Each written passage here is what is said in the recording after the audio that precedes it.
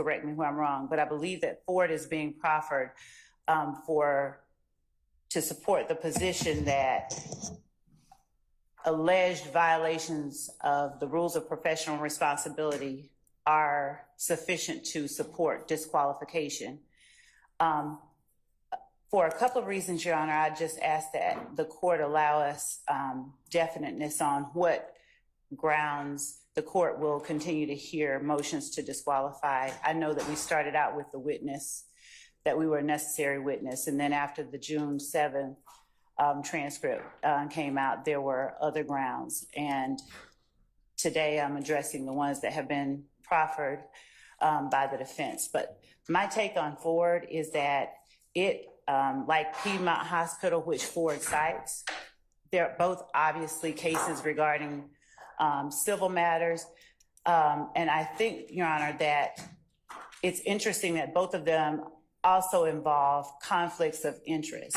There are cases within the state of Georgia that do involve disqualifying prosecutors in criminal cases. And of course,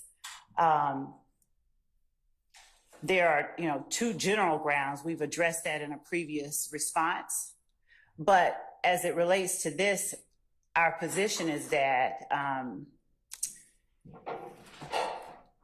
all that Ford does is addresses whether two attorneys who appeared pro hac vice violated the professional rules. And it specifically authorizes the trial court to consider those rules when considering whether to revoke the pro hac vice admission. That is, the question was whether the attorney who is not a member of the Georgia bar would be allowed to practice in Georgia. And of course, that's not the issue here.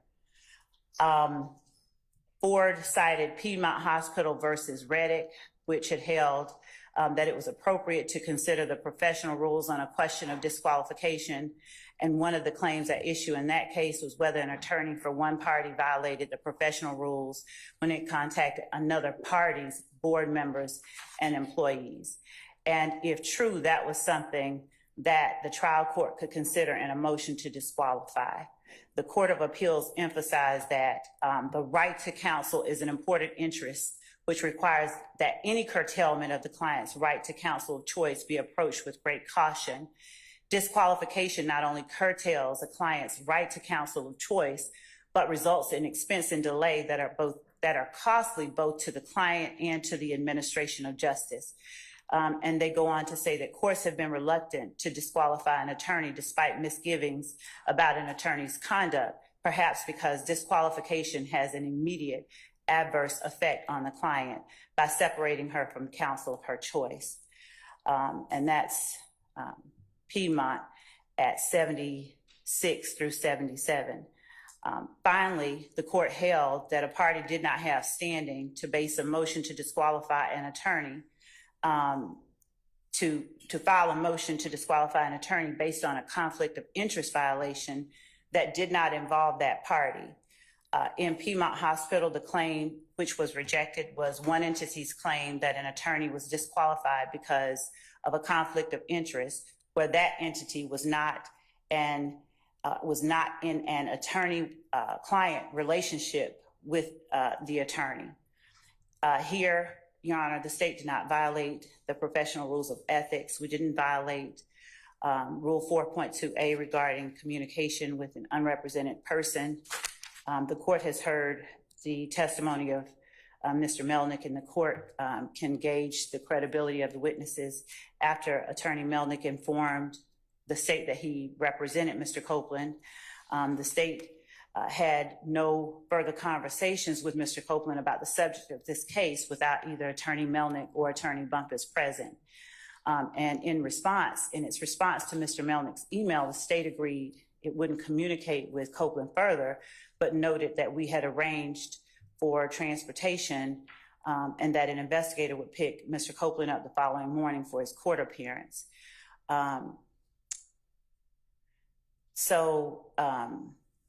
That interaction was to bring Mr. Copeland to court as we had previously planned. For the reasons that we've stated in our prior filings, the hearings in chamber were proper. And even assuming arguendo that the court concludes otherwise, the state acted in good faith based on its understanding of the law. Indeed, at least 2 judges so far have concluded it was not improper. Disqualification is not an appropriate remedy under any event, especially given all of the circumstances here. We would ask that the court deny the defendant's motion to disqualify, and if there are other grounds, we would ask that the court, if they bring other grounds, we would ask that the court require that they list out all of the grounds that they're seeking so that we can address them at once, with your honor. All right. Well, I think both Mr. Weinstein's and Mr.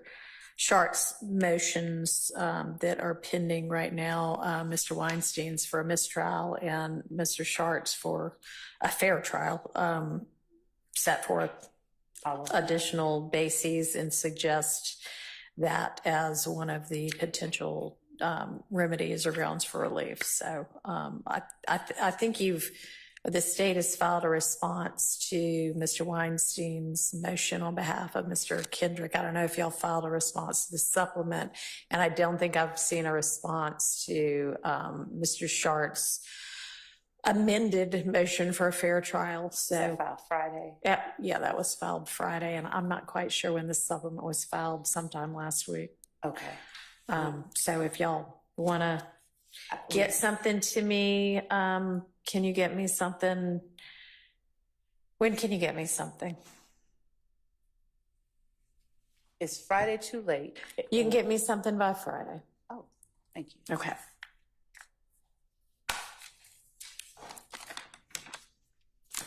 All right. And so I assume you have made the determination not to present any further evidence on that one issue about whether the state was aware of the proposition that Mr. Melnick might be representing Mr. Copeland. Is that correct? Okay. All right. Yeah. One more thing. We did receive the communication from Mr. Steele regarding proffers, and if an attorney rejects a proffer and insists on evidence. With regard to Copeland? Or? He sent it generally. It may Oh, yeah. Oh, okay. No, proffers from an attorney. Okay, yes. Mm-hmm. And so to the extent that that is the way that that we would move or operate, we would to therefore require, if we're going to put up evidence, we're going to put it up.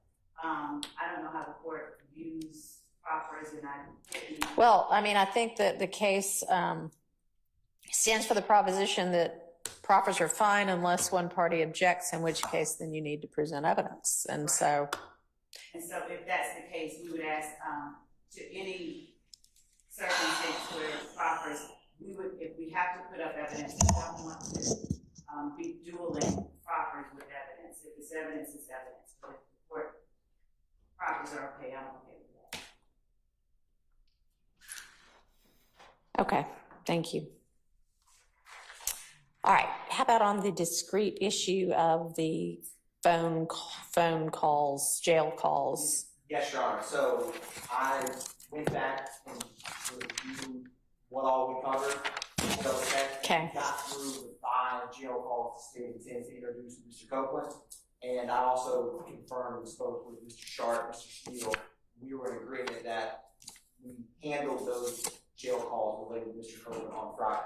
Well, okay. I'm sorry. I just thought there were like 2 things outstanding that y'all said, let us huddle and then we'll get back to you. Yes, Your Honor. So I'm incorrect in that recollection? In relation to the jail calls. Jail calls, yes, Your Honor. Okay. So, okay.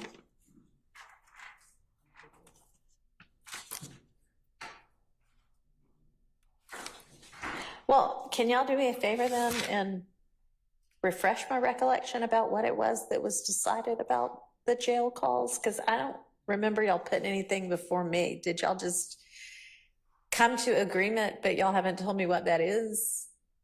Your Honor, there was some that we agreed on, and there was other parts where, like, for example, one of them was Detective Gaither. You asked if we could, basically we either agreed or redacted or argued those 5 calls. And it was at the very end on Friday. Okay. And I will get, Deputy Hilton had the notes from that, and so I will work on, and we'll get those notes from Deputy Hilton. Okay. That encapsulates what all we discussed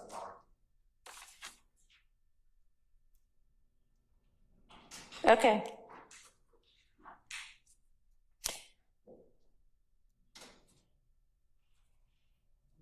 All right, so then moving on to our next issue. Yes. Good morning, Your Honor. Good morning to everyone. I agree with Mr. Atkins, and we spoke last night. I think that the only outstanding issue on the jail calls for Mr. Copeland, the 5, was the redactions, and the court ordered us to look at it and then bring up any other issues with your court. So that's what I have in my And notes. And that's what I'm talking about. And I think, So, yeah, but I don't think that the state or us have done that redaction yet. I think the state was trying to do it. If I'm wrong, Mr. Atkins, please correct me, but that's what I thought we discussed. Yeah, and so right when we left court yesterday, when we and Mr. Shard spoke about the jail calls, and remember I had asked, we covered everything with it and we were in agreement? Yes. That's right. And then the only thing we have to do is the redactions, and we have to look at them.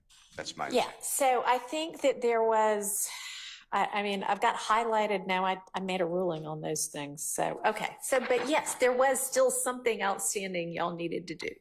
So Yes. those 2 little pieces of redaction, I think. And y'all were going to get together on that and figure out whether you could come to agreement. Yes, Your Honor. I will speak with Mr. Steele and Mr. Sharp. I guess there was some miscommunication because we spoke yesterday afternoon and thought everything was in the court. Okay. I will speak with them expeditiously. Okay. To rectify that. All right. Thank you.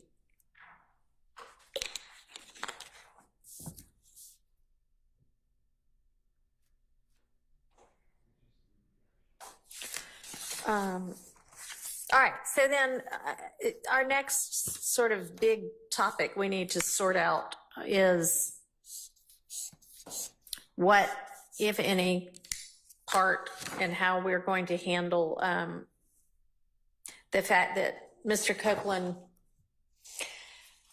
gave testimony prior to the motion for recusal and then further testimony following the motion to recuse. And we all kind of agreed, okay, things that occur after a ultimately granted motion to recuse basically need to be redone. But if everybody can come to agreement as to, you know, these things, these parts of the testimony are okay anyway, then y'all can by agreement say these parts are okay and we can move forward. So have y'all gotten together now that I believe you have all of his testimony thus far to decide what, if anything, you think, how to handle it and what you think might need to come out, if any part? Judge, we had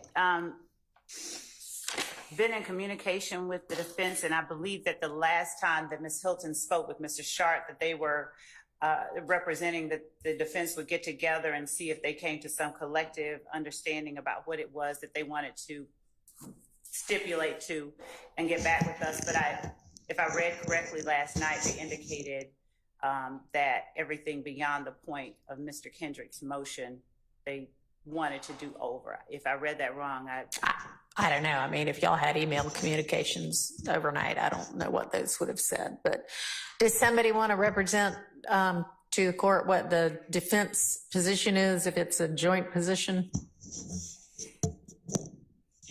Your Honor, I can speak on behalf of Mr.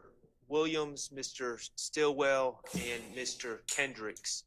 The stance is that everything post the recusal needs to be redone. Okay. Just because we feel that that's the applicable law, and that's where we're at. All right. What about Mr. Matthews? What's Good morning to the court. On behalf of Mr. Healy, we are in agreement that everything posted in the future file should be stricken from record. okay? And then Ms. DeWilliams, what's y'all's position? Speak into your microphone, please.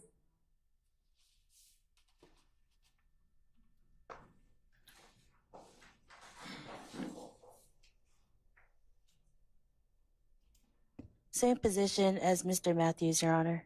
Okay. All right. So I've got another question for the defense, and that is, I think that everyone has joined into the assertion in both of the pending motions that I mentioned before that the I apologize for interrupting the court. I think there was one more party that Williams, Stillwell, Kendricks, Huey, Ryan. Oh, guess, I don't know. Sorry. Nichols. Yeah. Clearly the forgotten person in this case who should be severed and who continues to object to the admission of any of Mr. Copeland's testimony against Mr. Nichols. So our first position is we object to the admission of Mr. Copeland's testimony against Mr. Nichols. Second position, that if it's admitted, it comes in with a 105 instruction. All right, I've asked you a couple of times to give me a proposed one. Yeah, we have it. Okay. We have it. We're going to give it to you prior to the time the jury comes in, if it comes in, because that's still outstanding. And Okay. And number three, we would, as the third layer, and alternatively, we would join the motions on the floor. Okay.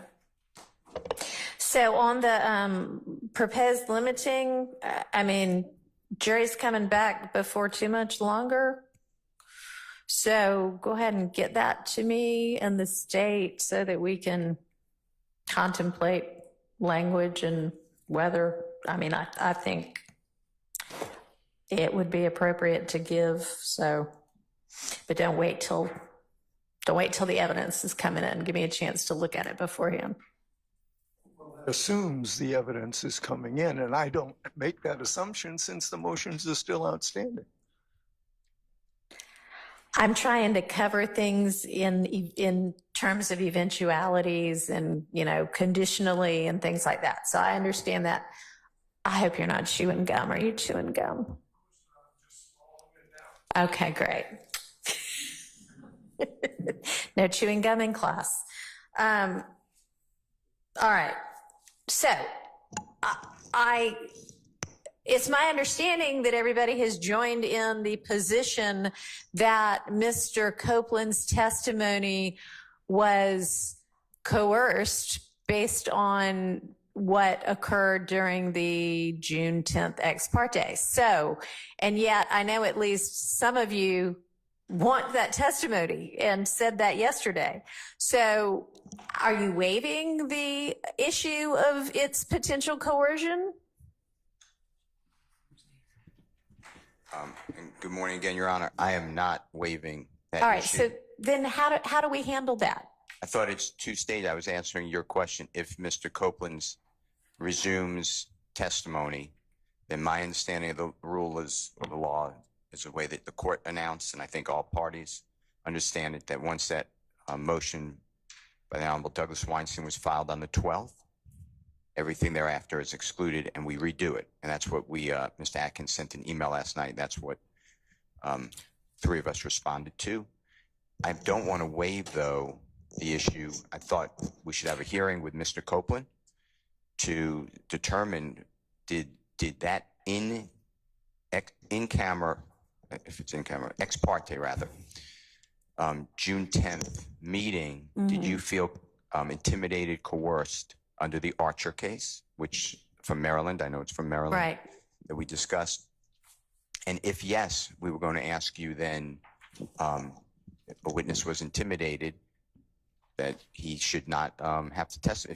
He could choose what he wants to do, and then we would strike everything he said. Okay, well then let's go ahead and find that out. I mean, can you get him here so that we can explore that issue? Because here's the thing is that, yeah, if everything after June 10th, whether the recusal motion was filed or not, that's kind of a separate issue from whether his testimony post June 10th ex parte meeting was coerced. And if it was coerced, then what then? Then how do we still say, oh yeah, but I want, some of that testimony? That's still good. I thought you, and listen, I have so many, going on. It's just the reality of our case. Yeah. But I thought you said that either yesterday or last week that we will find out whether Mr. Copeland actually wants to continue testifying. And then if he doesn't continue testifying, my understanding of the law is then he would never have been given an opportunity to be cross-examined. Right. And therefore you strike all of his testimony. Then you give the command to the jury that wipe out everything that you heard, saw. There were writings introduced, all exhibits are struck. Give me your notes. Right. That's what I thought. Now, okay, I just didn't understand because and thank you for clarifying, because what I was trying to sort out is, are y'all kind of taking the position it was coerced? We have to redo all of it based on the coercion, but then also, yeah, we want to keep parts of it anyway. So if it's a yes, if it was coerced, then we need to redo all of it. Or find out, does he at this point kind of redo are you intending to take a stand and testify, or are you going to be held in contempt? that's what I thought. Okay, all right. Just so sounds like then we're on the same page. Just wanted to make sure y'all weren't wanting it kind of both ways. Ms. Levy, you look like you want to say something. I was trying to get a full grasp, Your Honor, on everything that was being said. And when I hear that we're looking into whether or not his testimony was coerced, of course I'm going to defer to the court. I would object to that for several reasons. One of which is that the court has had an opportunity to review what went on there. And I believe that based on what is there, right there on the transcript, the court can see and I believe could make a determination that there's not coercion.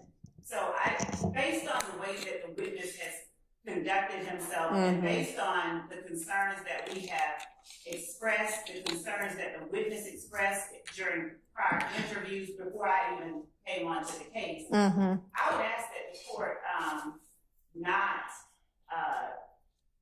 revisit or go back and see if have a hearing on whether or not he felt coerced. Okay, so this isn't a revisiting of the issue because the issue is live and still pending before the court in Mr.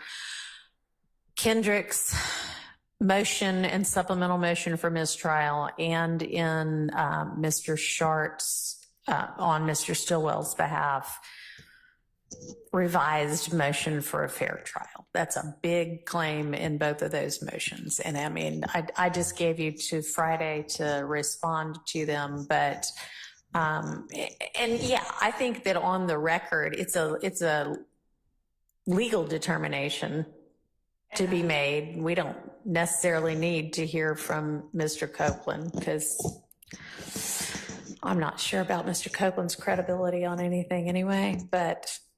And so for those reasons, I would ask the court to not have us bring him in before that time that he has to testify. I'd also point out that his counsel was present.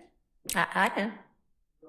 So thank you for hearing me. Okay, well, I mean, hope that it is not up for debate, that some of what was said to Mr. Copeland in terms of potential ramifications if he didn't testify was incorrect. I don't think that there was any kind of, purposeful or nefarious motive in that. But I mean, at least with regard to the notion that he could be held until the trial of even the severed co-defendants was completed, I don't think is a correct statement of the law. If you believe that it is, then please provide me with what you're basing that belief on. But I mean, I also don't think that he paid much attention to that at all. He doesn't even seem to have, he kind of basically moved on from that, but that was incorrect.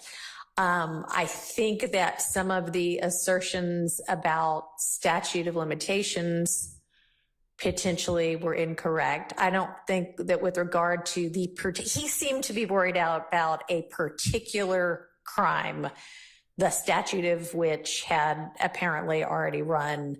But I think that in terms of the notion that he faced no potential jeopardy with regard to crimes based on statute of limitations. I mean, there's the immunity issue, which is wholly separate, but y'all are basically saying you don't even have to worry about it for the statute of limitations reason. They're saying, well, then how are we sitting over here charged with RICO for crimes, the statute of which, when the statute has run on the overt acts, they're in support of the RICO. And I can't remember right offhand what the other potentially incorrect statement was about. But I mean, some of the this is or isn't perjury things are a little, I don't think, quite exactly accurate either. Okay. So I guess what I'm saying is you run a lot of risk, even if I say it wasn't coerced, if that is the legal determination I make. I mean, I'm saying it's a really close call. And it might be better to just pretermit that issue and deal with it a different way.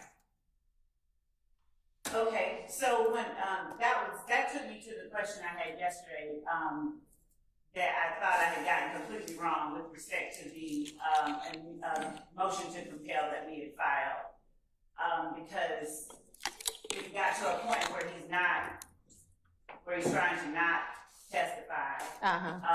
We would of course ask the court to compel him to testify, and the things that have happened, and he was, as I said, he was represented by counsel, as the court has already acknowledged. But I do understand what the court is saying, and I will respond to the motion. Okay. But I don't want to be dealing, and I can give you to Friday to respond, but I don't want to be us having no idea what we're going to be doing Monday morning. I want it sorted out this week. And your motion to compel was filed when? To compel his testimony. I mean, that was, yeah. And the order was entered on the 7th. And I don't think there's any issue that can still be in effect. I don't think we need to redo that. If you want to redo it, and I'll consider it anew. But, I mean, the more prudent course would really be to just bring him in here like tomorrow and say, and if anybody wants to come up with, he's probably been advised ad nauseum about everything at this point anyway. But given that I just said, I think some of it's incorrect, a correct advisement of here's what the issues are, here's what you potentially face, and we're going to do it in court with everybody in front of us. Y'all can have some input on what he is advised of. Does he have counsel currently? I know he's gotten rid of Mr. Melnick and Ms. Bumpus at this point. Yes, that's correct, Your Honor. Mr. Melnick withdrew representation. His Bumpus was fired, so no one has said anything to us about a lawyer on his part. So we are unaware of whether he has any representation. And I'd also point out just that since he is still under that immunity grant from the state, my position is that anything what he testifies about would not subject him to criminal exposure. We can't use it. We can't go out and yeah, and I agree that with regard to the immunity, he doesn't, but it's because of the immunity. It's not because there's some statute that protects, some statute of limitation that protects him from criminal liability. It's the immunity that would protect him. And he was not exactly accurately advised as to that, I don't think, at least potentially. Okay. So, I mean, I just think it might be cleanest to give him correct advice as to all of it and then find out what his intentions are. Would that work for everybody? Can I get an affirmative if that is in fact the case, not just a, like on the record, yes, if it's a yes. I'll be back to Mr. Williams, yes. Okay. Yes. Yes, Your Honor. Yes, Judge, with the caveat that no party, no state, even though they say it's our witness, not have any communication with that person while he's on the witness stand, which he still is, presumably. Thank you. Okay. And Your Honor, with respect to Mr. Harvey's request of the court, I would openly request that the court allow us, because like we have had to transport the witness, I'd request in front of everyone that the court allow us the opportunity to continue transporting him, doing as we have been. I mean, he's under your subpoena. Y'all are the one that needs to get him here, but no substantive conversations. Understand? Yes. Okay. All right. And y'all think you'll be able to achieve getting him here tomorrow? Your Honor. Can you get him here this afternoon? I mean, no, that's fine. But can you get him here tomorrow? I believe that we can. Okay. And Your Honor, how much inquiry is the court going to allow or examination? We don't need to examine him about that. What we need to do, I think, is, given everybody has agreed, is just properly advise him as to what the immunity order means, what the consequences or potential consequences of refusing to testify regardless of the immunity order mean, and find out what his intention is. Okay, so I would love to get from y'all a proposal on what to advise him of. And let's let everybody kind of agree to it before we do it. And then it might not be a bad idea to have counsel for him. I don't know whether he's going to want to hire somebody, or whether he is, I mean, he's not a criminal defendant, so he probably wouldn't be entitled to counsel from the public defender's office, but maybe I can find somebody willing to take it on, whether he can pay them or not. I don't know. So, Your Honor. Suggestions?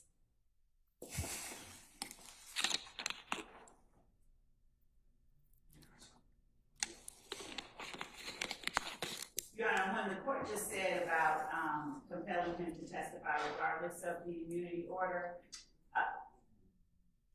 we wouldn't seek to compel it without it, because there is potential criminal exposure. No, I know. I think you might have, I didn't mean to say that.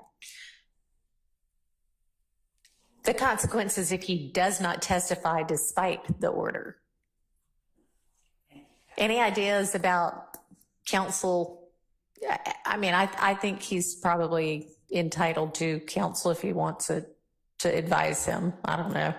Hadn't done the research on that one.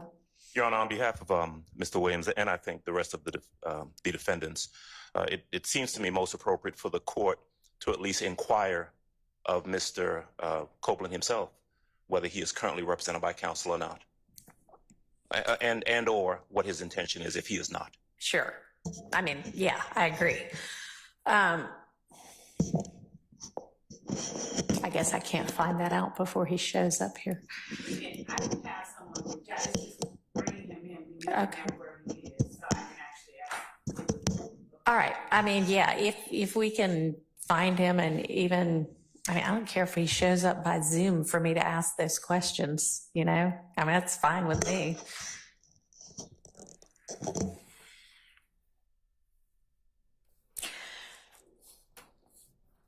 All right, so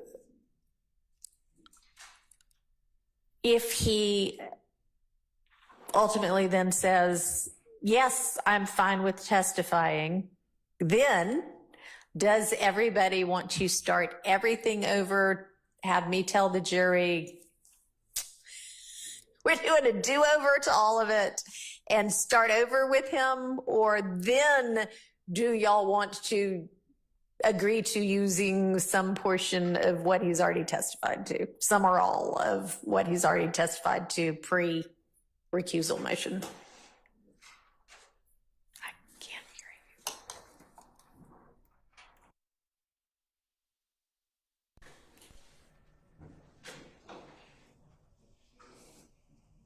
you. Y'all can think about that for a few minutes. Ms. Firstfields let me know that the 6/12 transcript, which was the last outstanding transcript of his testimony, has just been completed and is getting emailed out to y'all. All right, so y'all think, ponder, and in the meantime, do we want to move on to the whatever motions in limine there are about Mr. Zachary? I think you said you had at least a good portion of that ready. Yes, so counsel for Mr. Stillwell sent over a series of redactions that they'd like to see made, but we have objections to those, and so that is Okay. right here. All right, that sounds good. Would the court permit me to just step out? Sure. Is Mr. Atkins going to take it from here while you're No, out? I'm just asking them about Mr. Copeland and seeing if I can get him on the phone and get an answer to the court today. Okay. All right, so the Zachary evidence, can somebody provide that to the court? Whatever we're going to be Yes, Your Honor. sorting through. I'll send the transcript from this interview, Your Honor, and if the defense counsel objects, I can send what Mr. Sharp sent us so the court knows what we're walking through. Yes, Your Honor. That'd be great. Because it's broken down by numbers. Okay, good. And does the court already have the transcript? I don't. No, but Mr. Atkins just said he'll send those.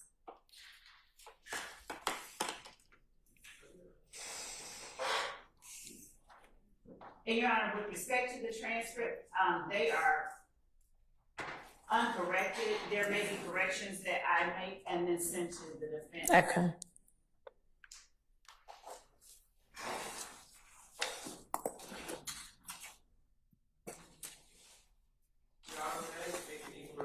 Yeah, and maybe pick up your mic. And y'all, I think I told y'all yesterday, I'm trying to get longer stems for these, but I didn't even turn my mic on, so I didn't even get through step one yet. So it's now on, and I am holding it. Mr. Atkins, Miss Love, Mr. Zachary's statement, his statement that I did not review yet, I've reviewed it, but I haven't given you the total redactions. Are you planning on playing the if allowed, the part where he talks to the 18 feds about the guns. It's possible, and there were two statements. You should talk into the mic too, so everybody can hear you. I keep remembering how loud I am. It is possible, and there were two. I think yesterday when I spoke, I was expecting one more from you. There are two: the 2015, the August 2015 one, and then I think it's the March 2017 one. And we have your redaction request for the the August 2017 one. So do you mean for both of those, or are you just asking about the March 2017 one? The transcript doesn't, I don't believe, say what date it was, but the time he talked to the federal agents after speaking to Investigator Gaither. And so when you say put it in, I wouldn't, outside of impeaching him, I wouldn't have a need to put in all of that. I would be asking the witness on the stand about that. So I can, with the court's permission, I can break away and talk to you about exactly what it is that you're concerned about. Okay, well, I'm gonna send over my proposed redactions for the statement to Investigator Gaither, with the understanding that I didn't list out any redactions for the discussion with the federal agents. Okay. So you're sitting over the 2015 one, and then. Yes. Okay. All right, so there's one that has been done completely, the proposed redactions, right? So we'll just start on that one, and then I'm sure we'll have a morning break at some point. Y'all can maybe, if you need to huddle more on the another one, then that's fine. Thank you.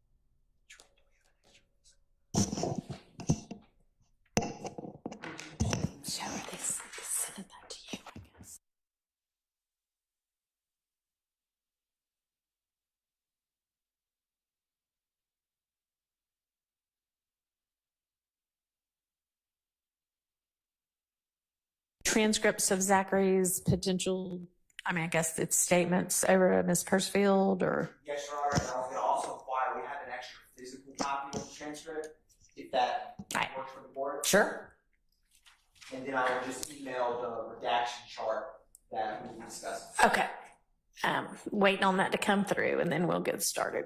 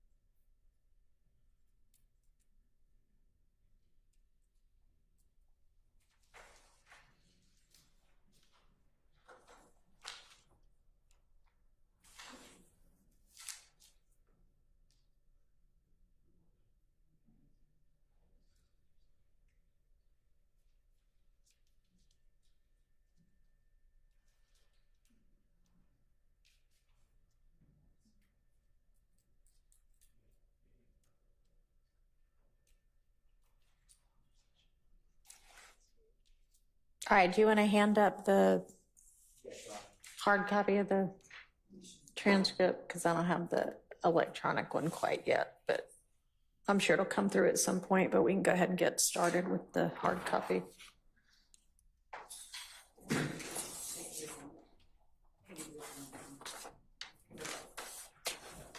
Wow, that's a lot.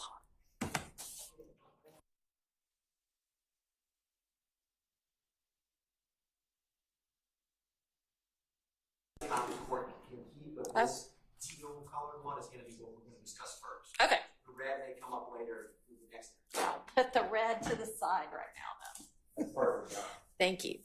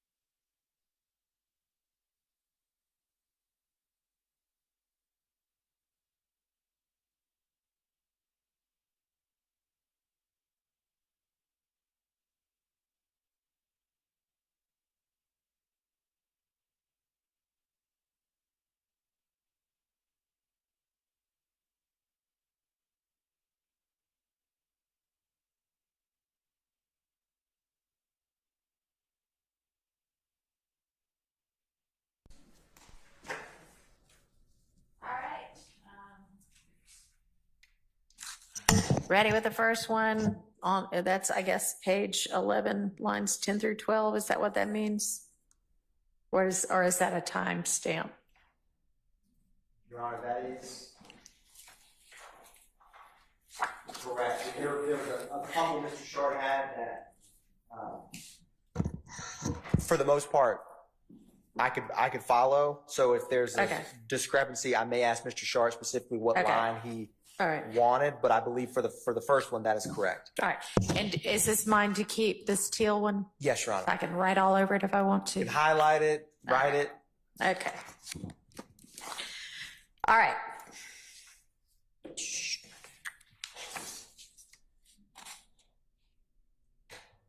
So, Mr. Sharp, the document that I'm looking at that says Quindarius proffer session proposed edits, and it's all numbered 1 through whatever. Okay. So, where am I supposed to be looking with regard to that first one? Because it's a lot of different numbers. I'm not sure what they all mean. Okay. I assume 11, 10 through 12 means page 11, lines 10 through 12, but then it has 10 again, which I don't know what that 10 is, and then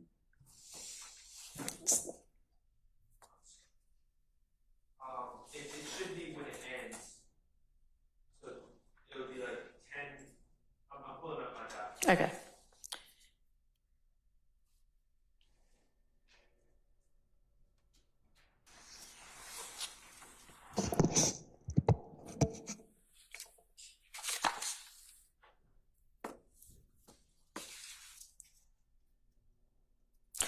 It is, sorry, go ahead with what? So that first one would be page 11, line 10 through page 12, line 10. Okay, that makes more sense. Gotcha. All right. And is one of the objections to all of this going to be these aren't proper under the co-conspirator exception?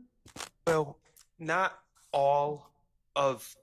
everything that he says in these sessions is based on what arguably a co-conspirator said to him. Some of it may be, so some objections may be it's improper character evidence, it's irrelevant, things of that nature. Right. But there is a lot of things that he was told, and quite frankly, Your Honor, there's some that I don't know him to have allegedly been present for something, and the source of his information is unclear. It may be rumor, it may be something he was told, and that is probably something that we're going to need to wade through at some point. Okay.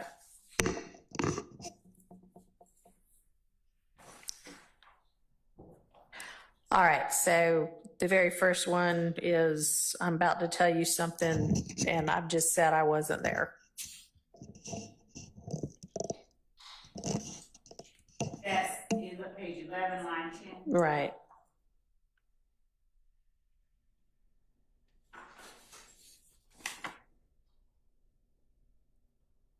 So it's obviously hearsay, so what's our exception?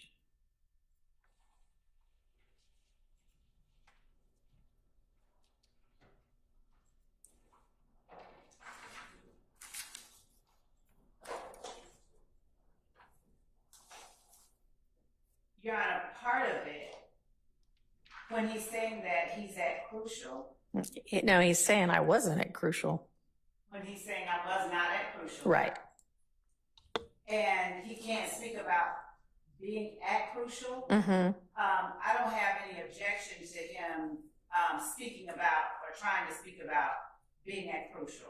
I don't have any objection to taking that out. All right, so are you good with the redaction of 11 line 10 through 12 line 10?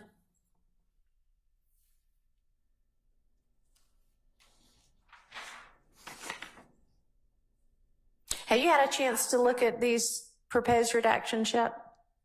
I looked at them. I haven't synced them up with my transcript and my Okay. recording. So, because I've read the transcript and listened to it so many times, Okay. I went through it with that knowledge. Okay. I haven't synced it up.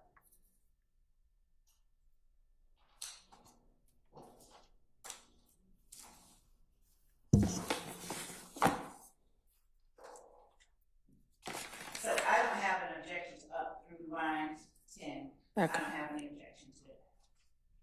Page 11, line 10. All right, so that's out by agreement.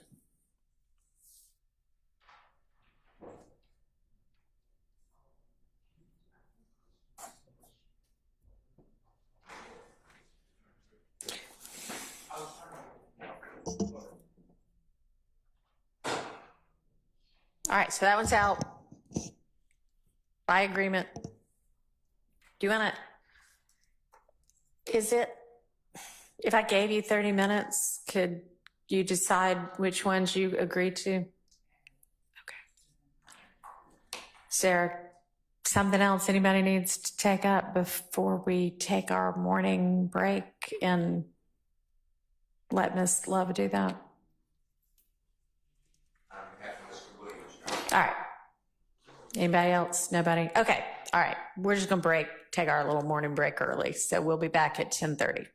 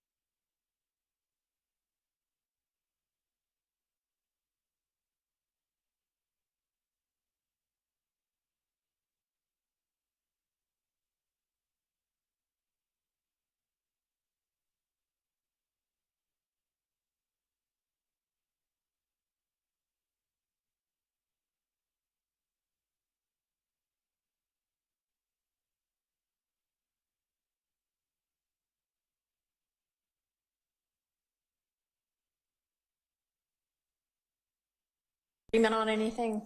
Judge, I have just been reviewing Mr. Sharp's proposed redactions, and there are some that I agree to. Okay. Not a whole lot, but we've already given the court the first one. Does the court have a copy of his redaction? I can get the court. Yeah, the proposed redaction, yes. Yes. Okay, so looking at Mr. Sharp's chart, number 1 we've already discussed. Number 17 is the next one. All right. And that's agreed to? Yes, I don't have any problem with that. That's the discussion of the search of defendant Williams' home, revealing a gun, and the gun and the contents of that search were suppressed, so that should not come in. All right. As well as number 19, which is on page 73 of the transcript. All right. That is, just to call it out, speculation. Okay. Specifically, it's 67, line 15 through 19.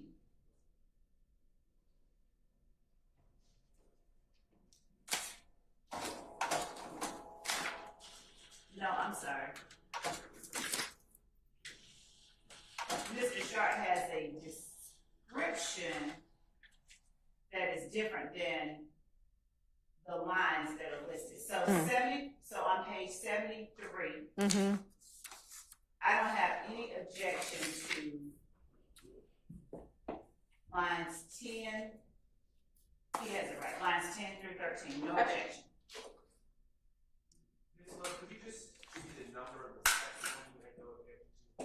17.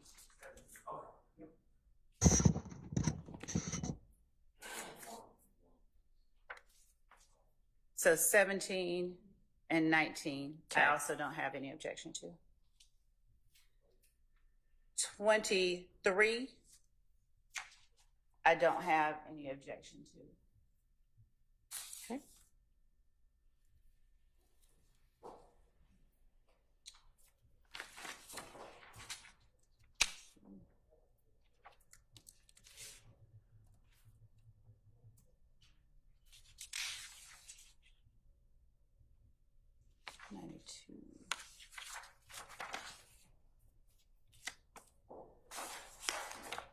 Could you clarify what the first one you did not have an objection to is?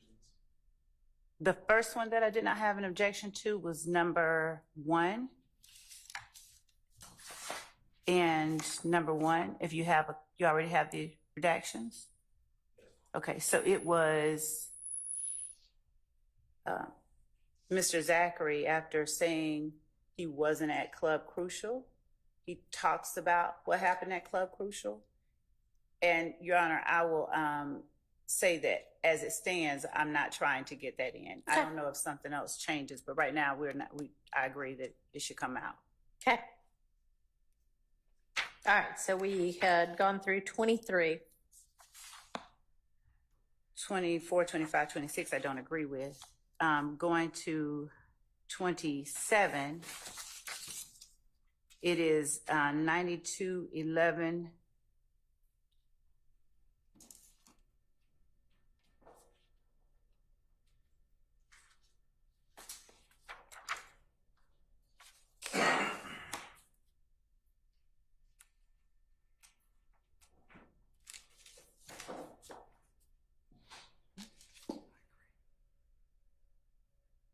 Keep that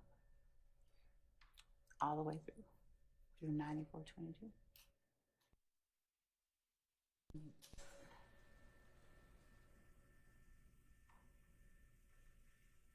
(9211) through 9422.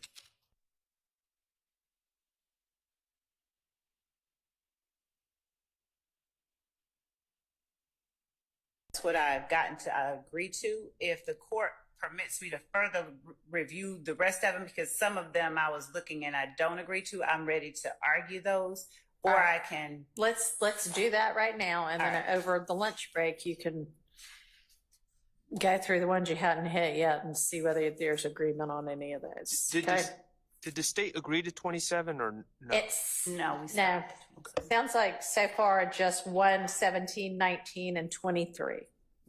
Okay. All right, so I guess that means 2 through 16 we need to take up. Yes. Okay.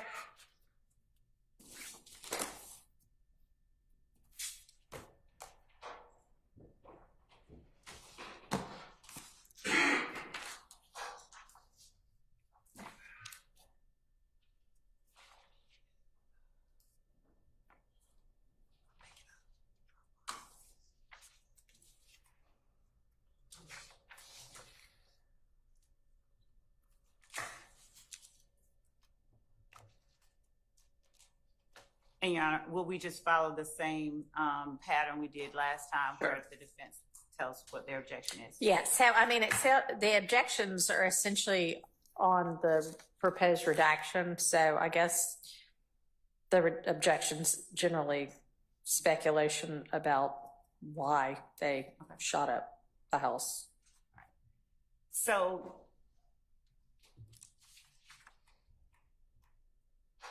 page 13, line 16 starts at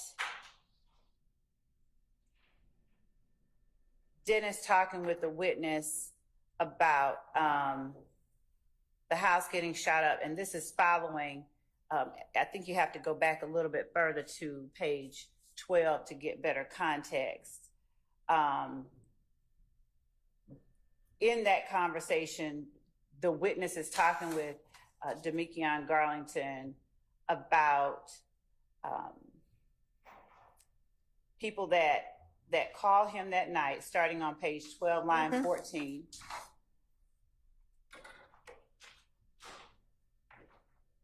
And Quindarius Zachary is talking about his girlfriend telling him what's going on. Right.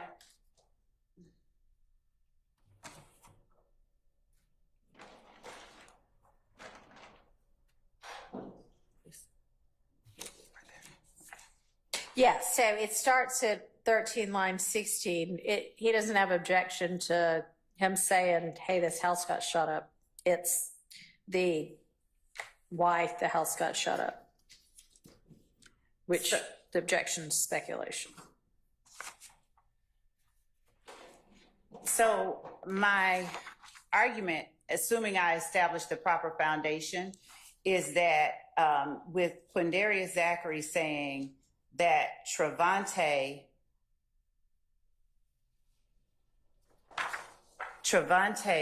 was helping D-Fight. He's talking about Demikion Garlington.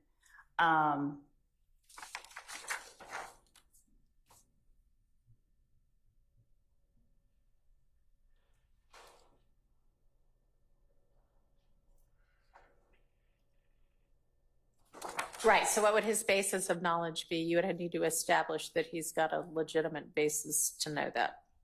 That's the point that I'm making. Like, without doing it, I wouldn't, Okay. if I were not able to do it, I wouldn't proffer it or even try to play it. And so you think you can? Yes, that's the point. Especially, Your Honor, when we're talking about, he goes all the way through to line 2. Right, 14, line 2. Okay, I was looking at line 14.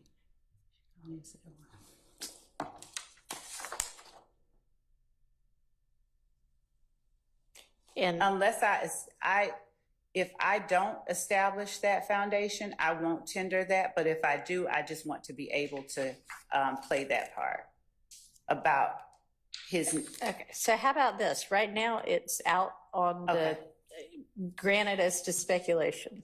Okay. And if you establish it, Okay. then that'll be a different story. That'll work.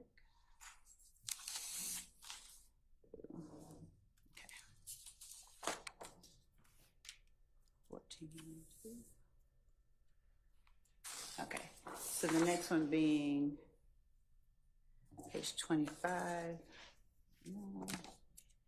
So 25, page 25, line 9 through 25:12 is a direct statement from the witness about an incident that's listed as an overt act on the indictment. Okay, And what they were doing, it's an admission. all right. It's an admission against his. All right, so what's our objection there, Mr. Short? My objection is drug use, and the character that's associated with that, and the statement, they didn't, where is it? They really didn't care. That's speculation about someone else's mind state, or state of mind. The reality is, within this context is a story about that Mr. Zachary gives, that he describes my client, as well as others, shooting up houses. And I'm not, of course I don't want that to be admitted, but that's a fight for another day. But I'm not objecting to that on any of these bases, but I am objecting. So I'm not objecting to him talking about that at this time, but I am objecting to him pontificating about my client's state of mind as this was going on, because he can't really speak to that. So that would just go to they really didn't care part. And then you're saying the fact that he's saying they were taking Xanax is. I don't know his basis of knowledge of that, but I don't believe that to be true, but I don't know his basis of knowledge of that. All right, Ms. Love. So Judge, my argument right now until I speak to him is that he is in the car with the persons that he's speaking to the detectives about.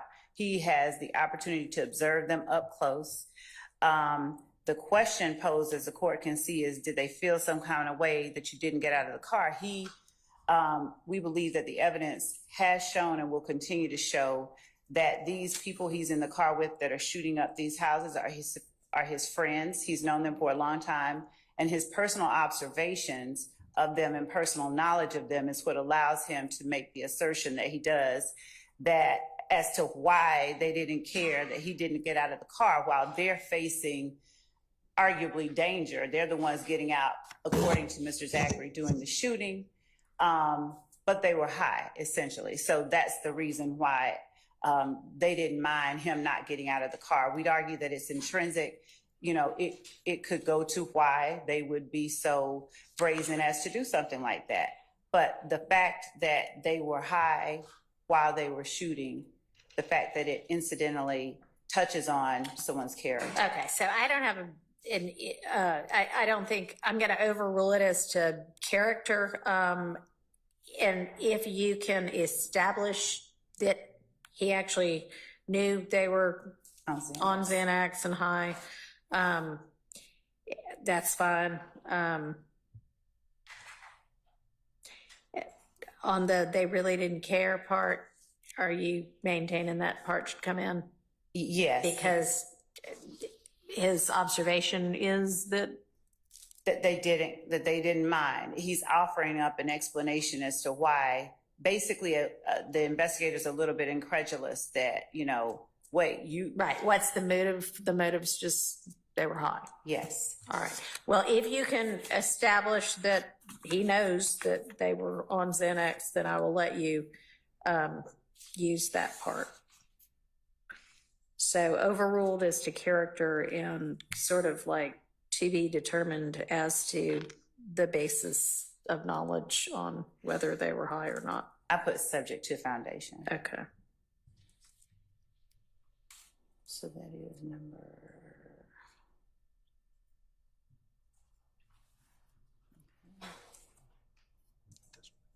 So the next one is further down. Mr. Zachary is asked by the prosecutor, what was you all's intention when you all headed over there? He says that we were going to kill one of the boys. And then the prosecutor says, and one of the boys, I know we talked about a bunch of names, but which of the guys were you looking for? And then Mr. Zachary responds, the request is to take out 17 through 25 all the way. Yeah, I think just I'm 17 sorry, through 25. 17 through 20. Yes, I'm sorry. So 17 through 20, Right. he's specifically talking about their intentions when they went on this shooting spree. I think that it's not only relevant, intrinsic, it gives a motive for what they were doing. He has personal knowledge of it. He was in the car. They were riding together. Okay, well, as long as you establish that he knew that's what they were planning to do, and it's not. And he doesn't say they, he says that we were going to kill one of the. Oh, I'm sorry. Actually, I maybe need to put on my glasses. Thought that said they were, but that we were, yes. So, Your Honor, let me just back up. So this is an incident where houses were shot up. Mr. Zachary was charged, and in his proffer session, he's given testimony to try to get himself a deal. And I understand that's subject for cross-examination. My client was never charged. Okay. Mr. Zachary is throwing my client's name into this. And I understand that's subject for cross-examination as well. But when he says, what was y'all's intention? Now, it strikes me that Mr. Zachary can speak to his own intention, unless he says Mr. Stillwell was there and this is what Mr. Stillwell said or something of that nature. He can speak to his own intention, what his intention was, and the state can ask him on the stand, Mr. Zachary, when you went over to the house, what was your plan? But unless someone else articulated their plan to Mr. Zachary, I don't think he's authorized to speak to what anyone else's plan was or intention was. And when he starts saying, and it's not his fault because of the way Mr. it's Bailey asked. inartfully asked what was y'all's intention, and that prompted him to speak for other people. Well, I understand, and it may very well be that you can establish that they all had a joint intention because they had some sort of talk about it beforehand. Or And they actually he reveals earlier in the interview that they do discuss it. All right, so where's that? So up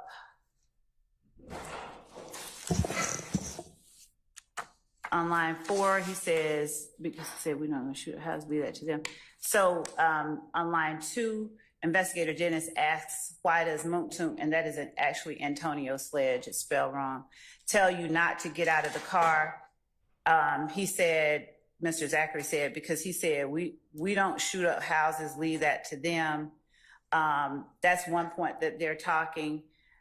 Further back on line, page 24, when Mr. Zachary is talking to Detective Dennis about the kind of guns that they have, he's naming them.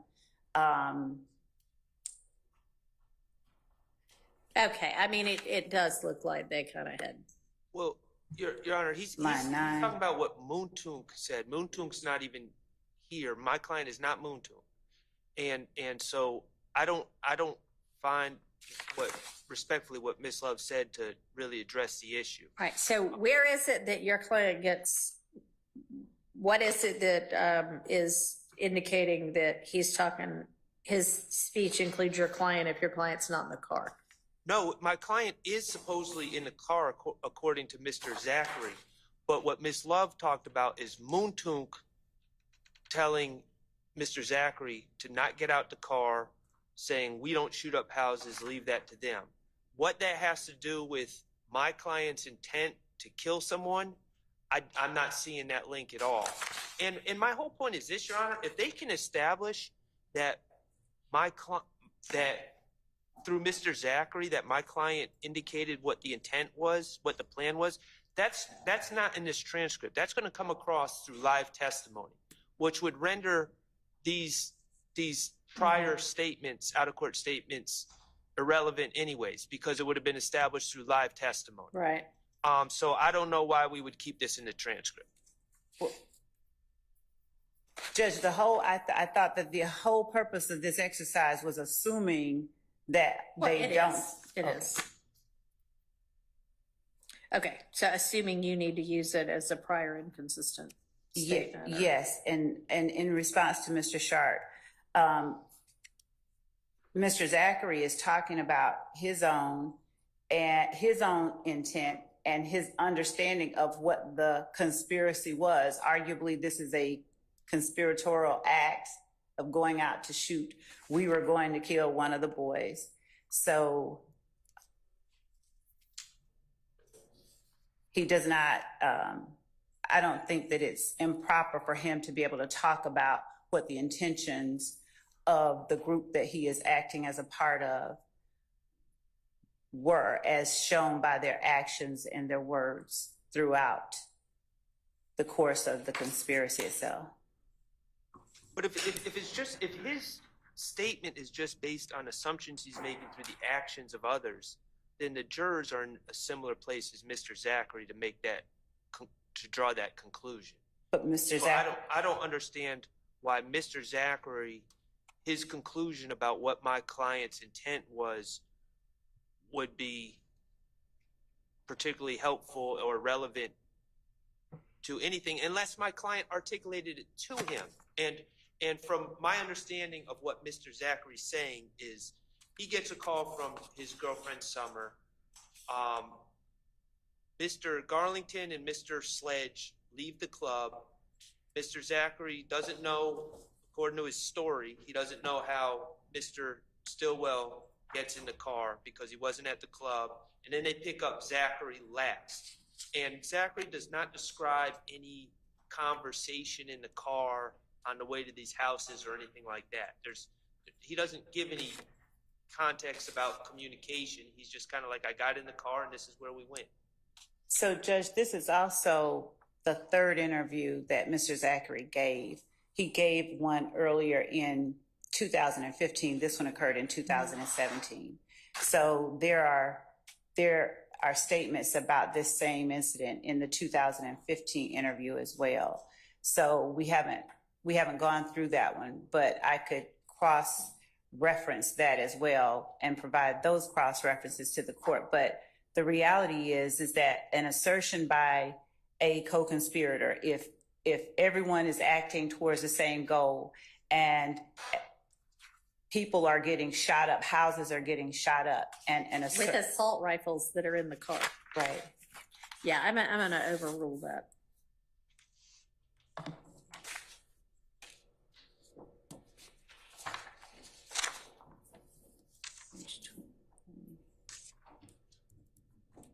All right, 25. 28, line 17. The No. font is a little small. I'm just having. I'm sorry? I need the court's glasses. I'm Yeah, just trying to 28, get down. line 1 through 3. And with this one, Your Honor, I'm not trying to mislead anyone. If one of my colleagues tells me I'm wrong, then I'm wrong. My recollection, there has been no testimony about someone being shot in these houses. Okay. If I'm wrong about that, feel free to correct in this incident. The So shooting at this the houses. this one we have given the list of 30 witnesses, and one of the first witnesses after Mr. Zachary is the young lady who lives at this house and her sister Okay. getting shot at. So there hasn't been. Did somebody get shot at this house? Yes. And that evidence will come in through this what's the name of that witness? Miss Bell and her sister Cecilia. So they're coming to testify? I see him on the witness list. You don't see them? I do. I see Denise Bell. I don't know what the other person's name is. So you intend to call somebody who says somebody at this house got shot? Yes. Okay, so then that is all right.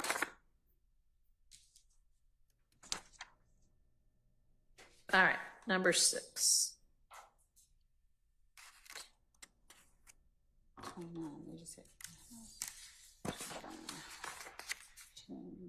And I guess let's make this 3-page proffer of proposed edits, record of part of an exhibit to today's proceedings. So in the event of an eventual review, whomever is reviewing it will know what we're talking about when we say on to number 6. Can we make, you don't want us to use the one we're writing on, you want to make Yeah, it, I mean, just a easier. clean copy.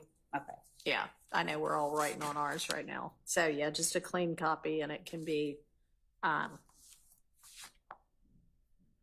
We can do that. I don't care who makes it an exhibit. Okay. It's basically just for purposes of the record. I can make it a court's exhibit to today, court's exhibit 1. I'll print out a clean copy right now. All right. Okay. So the next one is page 29, line 10 through 29, line 11. So going back, Your Honor, you can see from page 28, line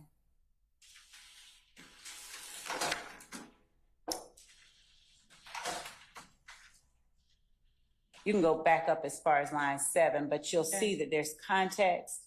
You want to pause?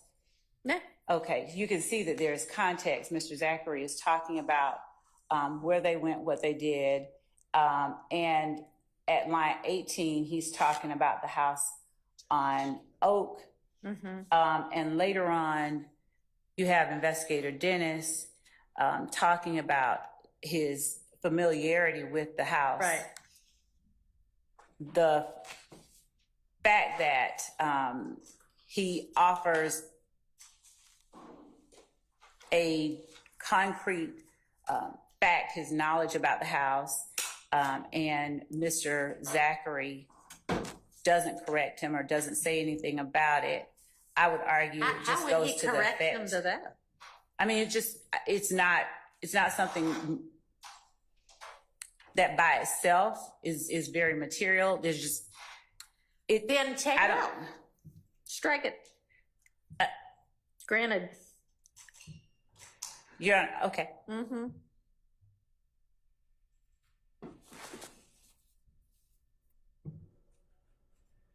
Out. All right. I'm just writing August 6, 2024, Courts Exhibit 1, as to this 3-page proposed redactions. Okay. So the number 7 is page 33, line 1 through 35, line 14.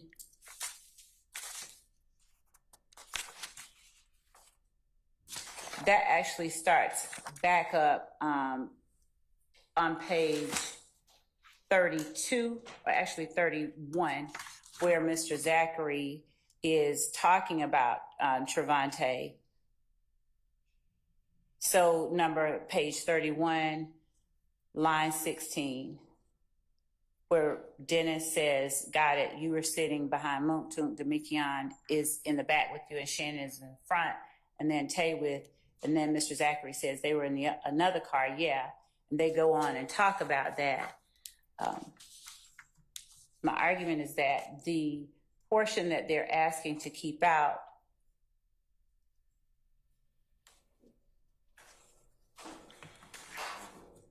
is all information Dennis is exchanging with Quindarius Zachary about activities that YSL and rivals are sort of involved in.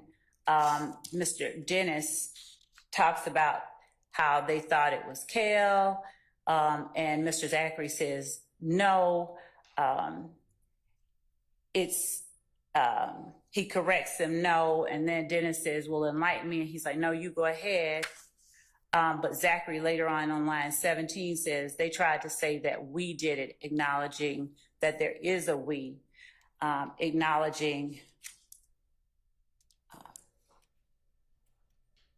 in a way that helps to prove count 1 in our indictment. There is a they who is an opposition group who tried to say that we did it, we being YSL. Where is the part where the opposition group is saying they thought we did it? I see the investigator saying we thought y'all did it, but No, line 17, where he says they tried to say that we did it, on on page 33. oh, it's back on page 35. I'm sorry. Okay.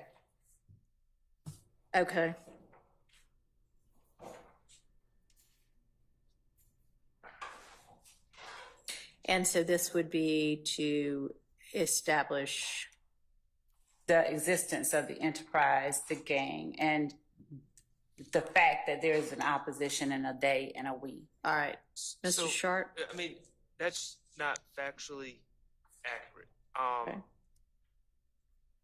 On this Pull your mic towards you if you don't mind. on this It alleged moves, so you can just move it up on your desk, maybe. I don't know. with I this- know they're all annoying. They get in the way.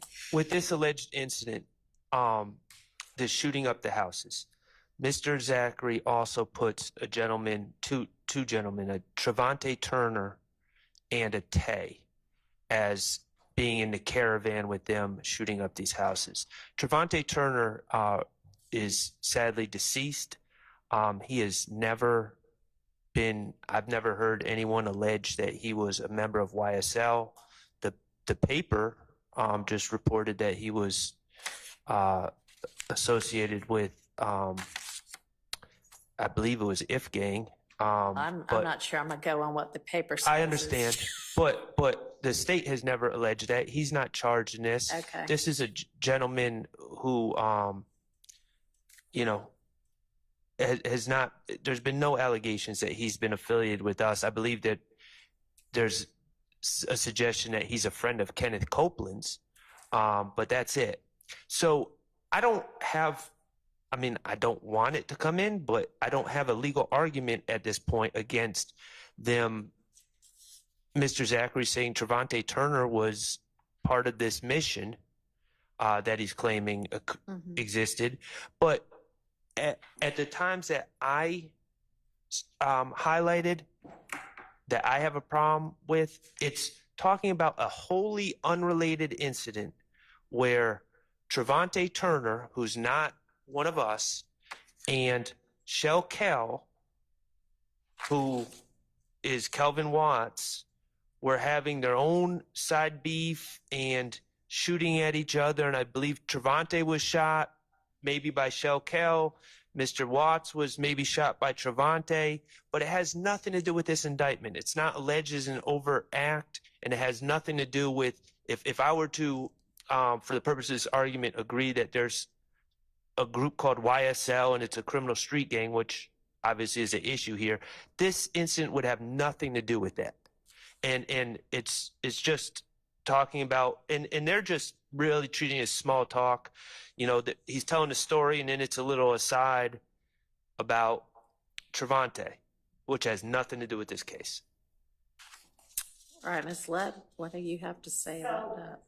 We had served in discovery a PowerPoint that involves, just as it relates to the assertion by Mr. Sharp that Trevante Turner was not associated with YSL.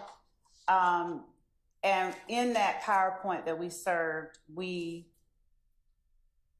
reflect on one of the slides at January 27 of 2015 incident 15-026-2801 on Stanhope Circle, where shots were fired, specifically where Trevante Turner was shot. And it's listed that he is an associate of YSL/30D. Just to go to the assertion that there's never been any indication about Trevante Turner being YSL. Well, but an associate of YSL and a member of YSL aren't the same thing.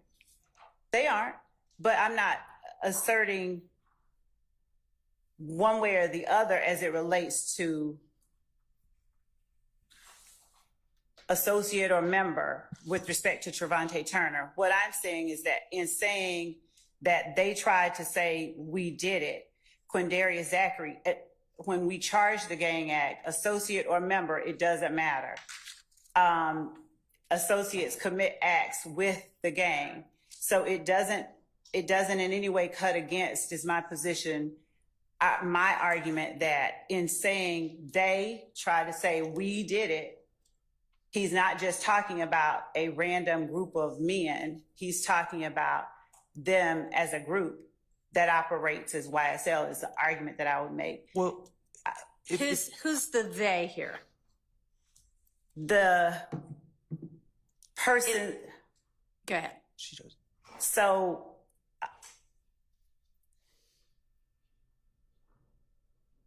All right, let me. So if gang is the gang that So they're is that the they here? This is the associates part of the gang yes. that there's the alleged beef back and forth and the series of shooting, the members that are involved in this little, even if it's a side incident, are all that gang? Yes. Okay. Well, if that's the money line, they tried to say, like, how's that admissible? They tried to say we did it. I mean, false accusations by an unnamed group about something that the declarant, in this case, Mr. Zachary, is actually saying they were wrong about. How's that admissible to anything? And if that's the key section, that's inadmissible in itself. But I think this whole section is just wholly irrelevant, and it confuses the issues. And if the court goes on further down,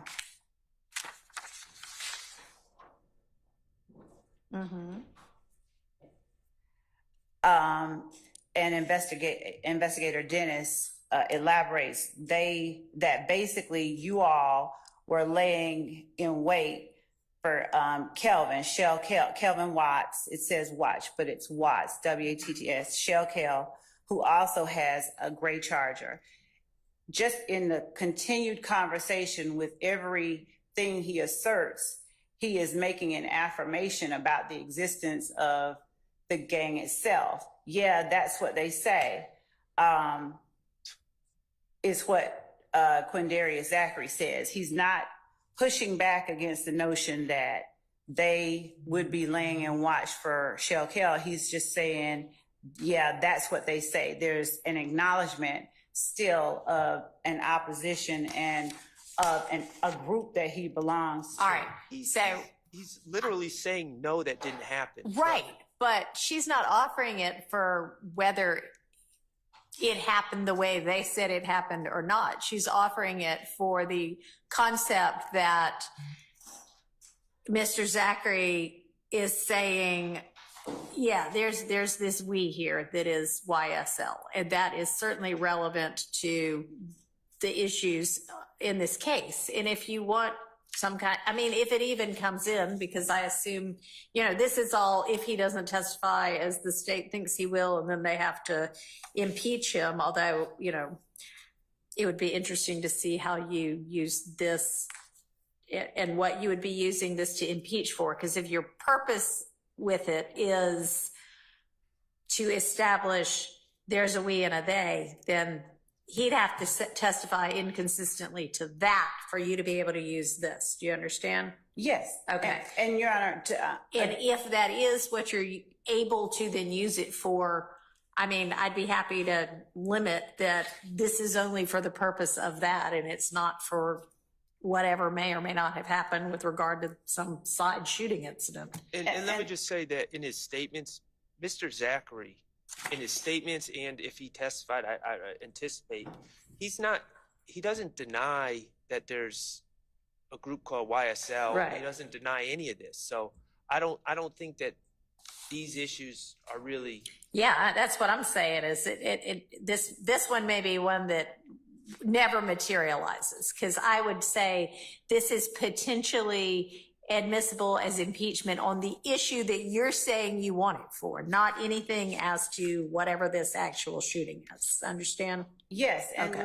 my understanding about the exercise overall is just to identify those portions that just absolutely cannot come in. Right. So I don't want you up here saying, so, hey, tell me about this time that, you and whomever were involved in this shooting with the, whatever it is.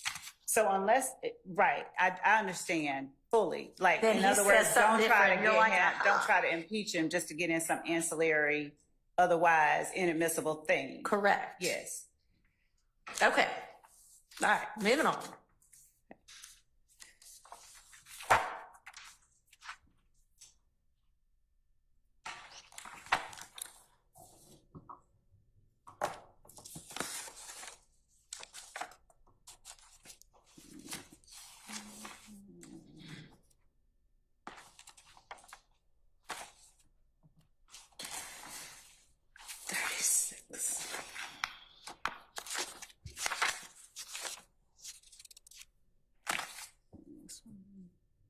Number 8 being page 36,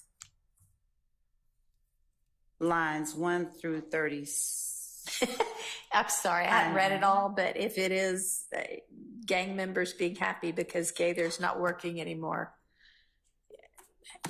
how's that relevant? So, Your Honor, Yes. I would argue. But I can concede that and say that there's really not, I can let that one go. I can stipulate to that. Okay. I just like it. And, Your Honor, And I think I may have made an error on that. 36, 1 to 24 is certainly about that. I'm not certain 37, 8 to 18 is about that same thing. Okay. I thought we were just doing the 1 through 24 first. Yeah, all right. Well, I mean, he's got it all as number 8, so, Okay. all right, so agreed that 36, that part is out. So turn into 37, 8 through 18.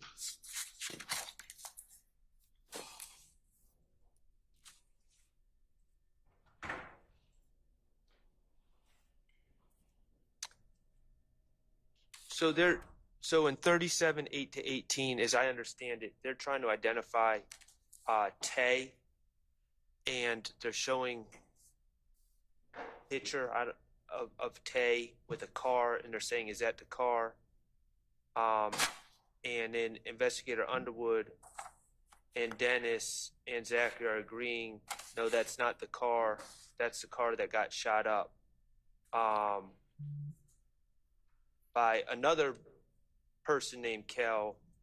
It's just about Tay's other car that was not involved in the April 28th, 2015 shooting up houses being shot up. It's just talk about another car being shot up. All right, is that relevant?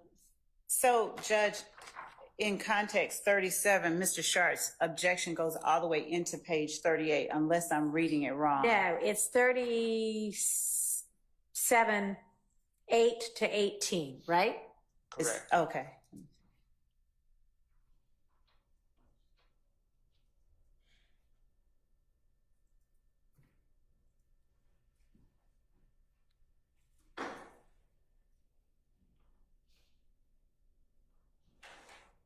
For now, Judge, I can stipulate to that. I don't see any reason to keep that part in right now. All right, so that is also out by agreement.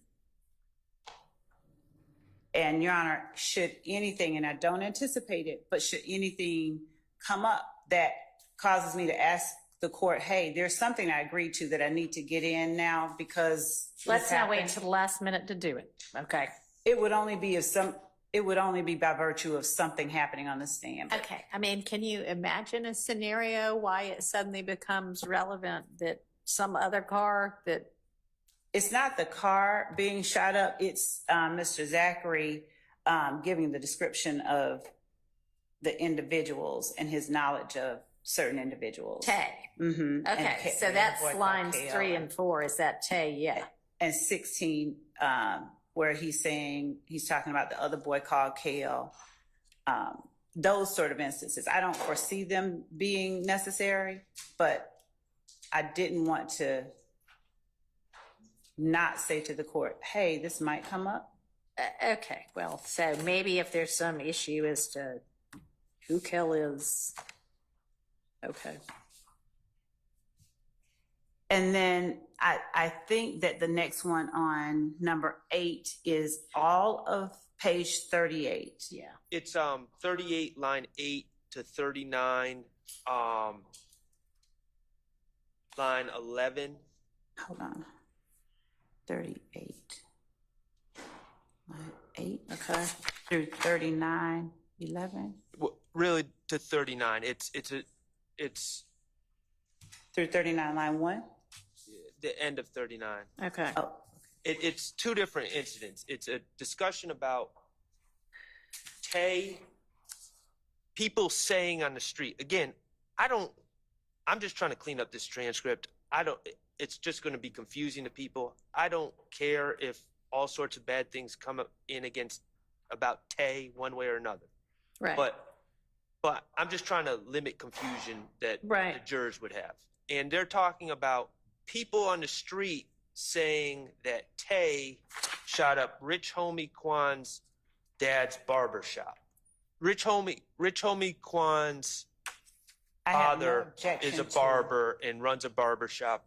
All right, she may agree. I have no objection to 8 through with the clarification that he made because I thought it was the whole page. Okay. So I have no objection to 8 through 24 Okay, of so, page 38. all right. And then on 39,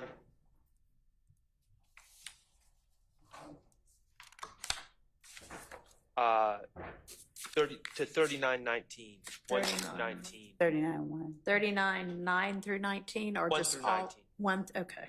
I have no objection to 1 through 13, where he stops at. Okay, so 13 is the end of the Rich Homie Kwan Right. barber shop. Yes. And then they start talking about Tay shot Kel. And I don't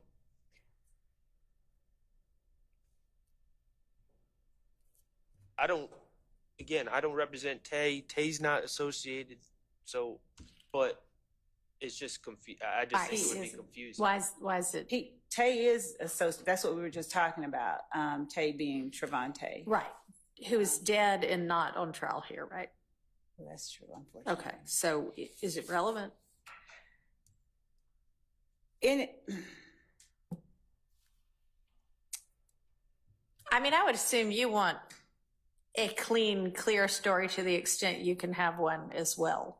So is this relevant to the story the state is attempting to tell?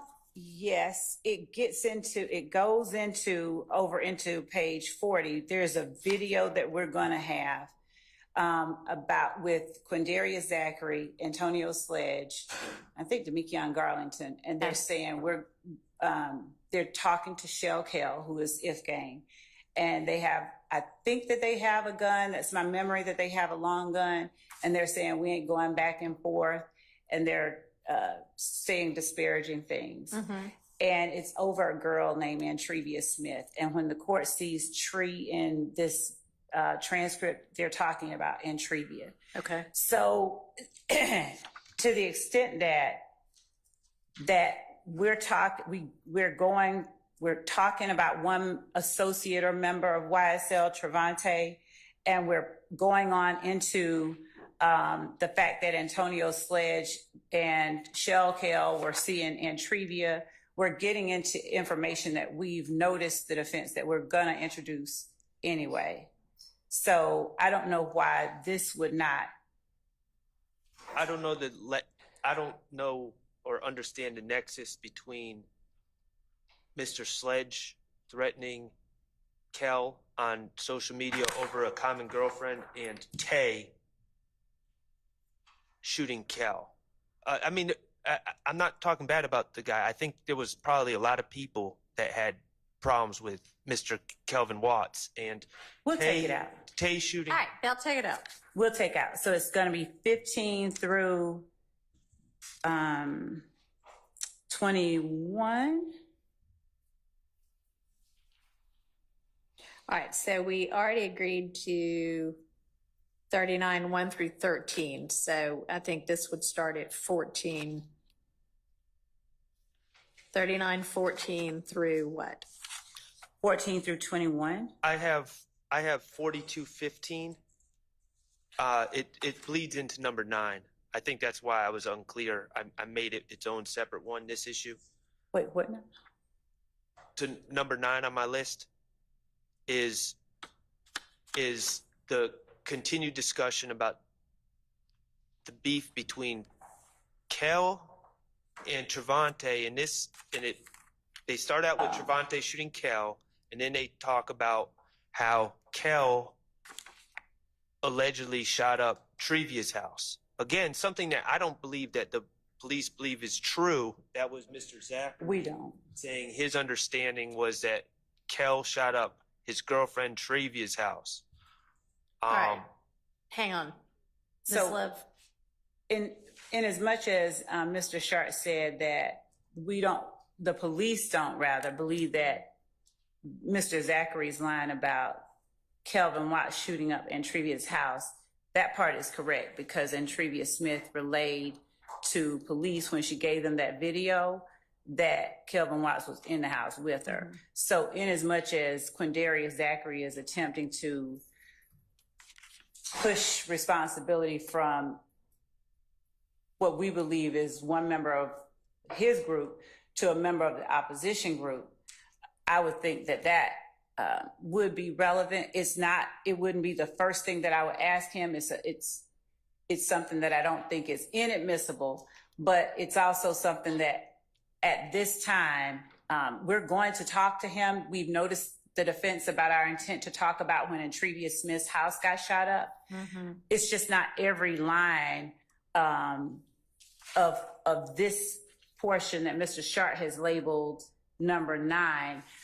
We may not get into every single line there, but the topic itself is what we did notice them that we're going to introduce evidence of. If they bring up shooting of Trevia's house, that's one thing, and that's, it may or may not be relevant. But my issue, and I don't agree with the state's characterization about Mr. Zachary lying about it. What we're dealing with here is not Mr. Zachary lying. Mr. Zachary wasn't at Trevia Smith's house. Mr. Zachary was not shooting at Trevia Smith's house or being shot at Miss Smith's house, Trevia Smith's house. Mr. Zachary is passing on rumors that he's heard through the grapevine about who did what, and the police are saying, well, we don't believe that's accurate because we believe that Shelkel was in the house. So how could he shoot up the house? So it's whether it's a relevant topic or not, it's all based on hearsay that Mr. Zachary has no firsthand knowledge of. Judge, I just point the court's attention to the first line of page 41. And I'd also point out that Mr. Zachary was in that video that Entrevia gave over to the police after her house got shot up.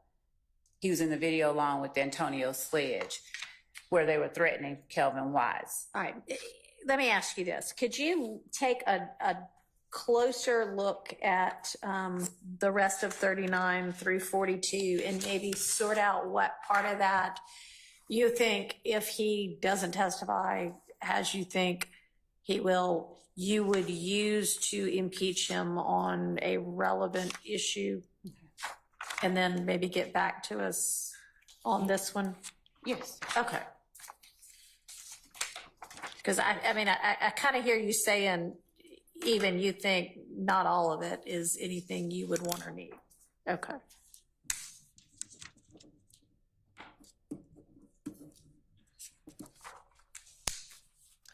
And that's all the way through 42.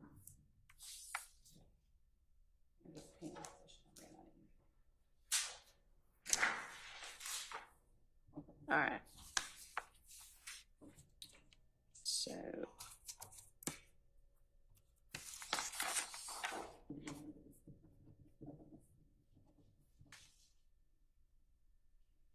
So the next one is number 10 is 42.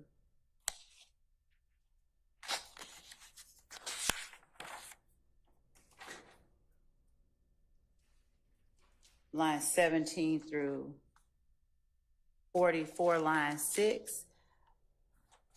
What is it? So when the objection is lack of personal knowledge, I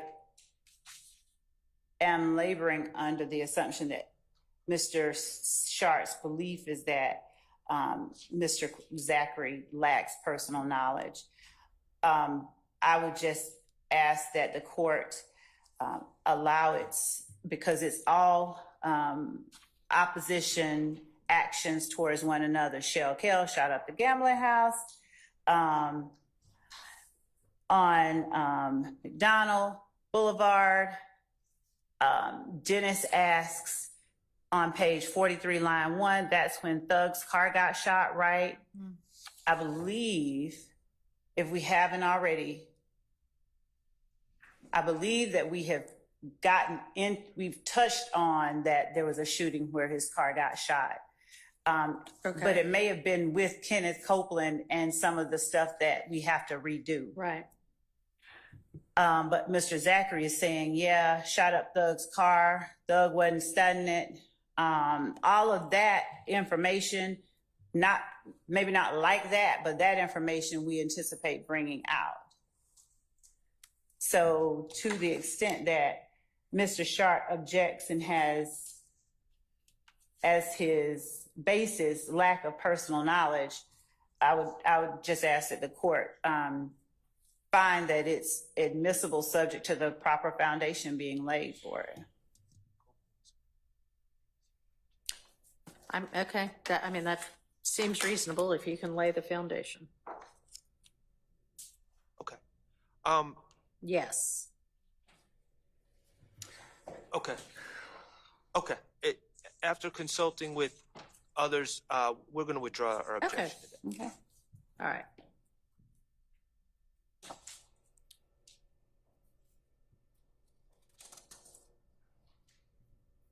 All right.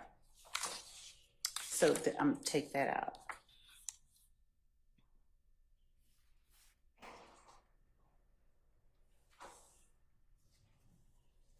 All right, number 11. 45. That should, number 11 should be 46, line Okay. 15. Okay. 46, 15 through 16. Yes. Well, maybe I'm wrong. I'm wrong. It was supposed to be 45. Okay. I'm sorry. They're all talking about an unrelated, they're talking about a girl named Clenethia Rant. And then Mr. Zachary just says she's dead. And then they talk about the circumstances of her Okay. murder. I don't have. All right, that she agrees. Coming out. Okay. What's her name? So That's 45, 15 through 46, Yeah. 16. I agree.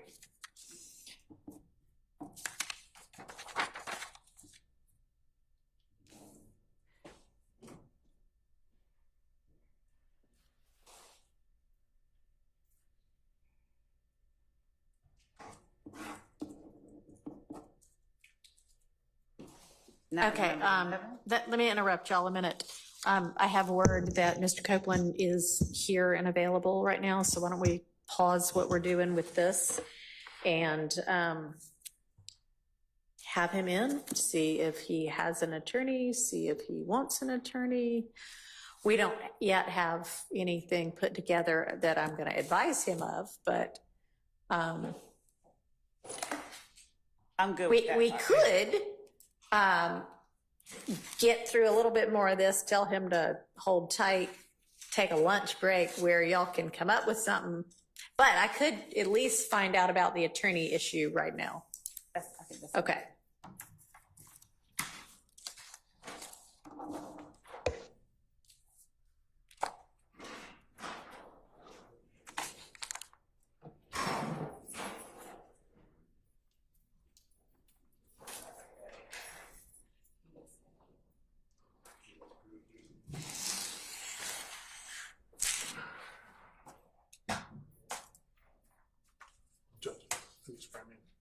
Yeah. Okay. Hi, good morning, Mr. Copeland. I'm Judge Whitaker. I think you've been before me before in unrelated matters. Huh? I'm the judge taking over this case now. So go ahead and have a seat. What I want to ask you right now, I know that you have been given immunity with regard to your testimony. And there had been, at some point, you didn't want to testify. At some point, you did want to testify. The first question I have for you. I never wanted to testify. Okay. The first, well, right. Want to is maybe the wrong term. But my question for you right now is, do you have an attorney at all? I don't know. You don't know whether you have an attorney. I would think that would be a no then if you don't know whether. I was talking to Melanie, but. Melnick? Yes. Okay. Didn't he ask to be relieved as your attorney, and did you sign something saying that's okay, you can get out of this? I don't. You don't remember? Okay. Does anybody know whether that actually occurred? I don't believe it occurred. Okay. I believe that Ms. Bumpus, I know she was stand-in. she was stand-in, and I believe something was said on the record to the effect that Ms. Bumpus was relieved. But yeah, I know she was. There was nothing about Mr. Melnick to my knowledge. Okay, maybe There was, Miss Bumpus actually said yesterday, I believe, during her testimony, that Mr. Melnick had directed her to tell Mr. Copeland that he could either exercise his, choose not to testify. Right. Or if he chose to testify, according to Ms. Bumpus. Yeah, I remember she said, there's this paper I'm supposed to get him to sign. I'm trying to figure out whether it got signed. So I never got Mr. Melanie off my case. Okay, so he's still your attorney then? I guess. Okay, all right. Well, then that's the answer we've got for that. All right, so I'm going to try to get a hold of Mr. Melnick and see if he can be here with us this afternoon, because some of what I suspect you recall when you were brought into Judge Glanville's chambers with Ms. Bumpus and a couple of the people from the state. And there was a discussion that Ms. Bumpus and Ms. Hilton and Judge Glanville had with you. You asked some questions. They gave you some information. Some of that information was not actually factually correct. And I want to make sure that you have the opportunity, understanding what it is that the immunity order means, understanding what the potential consequences are if you do testify or if you don't. We're basically going to kind of start over and So do if I that don't over. testify, So if I don't testify, how long you gonna hold me in jail? So, I mean, that's still an issue that you can be held in jail through the end of this trial. But I'd rather have Mr. Melnick here to advise you about the potential drawbacks and benefits of what, if there are any, This of any trial of right your. here? To the end of this trial, Yes. not the other people. Not as far as I believe, but the state, what, did you want to do some further research on that? Yes, just to advise the court Okay. of. Okay, so I just wanted to know, first off, do you have an attorney? Because if you do have an attorney, then your attorney may have some information, advice, and research for me about that. So I want to make sure that I tell you the correct thing about that, okay?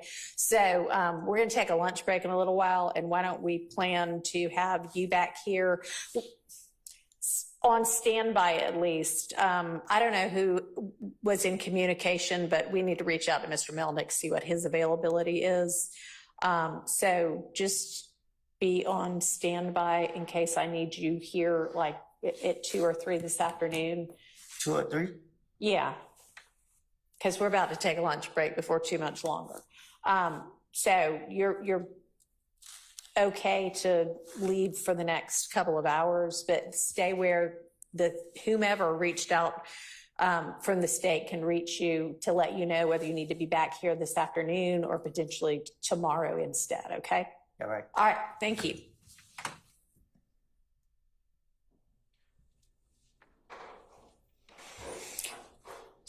So, I don't know who. Okay, my litigation manager is going to reach out to Mr. Melnick, see if he can get a hold of, see if she can get a hold of Mr. Melnick and find out what his availability is. And depending upon his availability, we'll just see when it is that we have Mr. Copeland back. Because I want him to have the benefit of counsel. And then I also want y'all over the lunch break to work on whatever you think ought to be the correct advice to him. And if you, the state, believe that it is possible to hold him past the trial for which he is under subpoena, then you show me what authority Yes, Your Honor. lets you believe that. Okay. Your All Honor, right. Yeah. One thing, I think that the transcript reflects this from June 10th, and as well as Ms. Bumpus's testimony yesterday. Mm-hmm. She was emphatic that Mr. Melnick said, if you testify, I'm not representing you. So, and with the fact that Mr. Copeland said, No, what he said was, if you plead the fifth, I'm not representing you. So I don't know, what that means. I'm just going to reach out to Mr. Melnick, and at least Mr. Copeland thinks Mr. Melnick is still representing him. And if Mr. Copeland never signed whatever that was relieving him, I don't know exactly what their arrangement is, but let's find out from Mr. Melnick. yes, Your Honor. All right.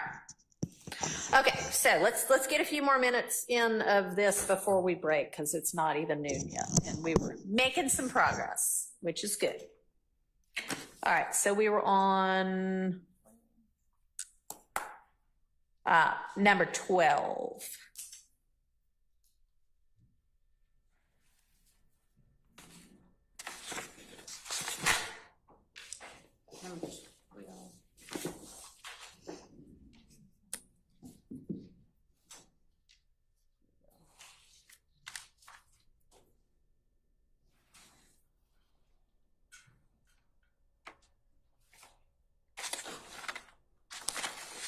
Number 12 being page 47, lines, if I'm reading correctly, line 14 through page 50, line 8. Yes. Okay. So, Your Honor, the objection to this portion of it, just to give you a little bit of background. So, this fight happened around January the 6th, and it did begin with Mr. Copeland, according to the reports from our investigators, but it involved more than one member of YSL, more than one alleged member of YSL. Mr. Bloody J, who is a member of If Gang, was on the other side of the fight from YSL, and other people who are in the courtroom now participated in that with them. So Mr. Zachary's rendition of what happened,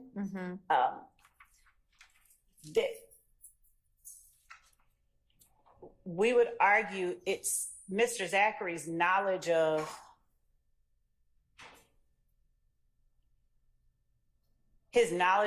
and participation in this gang is what allows him to be able to tell this to Detective Dennis. Mr. Shart's assertion, it does not appear that he was there, I don't think is a ground to exclude it. Assuming that the court is satisfied with the foundation that the state lays for Mr. Zachary's Being ability a to co-conspirator. Yes, we would argue that it's admissible. It's So do you know whether he was there or not? So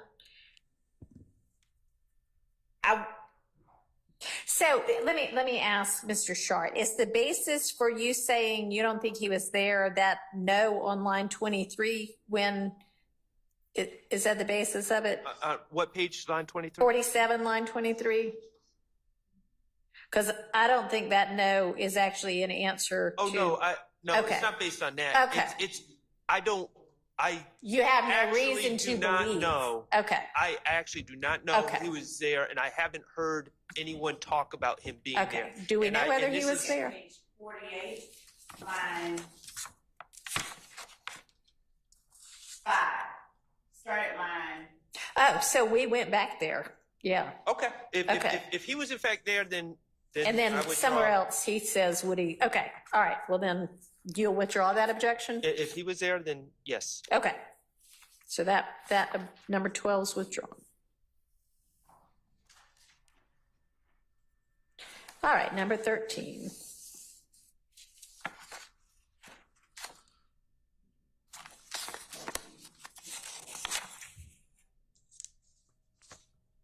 My understanding is this is page 54, line 18, through page 55, line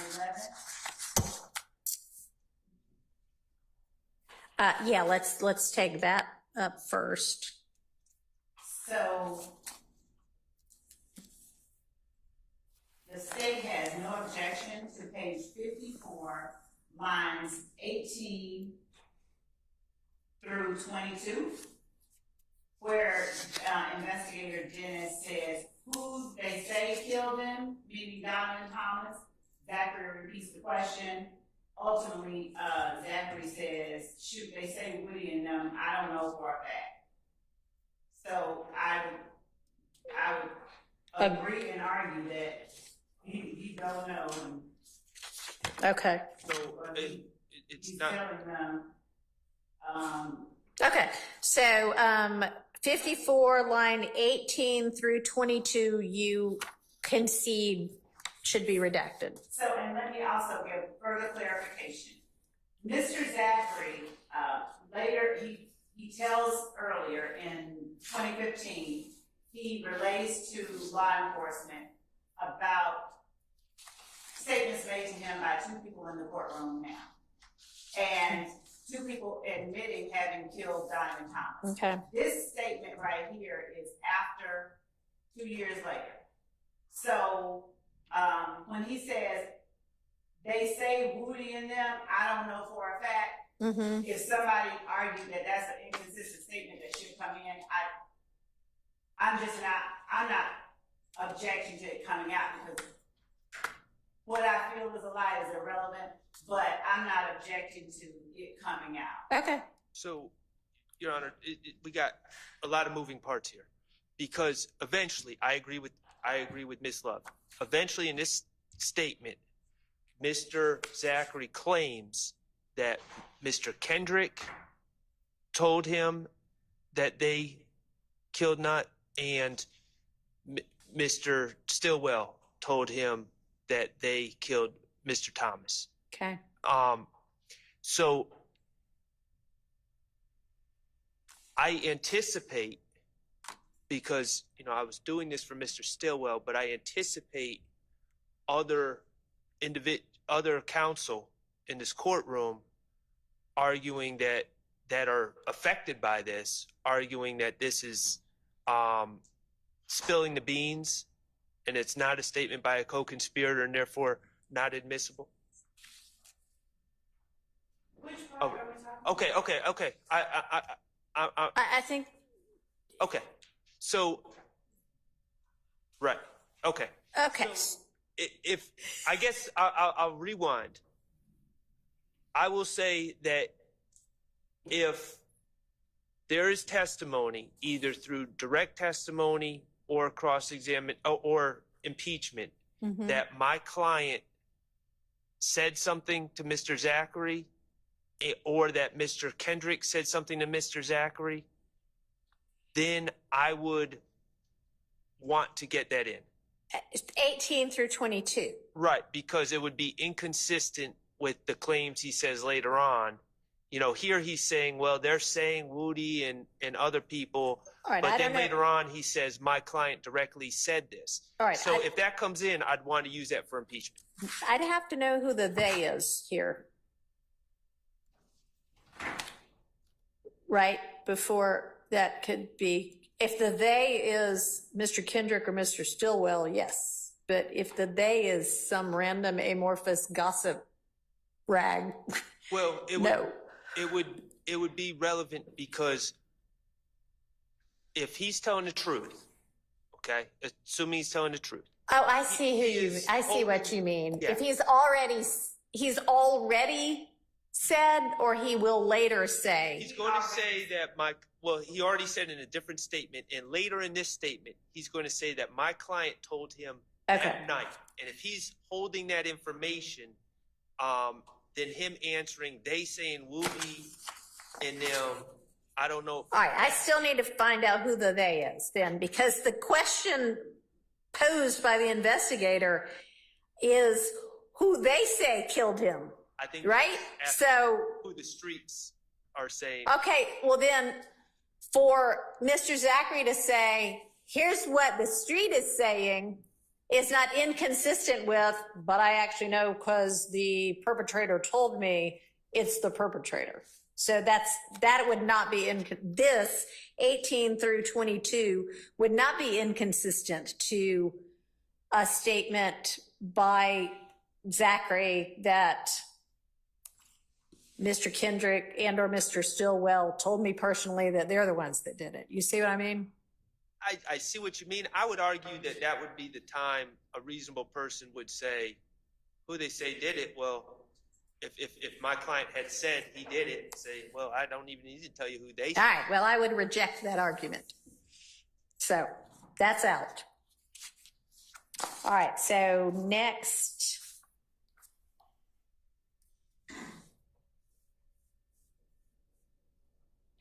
Is page 54, line 23 through 5511. Is that all going to be the same?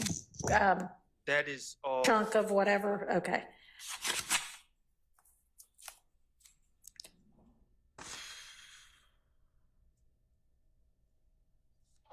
So we're starting at page 57, line 22? No, 54. Because all we dealt with was 54, 18 through 22. It goes all the way through 55, 11. So, okay. You was with them at the condo afterwards. I was there. I mean, that. All of that, we would object to it being redacted out. All of this is Mr. Copeland talking about. Okay. So, all right. Not Mr. Copeland, Mr. Zachary. Okay, so now I'm seeing Mr. Shard as I read on further. He's going back to well, that's what they say. I don't know for a fact. Right. I see what I mean, I hadn't read that part before. Who did they say?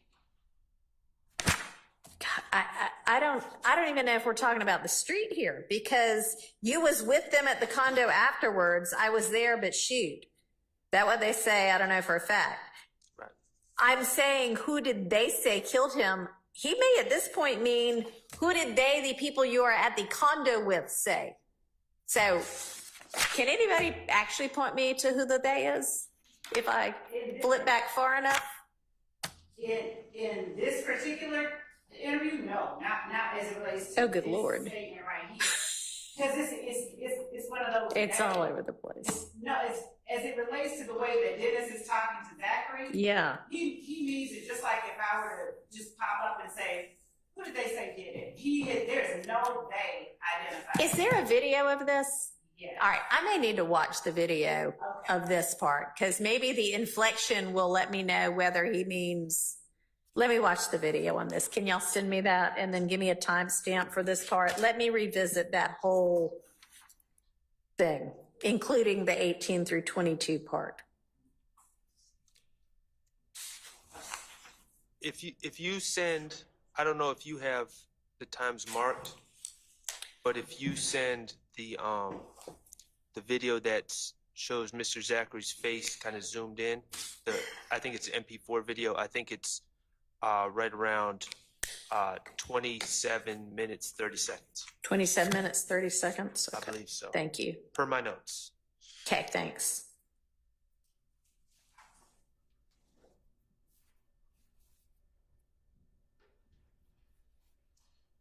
Are we gonna move, to the next one, or just? Yeah, no, I'll take a look at that offline unless y'all got it queued up right now. I'll take a look at that offline if y'all will send me that video. So yeah, let's, if 5722 through 23, is a separate kind of issue, we can move on to that one.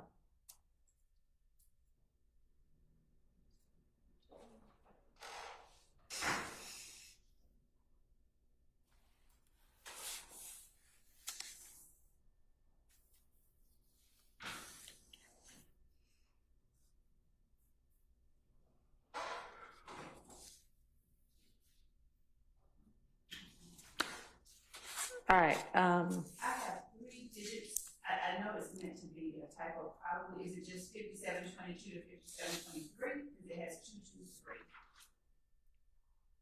I think so. Your objection, Mr. Shart, here is 57 lines 22 and 23. I'm going to withdraw that. Okay. So that one is not objected to.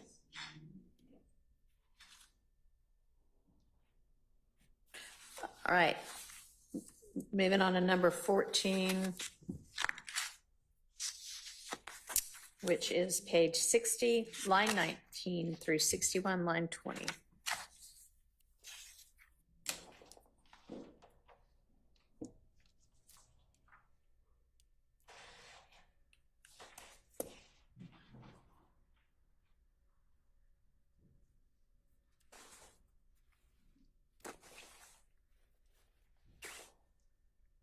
So, Your Honor, this is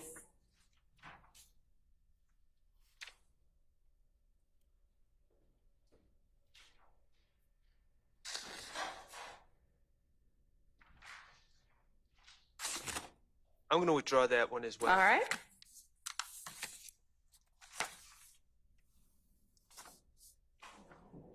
Okay, then our next item is on page 65, lines 8 through 20.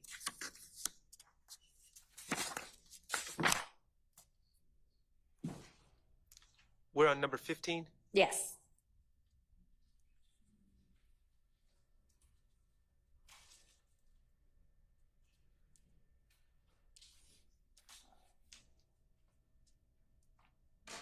It's, and my objection to this is just incorrect rendition of the law, explaining, Investigator Dennis is explaining to Quindarius Zachary why he's guilty by association. Yeah, yeah, and I suspect he was not offering that as here's what the law is. He was offering that as here's what we law enforcement consider you to be, but Right. I can understand that. You wanna agree to that, Ms. Love?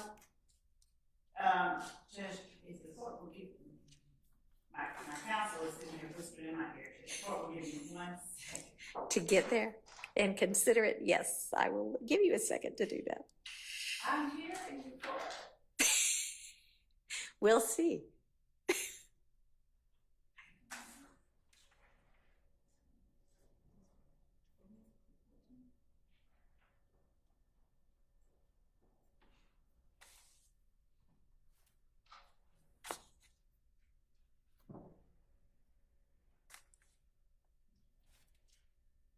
I'll give you about 10 more seconds to make your decision, then I'm just gonna make my ruling.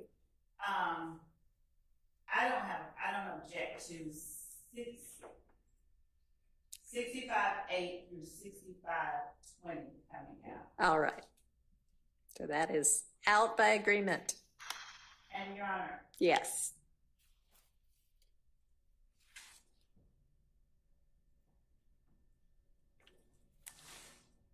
yeah, I don't have any objection to that.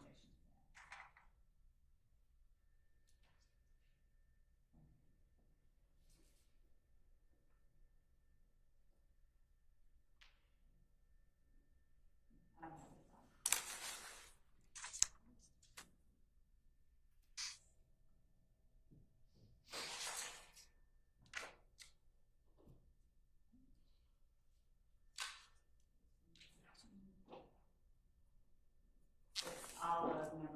14, and then 16 starts at page 66, line 12 through 66, line 18 is what I understand.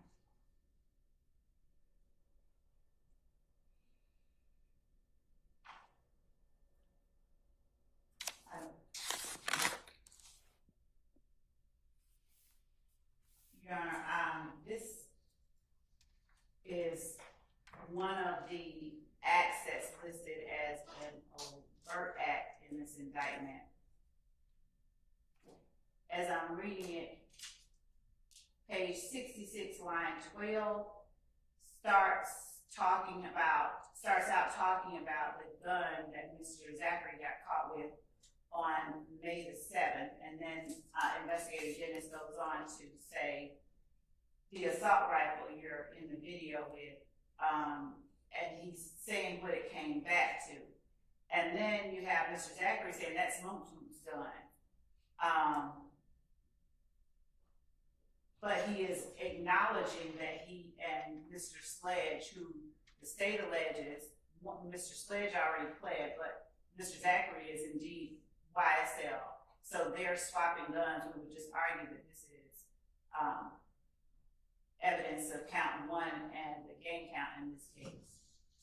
That's not my issue. Count one. Okay, so do you have an issue with lines 8, lines, where is it?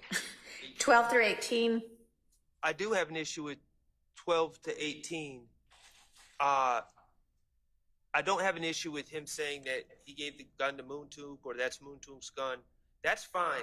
What I have an issue with is saying, with Investigator Dennis, saying that the ballistics from that gun matched the May 7th shooting of Lucci's Bennett's mom's house. And there's a couple reasons.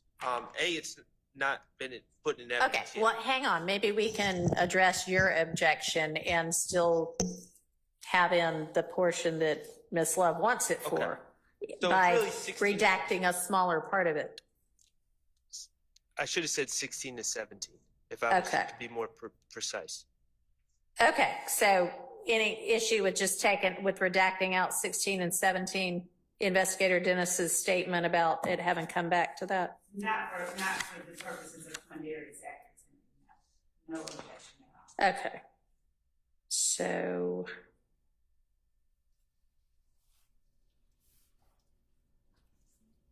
that's 66, 17 through 18, out by agreement. Okay, and next we move to 68, 24, and 25.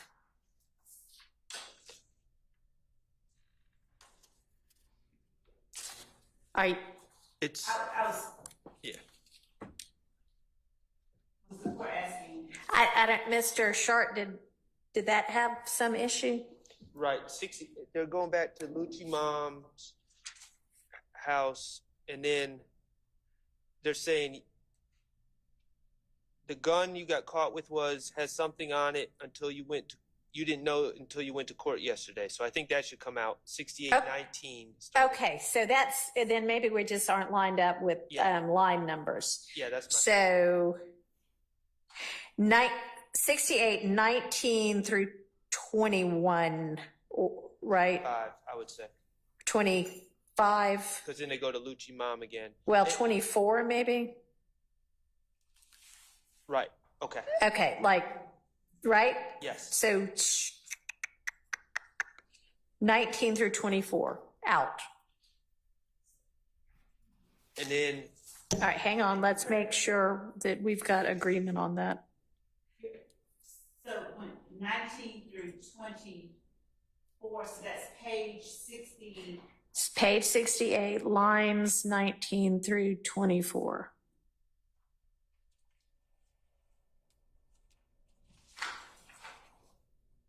Do you agree? It's basically the same issue. The issue that I have here is that I would object to that because Mr. Zachary admits that it has shootings on it. You know, it's one of the guns used in one of the shootings. So, even though, as it relates to the previous portion that I agreed to, and arguably even with the previous portion, the effect on Mr. Zachary, him not denying that or him not expressing surprise, but instead saying, oh, that's Montez's gun. In this particular case, when Dennis says what he says, Mr. Zachary doesn't say, what? Oh my gosh, no. Instead, he says, it has shootings on it. Yeah, it has some shootings on it. He says that because they told him in court the day before. He didn't know.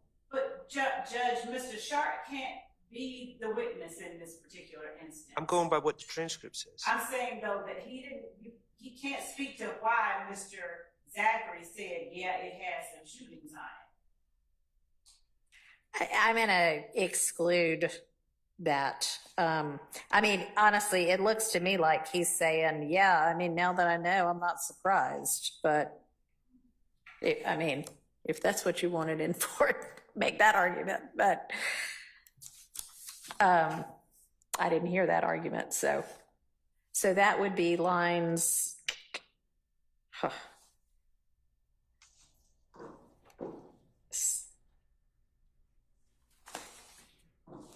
So you're saying, hang on, Mr. Sharp, on 68, where are you proposing that redaction start?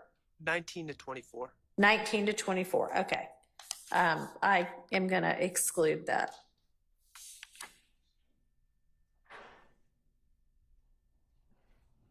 All right, now moving to 69, lines 2 through 6. And it's starting on January 26th, halfway through 2. Okay.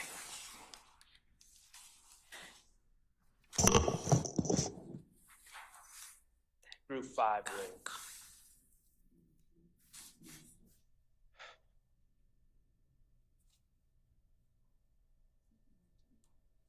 Was that page 69, line 2?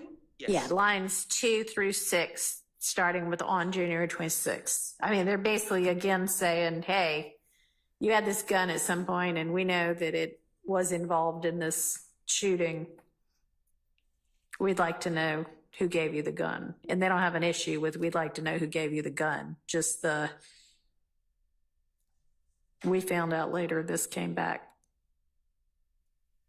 to the shooting. That's fine. Okay, so that is 2 through 6, starting on January 26th, are out by agreement.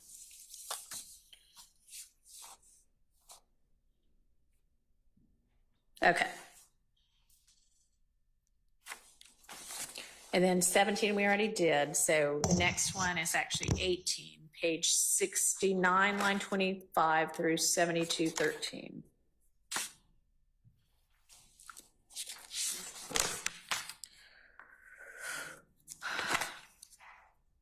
And Okay, so Judge, when Detective Dennis asks who shot up Lucci's mama's house on page 69 at line 25, and Mr. Zachary gives them an answer.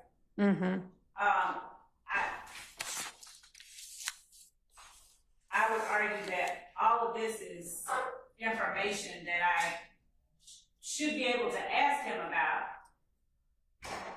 And if he doesn't, if he testifies inconsistently, it should be able to come in.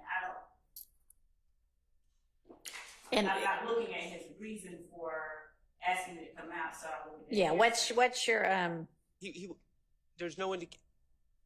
how he knows? To the extent that my client was there, as he claims, there's no indication that he was there, and there's no indication of what his source of knowledge is. I think he's just passing along rumors. And so if he says, I was there when Lucci's mom's house was shot up and it was Shannon Stillwell that did it, then I don't really have a leg to stand on. But I don't believe he's going to say that and he needs firsthand knowledge or another exception or another hearsay exception. And I don't see it, and the state just kind of saying, oh, well, he knows, so therefore it's admissible. There's just so much rumor and back and forth in this case. And I think that the investigators, I'm not trying to criticize them, but they're just trying to like gather information, not in preparation of trying the case, but just trying to get like some broad generalized what the word on the street is. So, Your Honor, as with any evidence or testimony that we elicit or tender, we have to establish a foundation before it's admitted. So we would not be seeking, and this we don't believe is just rank hearsay. So we just have a different position, and we would ask that the court just allows the opportunity to lay the foundation and present it. All right, and I assume that your foundation is going to be co-conspirator exception, that they all know this because they're in the gang and they communicate and they need to be able to know that argument. I mean, I would think so. And frankly, even on 73, when they asked about what about Thug's stepdad's house, he actually says, I don't know for sure who did that one. So, I mean, he's clearly, if he doesn't know, he's like, beats me on that one. Well, I think, I don't speak for Mr. Zachary, but I could see a world where he's a layman. And so he's saying, well, I haven't heard, I don't know for sure means I haven't heard anyone, no one's told me about that. And I just think, I don't think the co-conspirator, and I'm not saying that Your Honor said this, but I don't believe that the co-conspirator exception is satisfied by just saying, oh, well, it was a bunch of co-conspirators talking. I think that they need to establish who said what to whom and where in the circumstances of that statement, so we can see if it falls under 801 D2E. And so that's, I'm in the blind right now as far as how the state plans to get into that. But what I don't want to happen is the state, when Mr. Zachary's on the stand, to try to bring up, well, who do you know who shot Lucci's mother's house? And he says, I don't know, I wasn't there. And then they say, well, didn't you tell the investigators that Woody and Shannon and Pokey did it? And it's like, it was just based on nothing, but it's already out there now. And Judge, that would be a leap. That would be to say who did it and then didn't you tell them. I would at the very least establish a basis for his knowledge, either from things that he has said previously or from things that he says on the stand. So it wouldn't be as if it would be some kind of backdoor way to get in somebody's name that, you know, is sitting here in the courtroom. It would be the proper pulling out of evidence of the witness on the stand. It would be establishing a foundation for his knowledge. Okay, but we're assuming if this comes in, that it's coming in because it's coming in as an inconsistent statement, you're impeaching him, right? I mean, obviously, if he gets up and you ask him about it and he testifies to all of it on the stand, then there still might be a foundational objection, but then we deal with that then. But if you're getting it in because you're having to impeach him, that's what we're trying to decide now. And so I don't want to wait and have the jury there and make the jury go away while we figure out the basis of his knowledge. Okay. You know? Yes. So I don't know if we'll swing back around to that one. Okay. Let's see.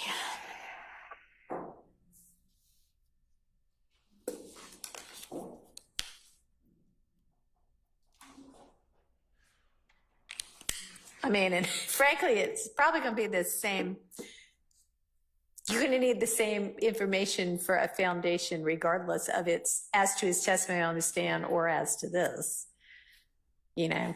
But yeah, it kind of let us know what that's going to be, so that I can make a determination of whether it comes in, you know, potentially.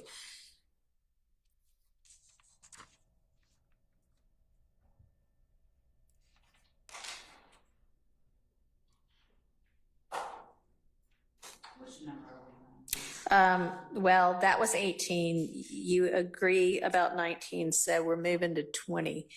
And y'all just let me know when lunch gets here and we'll break. Oh, it is here? Okay. We're going to break then.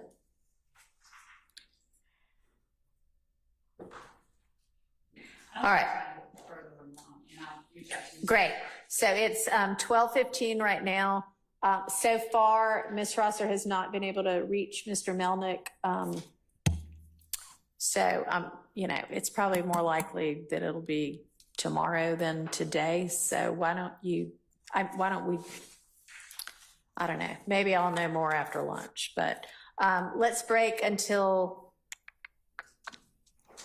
1:30. Is that enough time, deputies, for getting everybody fed? Okay. See y'all back at 1:30.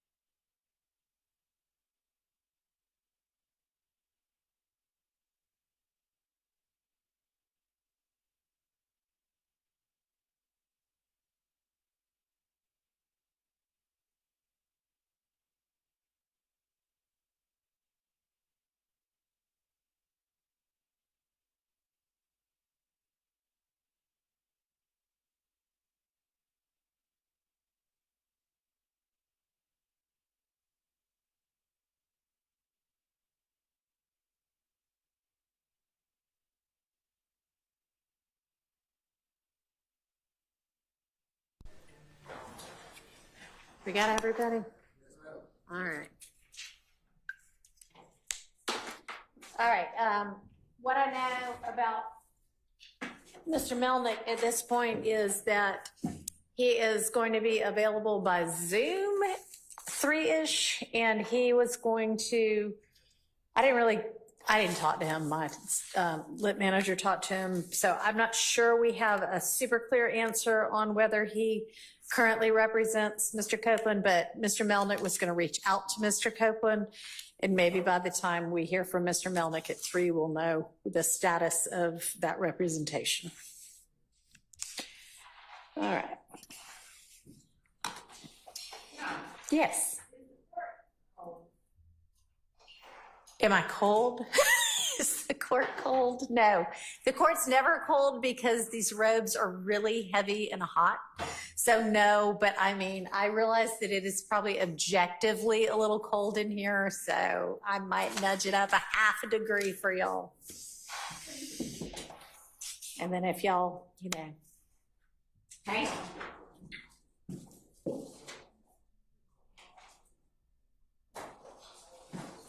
Now, there are 2 other thermostats somewhere in this room, and if y'all want to nudge those up, somebody just go back there and do that. That's fine. Okay.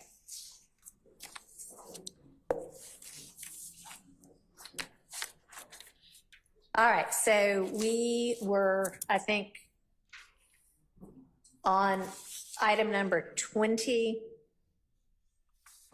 Were you able to look through any more of them? And so what I was doing was the other assignment, which was to look up the law and to look up what we should tell Ms. Copeland. I don't have. Oh, perfect. Yeah, that's probably more pressing. So, okay. What do you know on those? So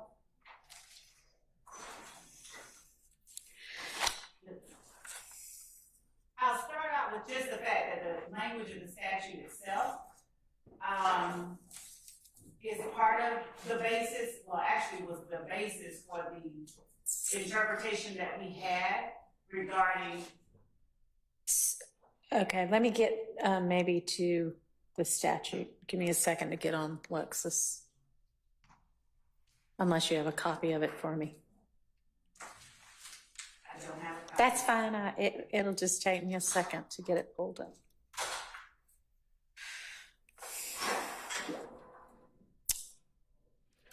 So you're talking about 24.5.507? Yes, Your Honor. Okay.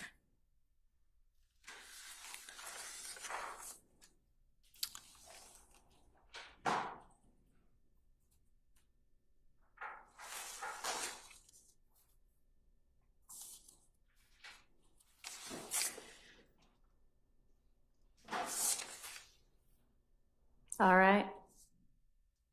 So, just the plain language of the statute.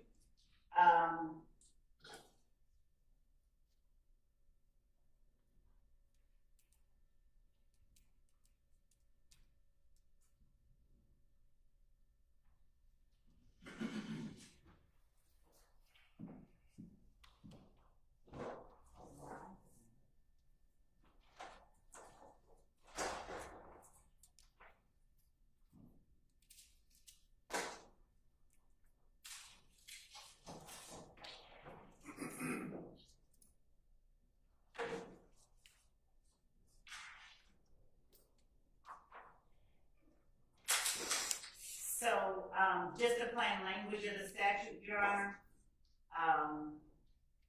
which is essentially a statute not saying that the court can grant immunity, but that the state can grant it, and we have to move the court. It lays out very specific steps that we have to take. Hang on a second. Can you not hear her? Yeah. All right. Can you, I don't know, do those mics move? It wasn't on. Okay. It wasn't on. There we go. So as I was saying, the language of 24.5.507 lays out very specific steps. Only the state can grant immunity, but the court can compel the testimony, which we obviously can't do. And 245507 is a statute that allows us the leeway, the grounds rather, the pathway to get a witness to testify after they have pled Right. the fifth. And so Section B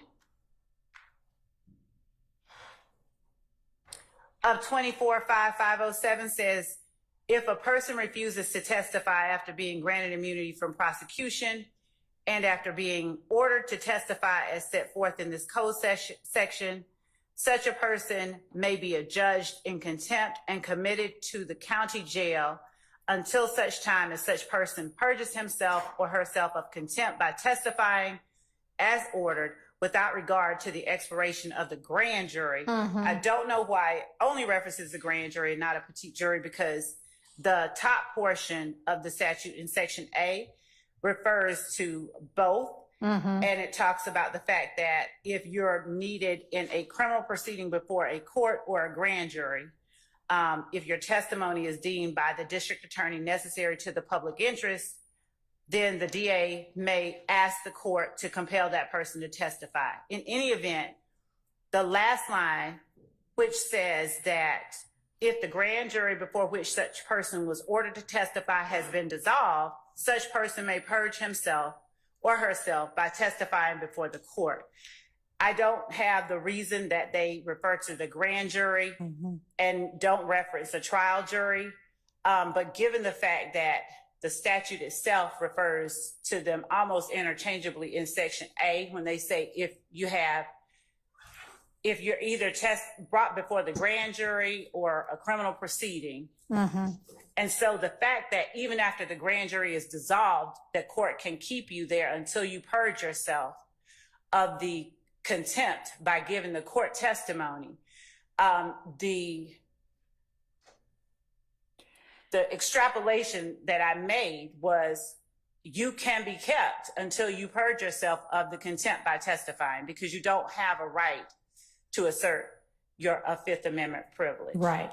So one thing I would wonder about with regard to that argument is it's sort of a kind of basic canon of statutory construction that if certain language is used in a part of a statute and then it is not used in another part, that there's a reason that it's not used, that there's some significance to at one point saying before a court or grand jury, because they clearly knew they could use different language. So the fact that they didn't include it all in the second part, there might be a reason for it.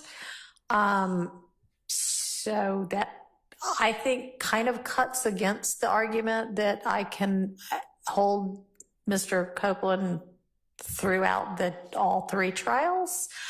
So I think we need, if there's some sort of case law that indicates that if the testimony at issue is before, like for a trial, that somebody can be held even after the trial is over until such time as they decide to come testify in front of a court about it. So someone sent me a case, but I haven't fully got it. It's in re long, 276 Georgia App 306. I'm reading it. Okay. And if anybody on the defense side of the room's got a case that says the opposite, then that would also help us out. You know, that answers the question the other way. It just seems to me like if he's under subpoena for a trial, then the point in which it would logically end would be when the trial is over. And I get he may never still purge himself of the contempt, but and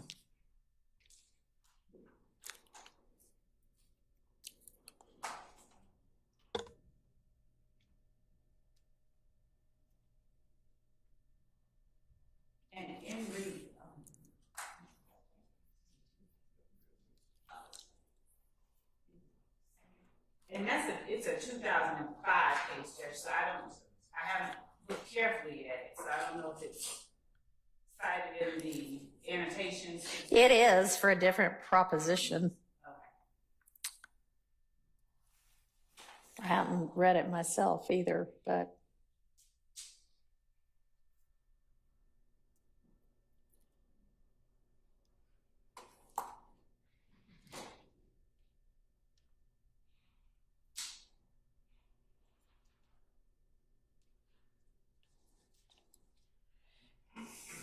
I don't know that this case really answers the question we're asking.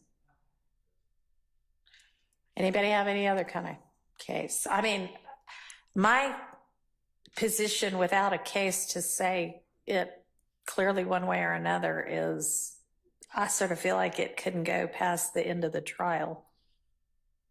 But it doesn't say. But I know that. I mean, one way or another, I'm willing to be persuaded differently if we've got law. Your Honor, I don't have a case on point, however, it would make logical sense that it couldn't go past the end of the trial, because how would Mr. Copeland purge himself of contempt at the interim time between two trials? Yeah, I mean, I guess the same way that they suggest that if the grand jury is over with, you can come purge yourself by testifying in front of the court. Not that either of those really achieves the end that is sought by the immunity order, but it's a way to purge. But, you know. And arguably, the testimony would be under oath and available. It was not going to be available at, I mean. Not at that trial. Right. That was less, yeah.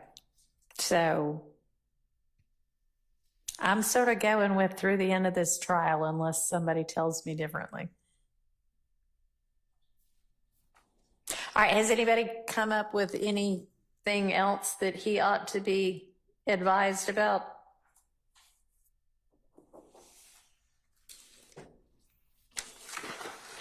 Your Honor, I know that the court did advise him that. Mr. Westmoreland, can you hear me? I know that the court advised him that he was told some things that were not entirely accurate.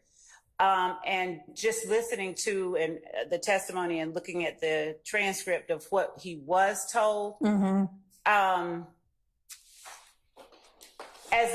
the court sits now, are there particular points that the court has concerns about? Because regarding perjury, the statute sort of lays it out.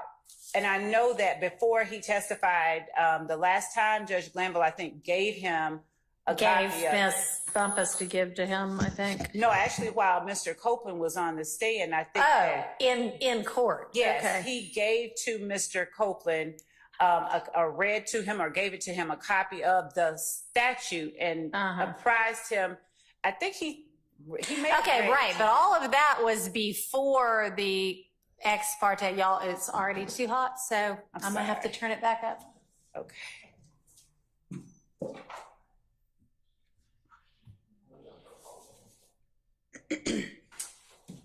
But I went up a whole degree, so I'm seeing if a half degree will make a difference. I will survive. So what were we saying? Oh, yeah. So that was in court, but then the ex parte occurred after that. It did. And much closer in time to when he ended up testifying. So I'm thinking that probably was well, who knows, but that may have been the thing on his mind at the time. So one thing, and I mean, there's, this is he comes in on page, at 10:03, and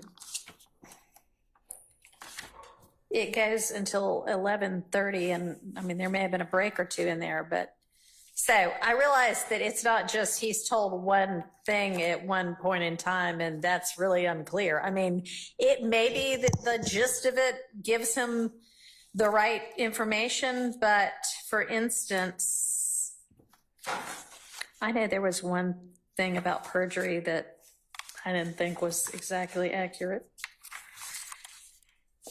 Just as an example, if I can find it. Okay, so on page 51, The example, and I know what Ms. Hilton means. I don't think that anybody is purposefully trying to mislead anybody. I think we're all, you weren't there by the time Mr. Copeland came in, but I think Ms. Bumpus, Judge Glanville, and Ms. Hilton were trying to make sure he understood. But Ms. Hilton says, your example that you gave me, what if I said I did something and I know you didn't do it and you said before you didn't do it? That's not perjury. That is a prior inconsistent statement. Well, I mean, yes, it's a prior inconsistent statement, but it might also be perjury. It might not be, but, yeah, I mean, yeah, there'd have to be some, proof that it's a lie. But to say that's not perjury is technically not necessarily correct. And you're also talking to a layperson. And he clearly, I don't think, understands. I mean, he even says, I don't understand any of this at the outset. And, we're talking about purge versus perjury. And I just think we need to make sure we give him clear instructions and then he can make a decision. Yes, Your Honor. And I know that I think I said on the record regarding his attempt to sort of get that information before he took the stand, when he was trying to speak with Ms. Hilton out there in the foyer area.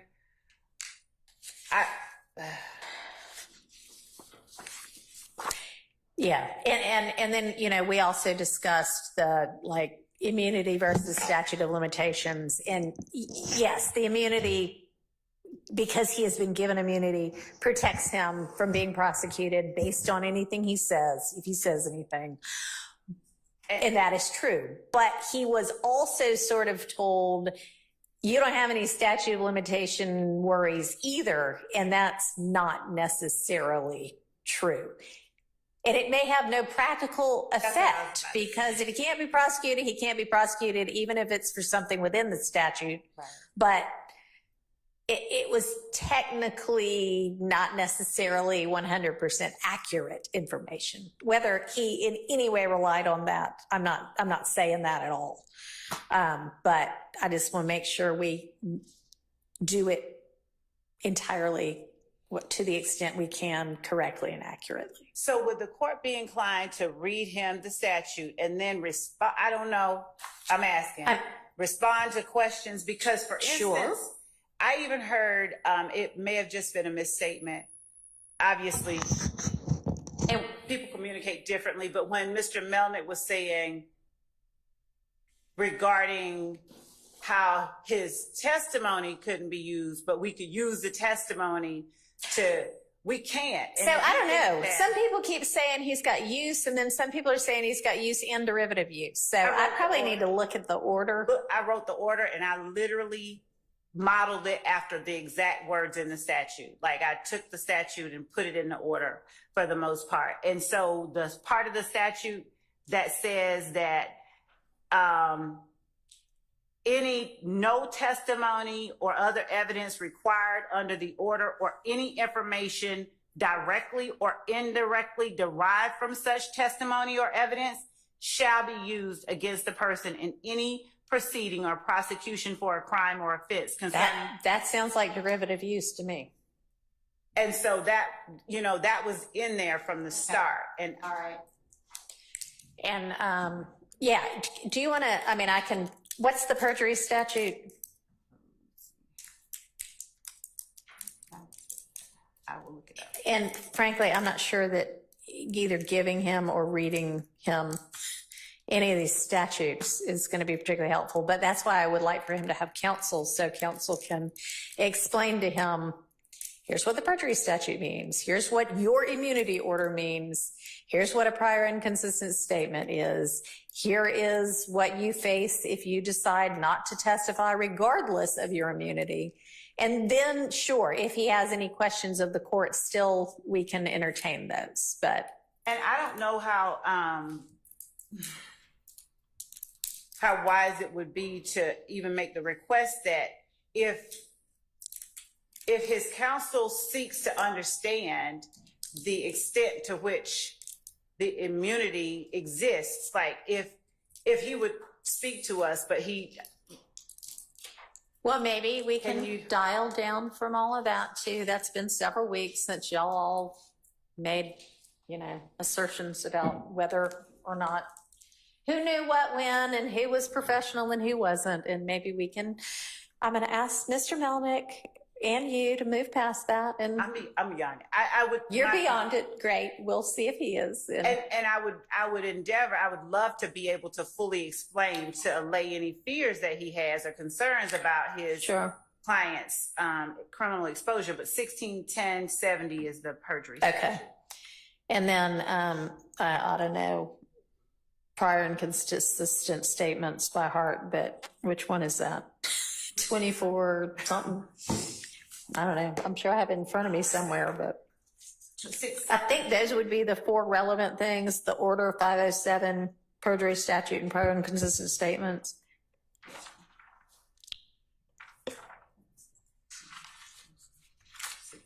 Whatever, I'll figure it out later. I can find prior and consistent statements. 24-6-613. Wait.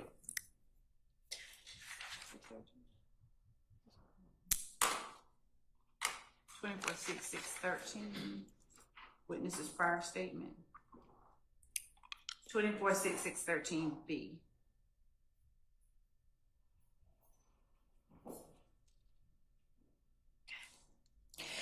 So Ms. Pressfield's been doing some research, and at least the federal statute on contempt related to kind of their version of immunity is that the confinement can't exceed the life of the court proceeding. So that's sort of, I know we're not the feds, but. Is court proceeding the indictment, or is it the trial of a severed, because if people are severed? I don't know the answer to that. Yes. Yes, I don't, who said that? You did what? Say that again. Okay, to Ms. Firstfield, okay. And do you have a short answer for me? Yeah, we don't just hold people in custody.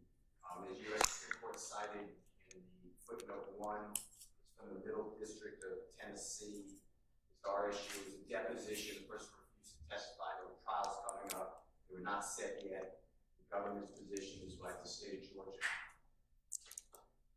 The government's position is like the state of Georgia here. Just hold the person because the case is not resolved. And the Middle District, the district court judge gave reasons, and then the footnote they gave the U.S. Supreme Court that the contempt is punishable for this trial. And after that, we don't do for other trials that are not set, and the government can't continue the same contempt over and over again. They can bring an obstruction of justice indictment against the person or a contempt criminal charge against the person, but we don't just hold people because it becomes, and there's other cases I can send you, at some point it becomes just punishment. The whole point of civil contempt is to coerce the person to do the act. Right. And at some point they're not doing the act. Yeah. Otherwise, according to Ms. Love, I mean, according to Ms. Love's reading, we could just hold them until it's 50 years later. Yeah. Yeah. I mean, which can't be the law. And I know you're not arguing that, but. Could the court permit me a moment to just review the case that Mr. Steele just sent over? Sure. Did you send it to everybody? He did. I got it. Yeah. I just want to read it. And Mr. Matthews. Similarly, is civil contempt, and I'm looking at in re estate of banks. In re estate of banks is going to be 339 Georgia App 144. It says under Georgia law, when the trial court orders incarceration for an indefinite period until the performance of a specified act, the contempt is civil. A trial court, however, may not continue incarceration for civil contempt when the respondent lacks the ability to purge themselves. Imprisonment under civil sanctions is always conditional, and a party found in contempt may apply for release at any time upon a showing of inability to comply. The moment it appears that there is inability, it would clearly be the duty of the judge to discharge the party, because the purpose of civil contempt is to provide a remedy, and to obtain compliance with the trial court's orders, the justification for imprisonment is lost when the compliance is impossible. Thank you. I think you have hit on the exact case we needed. So that answers the question for me. You can look all you want, Miss Love, but I think that pretty clearly answers the question. Logically speaking, that was kind of what I was feeling anyway, but now we got case law to back it up. Good deal. All right, so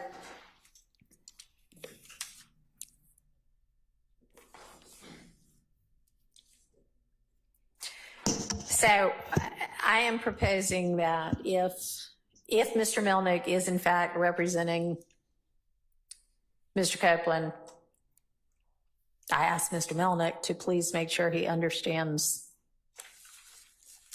the order,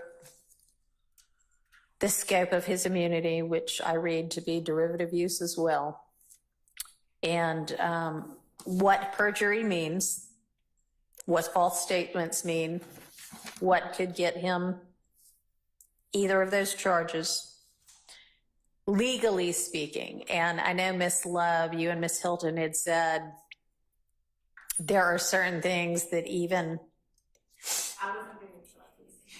Okay, well, in your discussions conceptually with Miss Bumpus, but I'll leave it with Miss Hilton, had said, I am not intending to charge you with perjury if you do X, Y, or Z. I am intending to charge you with perjury if you do A, B, or C. And Miss Hilton's not here, but you could speak for the state, I would think, as to if there are certain things that you absolutely know, if you say this, and we know we have proof, whatever you need to establish perjury, that you're lying, then we do intend to charge you, if you know. If you get up and say something that's not material, like, the sky's red today instead of blue. I mean, it's not red, it's blue, but who cares? It's not relevant. Then I'm not going to charge you with perjury for that. And I think that was along the lines of what the intent was, but the intent isn't really an issue. It's the reading it. I'll just say I agree with what the court is saying about that. And if you then say, I don't know, I don't remember, blah blah blah, to whatever, every question we ask you, then we will impeach you with prior inconsistent statements. This is what this means. And you don't have to explain that. Mr. Melnick can explain all of that. But I would just propose to make sure that I ask Mr. Melnick to explain all of that. Then he can confirm, yep, we've done that. And then if he has any questions, we'll take questions. And I'm even happy to say, so when you get a jury question, we can huddle and go, I'm planning to say this. What do y'all think? If y'all want me to do that, or I'll just wing it. Either way, if y'all are fine with me winging it, I'll wing it. But don't wing it. Okay. All right. So that's kind of what I'm thinking we do at 3 or 3-ish or whenever we have Mr. Melnick available. And then maybe give him, assuming he is the attorney, overnight to fully advise him of everything. And then we'll have him in maybe first thing and find out what he's intending at this point. John, I inquired the court regarding the court's earlier statements about the case that Mr. Matthew cited. When it talks about an impossibility, is the court's understanding of that after the trial is over, after this particular portion of this indictment is over, it's no longer possible to purge oneself? It would no longer be you've said I'd have to have your motion in order in front of you, but as I understand the motion in order at this point, we need his testimony for this trial. Now, you may also need his testimony for some other future trial of some indictee in this indictment. I would think you would need to seek and secure another order. I don't have it in front of me. I can look again, but that is my read on this. I mean, you may never try another person. We don't know that. So how can it not be that, as far as we know, he's no longer able to purge once this trial is over? Theoretically, given Part B of that statute, would he not? Right, I've made my decision and I get it, but I don't think that, I just don't think that that supports your argument. So I think unless and until you can bring me more law, I'm done with it might mean with this part of it. Okay. All right, so let's go back to our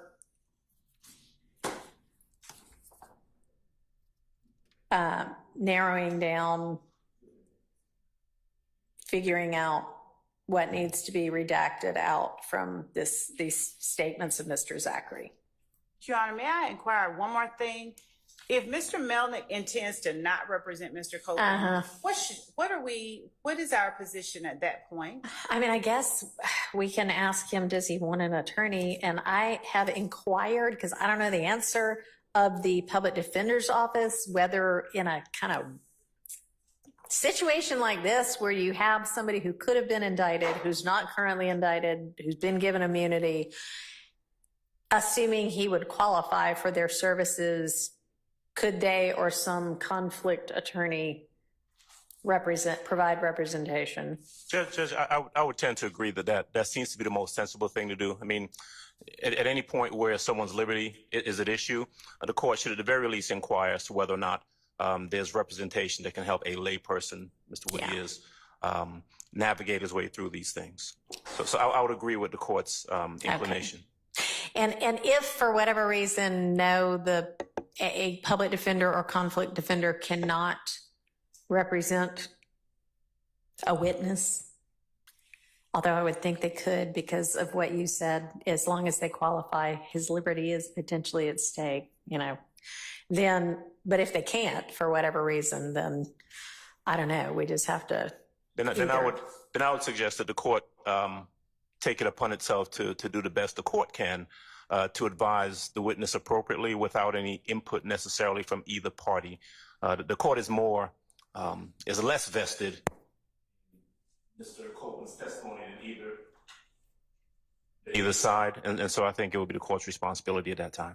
Well, it's certainly ultimately my responsibility, but I am soliciting from both sides whatever they think would be appropriate to advise him about. And I can then take it all and look at it and put it together. I'm not saying just because y'all asked for it, I'm going to advise it, but I would like your input on it, particularly given issues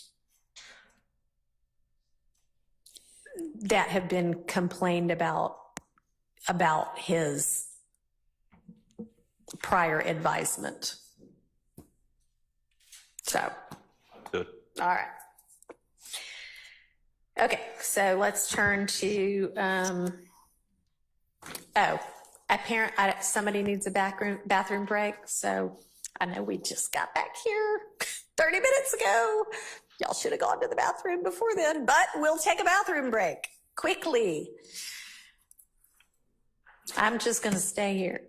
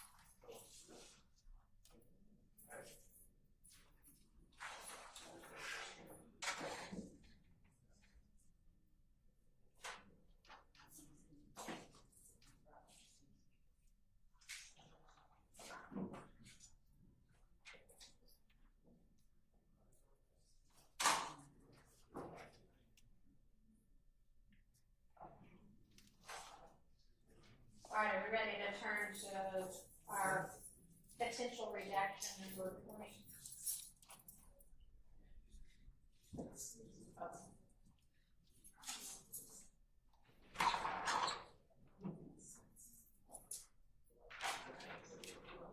Should I take silence as a sense?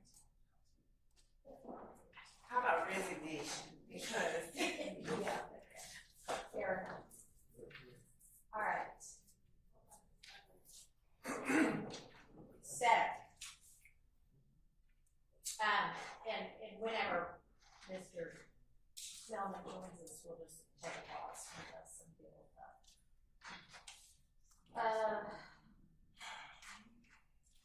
All right, so we're now going to be on page. We're now going to be on page 75, lines 10 through 78, line 1.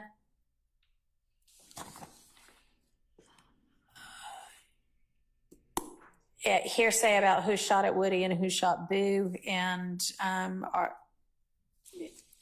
have to look at it. Oh, and by the way, I was, going to circle back and listen and look at the video on that one item, and nobody, to my knowledge, sent me the video, so I haven't been able to look at it yet. Can y'all?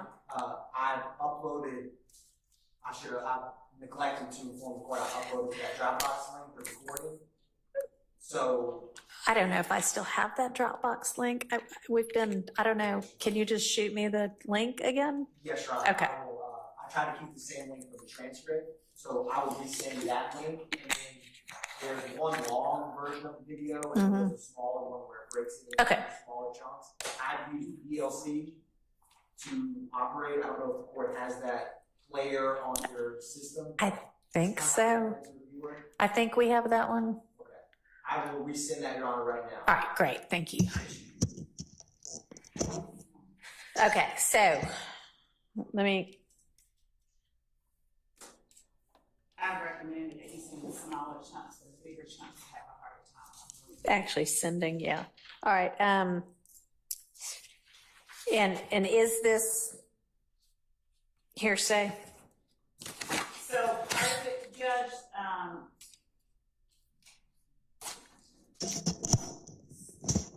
what did you, so we're at 75 line 10 through whatever the next thing is, 70, where are we? 78 line 1.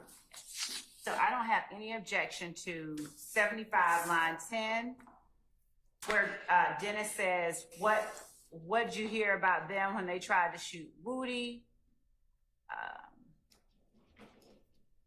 All the way down to line 17, no objection to that part.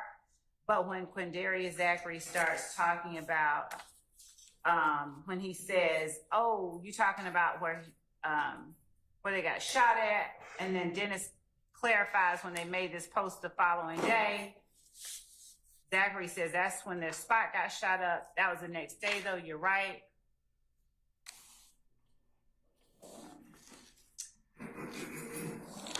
And when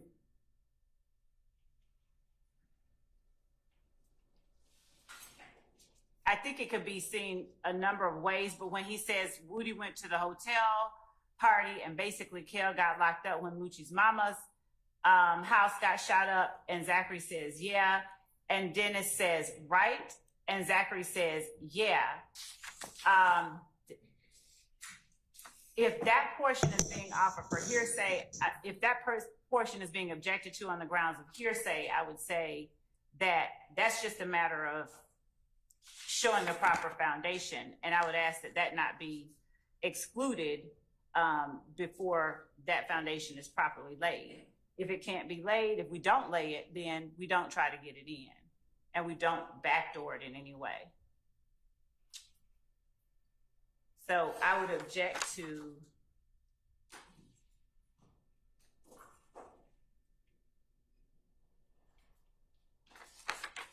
lines 18 through 23 on page 75, lines 1 through 6 on page 76.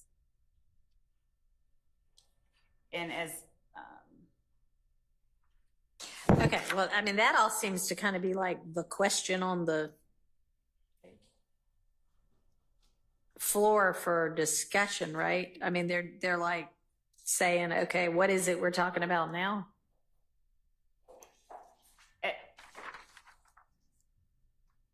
So, Judge. Yeah. Big Boo is someone who's deceased, but oh, sorry. Big Boo is someone who is deceased, but what they're talking about him getting shot at, that was not what killed him, to my understanding. But this is all just nothing that Mr. Zachary, to my understanding, has any firsthand knowledge of. And then they talk about Woody getting shot at when he went to a hotel party.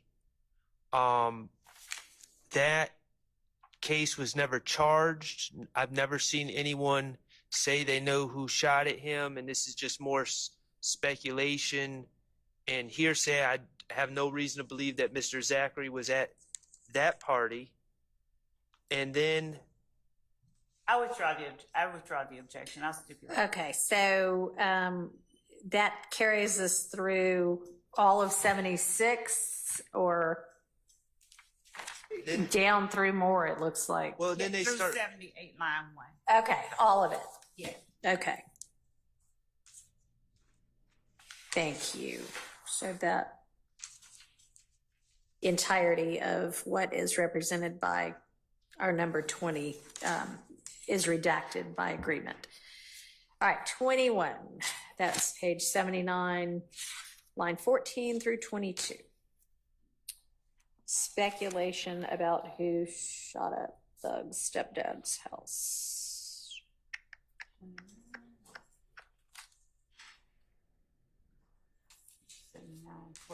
14.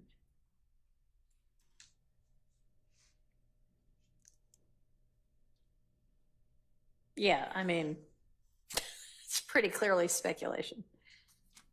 We don't have a problem with that. Okay, so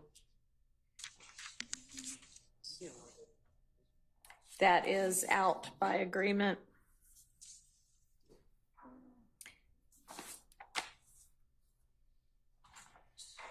So we pick up from there on line 23 down through 81, line 5. And that's just, Your Honor, Tyreek, I think there's a gentleman named TJ Rivers. Uh-huh. I believe that's his last name. He's not charged in this case. And then Tyreek was his brother, and apparently he was killed by someone at some point. Yeah, I mean, that all seems just like, I mean, they're kind of like, well, while we've got you in here, what might you know about any other shooting that ever occurred? Right. Yeah. It has nothing to do with this case, as far as I know. What say you, Ms. Love?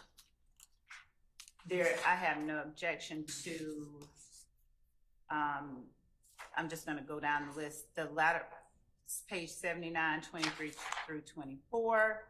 I have no objection to page 80, the entirety of page 80. What do we want to do? And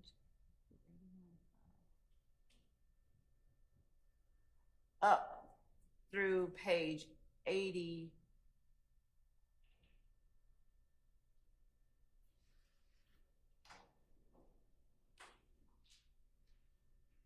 They're saying 81, line 5. Let's deal with that. I mean, that all looks like.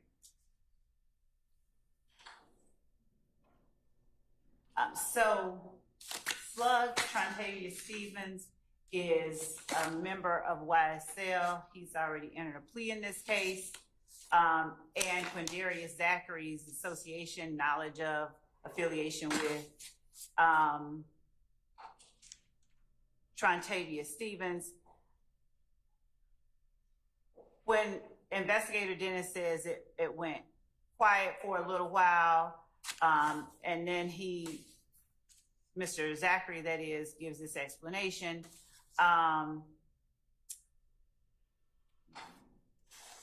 Is that supposed to say? I can go without that. So All right, 1 so- through 5 I'll Okay, stipulate. all right. Thank you. All right, and then our next thing is so that one's incomplete, it looks like. 81, line 13 through 82, line what, Mr. Sharp? I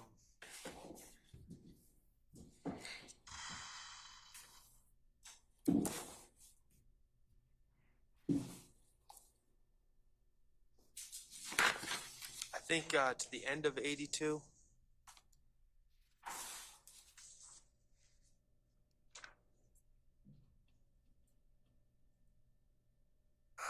Oh, well.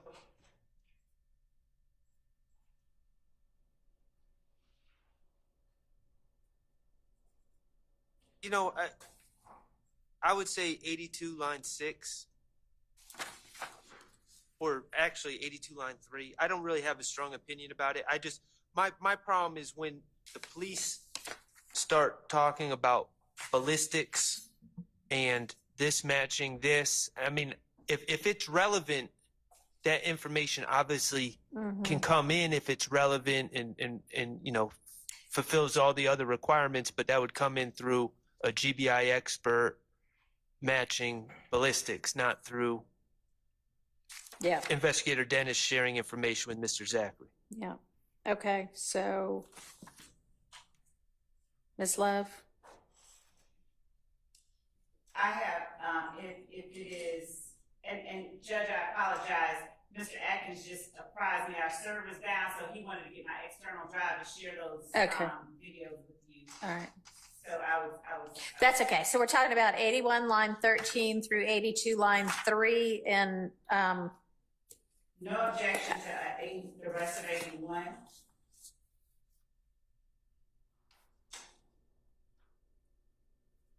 So from line 13 down, no objection to that.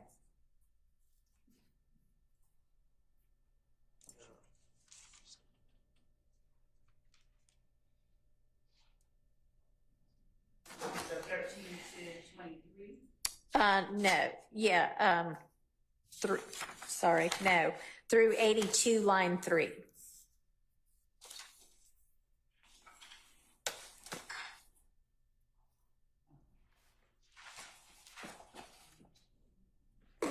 No objection. Okay. Thank you. All right. Now we are looking at 83, line 18 through 84, line 21. That's already been agreed to. Oh, perfect. Okay. We're looking at 88, lines 1 through 13.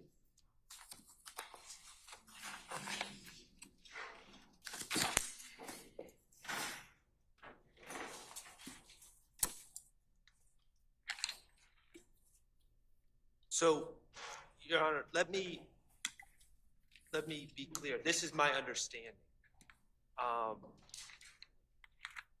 Mr. Zachary, after I read this, and then I've since read his other statement. I reviewed them both. I should say. I've read them before, but I was unclear if Mr. Zachary was claiming to have been present at the club compound incident. After reading the first in time, second in that I reviewed statement, it's clear to me that he does claim to have been at compound. Okay.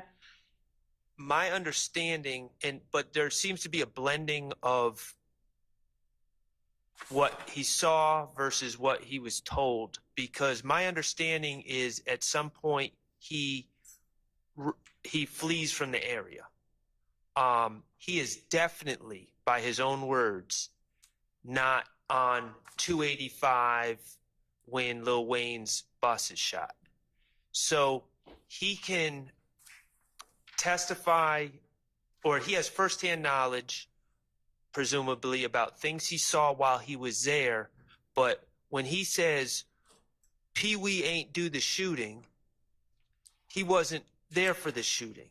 And when he says, I know who left and went behind it, though, and he says DK and Shannon. So he's saying Walter Murphy, who's entered a plea deal, my client, went behind Pee Wee's car, Jimmy Winfrey's car.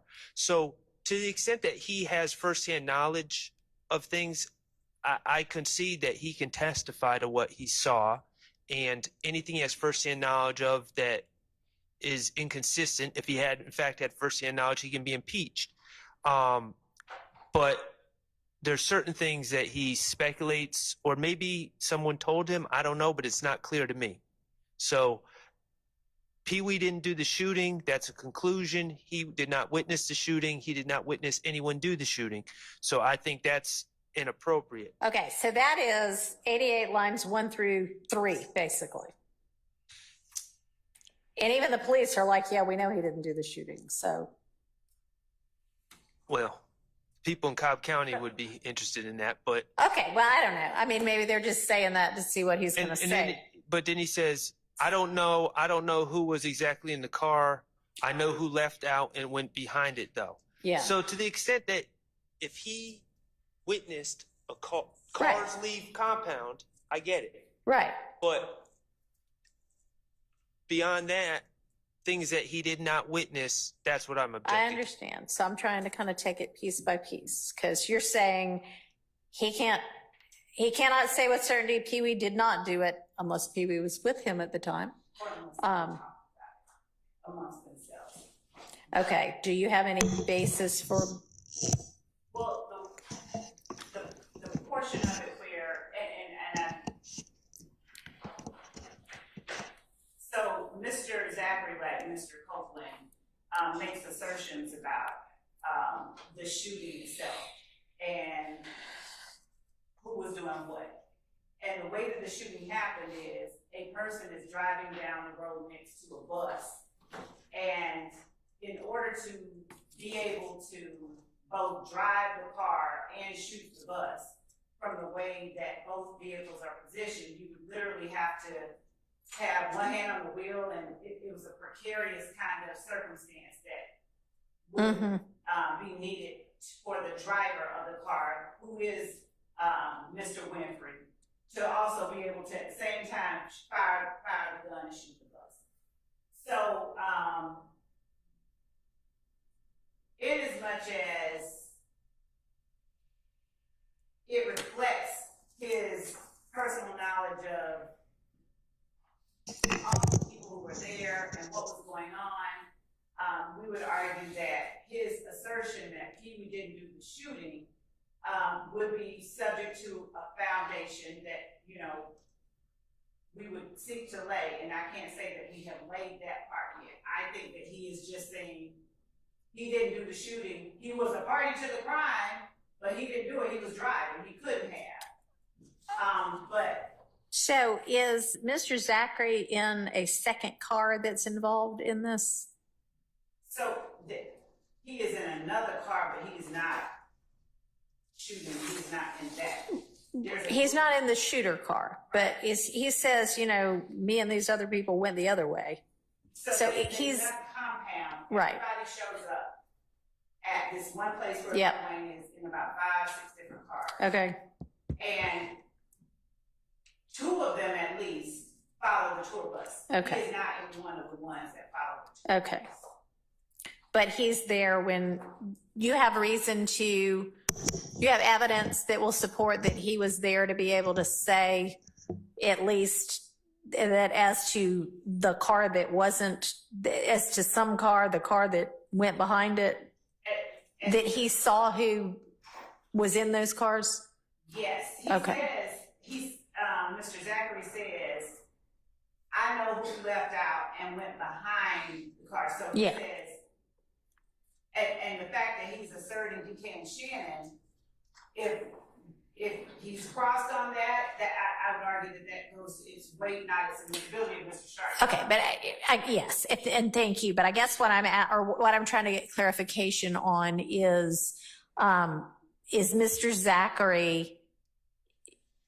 It sounds like from what he's saying is he's there when everybody kind of goes in whatever direction they're going, and you're saying that that's his basis of knowledge for who's in what car, right? Yes. Okay.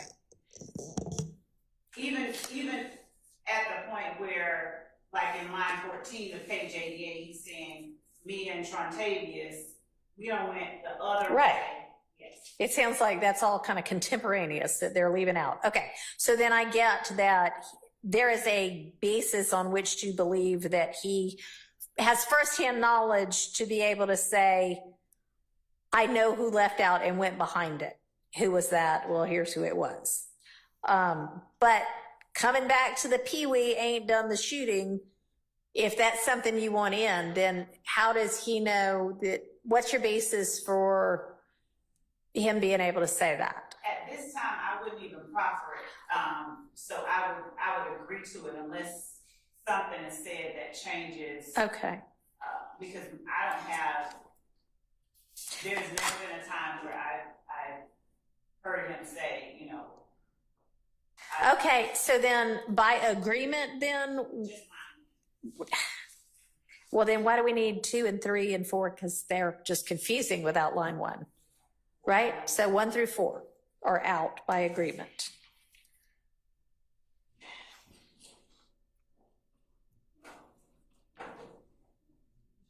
So then 5 through 13, well, 5 through, how about? But 5. How about that? I mean, the 5 through 9, I see as kind of one little answer that he seems to be able to know. They say truth was with them. Well, and then what about that part? I don't mind 12 through 13 coming out. Okay.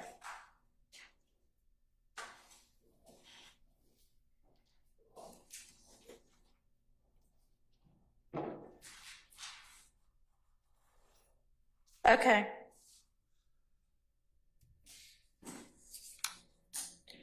So we're at, the next one is 90, page 90, 11, page 90, line 11 through 90, line 14. Correct.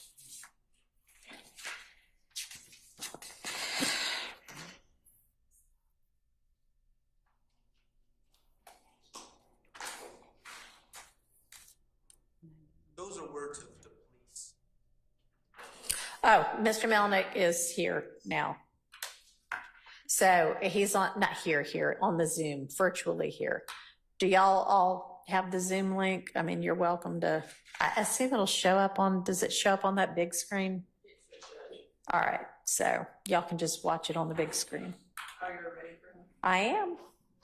I think, I say yes, and yet I think I need to probably turn my camera on. There we go.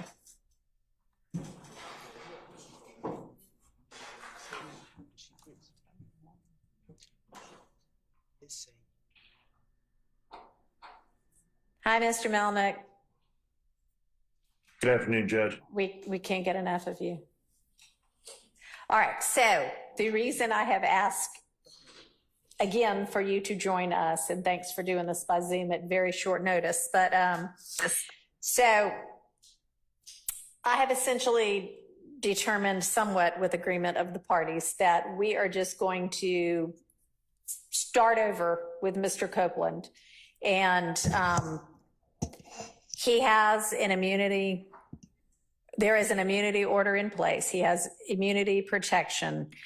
And I plan to bring him in and find out what he wants to do. And I would like for him to be counseled. And I just had him in here a couple of hours ago and asked him if he had an attorney. And he seems to think that you are his attorney still. And so I'm checking in with you to find out whether that is the fact, either still or again, whether you're going to be representing him, because I'm looking for somebody to just ensure that he is properly advised of what the immunity order means, what he could face contempt-wise, what perjury means, what inconsistent statement means, you know, the typical things you would want to advise your client who's going to be a witness in a criminal case. Sure. So I've talked to him about all that stuff. Okay. And so are you his attorney currently? I am his attorney. Yes. Okay. All right, so, and you're representing that you have in fact already advised him of all of those things? Yes. Okay. All right, so I would propose to, unless he just wants to come back this afternoon. I mean, I did think I told him to be available maybe 3-ish. But if you want to be with us by Zoom, but are you available tomorrow to be here in person if we can have him here in person? That way, if he does have questions as anything's going along, and we're not going to take testimony, I just want to find out tomorrow, does he have any questions? Make sure we clear up a few things and then, you know, find out what his intent is as to whether he's going to testify in this trial or not. We're just essentially going to wipe all of what he already testified to and start over. Your Honor. He could be there right now. Okay. Oh, he's here right now. Okay. Apparently he's outside. Yeah. So do you want to just stand by with us? And if he has any questions? Sure. Okay. And Your Honor, before he's brought in, yeah, I would object to him being asked at this. I'm gonna just talk loud. Your Honor, I would object under all of the circumstances for a number of reasons to him being asked at this point whether or not he is going to testify. There have been so he's made statements. Obviously, the state has brought him in as their witness to proper testimony against people in the courtroom. Mm-hmm. And he's made representations, true or false, he's made them regarding concerns that he has. He's made them in previous interviews with investigators, not just here. Okay. So, Your Honor, in the interest of not having sort of the opposite effect on him, and I'm not suggesting the court would, I'm just suggesting that perhaps asking him at this point might have a When do you propose I ask him? Because if you're, I don't know exactly what you are suggesting, and I could be entirely off, but if you're suggesting that he has, are you suggesting he has safety concerns? Well, he has made statements about people being willing to have him killed. Okay. All right. Well, to the extent that those might be any of the people currently on trial, he is at some point going to have to sit in this witness box and say, with all of the defendants present, yes, I am going to testify because y'all are forcing me to because of the immunity order, or I do not care, throw me in jail, you know, essentially. So that's going to have to be in open court in front of everybody. So if that's your objection, it was just the timing of it. So would you rather I do it Friday? I mean, what I don't understand what it is you want me to do. It was a preference, but I'm going to, of course, defer to the court. It's just, you know, as I work through everything that I know has taken place, I'm just trying to make certain that, you know, the interests of everybody are protected. Okay, I'm not trying to create a. No, I understand, and I mean I'm just not sure what else. I can do it at a later time, but I don't know what that gets us really, other than more uncertainty. And I also realize he may say one thing right now and then another thing right before he is brought out in front of a jury. You know, I don't know. We can still check with him again because we are not at this point having a jury in here tomorrow. So at the point when we get to a jury, if we get to a jury again, then I can ask him again to make sure. I think that would probably be advisable, but everybody's here right now. So I would propose that we do this kind of right now. But before I bring him in, does anybody have anything they want to make sure I make clear with him? Not for me, Judge. Okay. So, Mr. Melnick, you weren't here when we had our discussions about what was the outer limit of how long the court could hold him if he chooses not to testify. And it is my belief that the longest he could be held would on contempt would be through the end of this trial. So if you need further discussions with him, let me know that. I don't think so, Judge. Okay. All right. And Your Honor, and I know Mr. Melnick obviously knows how to do his job, but he wasn't, and I don't know how much he's reviewed the transcript. Let me actually ask him, have you reviewed that transcript of the June 10th ex parte? Mostly. I haven't. I can't say I've sat and studied every single word of it, but I've mostly reviewed it. Yeah. So, I mean, the defense believes, and I don't necessarily disagree, that there, in addition to a different interpretation of how long he could be held, there is currently a different interpretation of the correctness of the advice about statutes of limitation.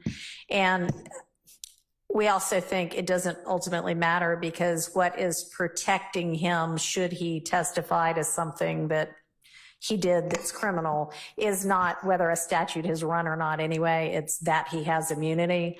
But it's possible that a couple of, every statute that you could be worried about has run is not accurate. So, I think you were aware of where in there they said something about a statute, and you're probably aware that there are things he could still be charged with. And does he understand that not every statute has necessarily run on everything he might be criminally involved in, but it doesn't matter because of this immunity order? Or I don't know whether, go ahead. Yes, Your Honor. Okay. He understands. All right. And then, are you confident that he has a sufficient understanding of what might subject him to a charge of false statements or perjury? Certainly he does. Okay. Anything else y'all can think of on either side of the aisle? Okay. Yes, Judge, can we inquire as to whether or not Mr. Melnick, and I'm sure he has had an opportunity to discuss with him any potential federal ramifications he may have in regards to his testimony here? Okay. And I my interpretation of the immunity order is use and derivative use. But of course, we're not the feds. And Your Honor, the court has every ability to do this, but I would object to counsel for the defense. I've asked them to raise anything that they think we ought to be thinking about. So, I invited them to say that. So I don't know whether you want any additional time, having heard that potential issue, Mr. Melnick. Mr. Copeland and I have had enough time to talk. All right. Okay. Is there a screen where he can actually see Mr. Melnick over there somewhere? Okay. Thank you. All right. Let's go ahead and get Mr. Copeland in.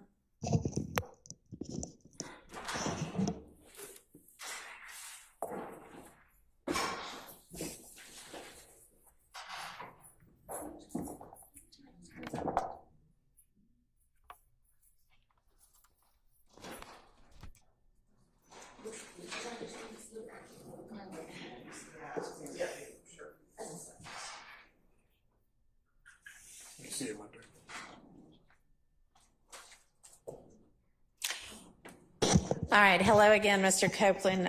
Your attorney, Mr. Melnick, is with us by Zoom right now. You can see him on the video screen and he can see you. If there's any time you want to talk to him privately, let me know that.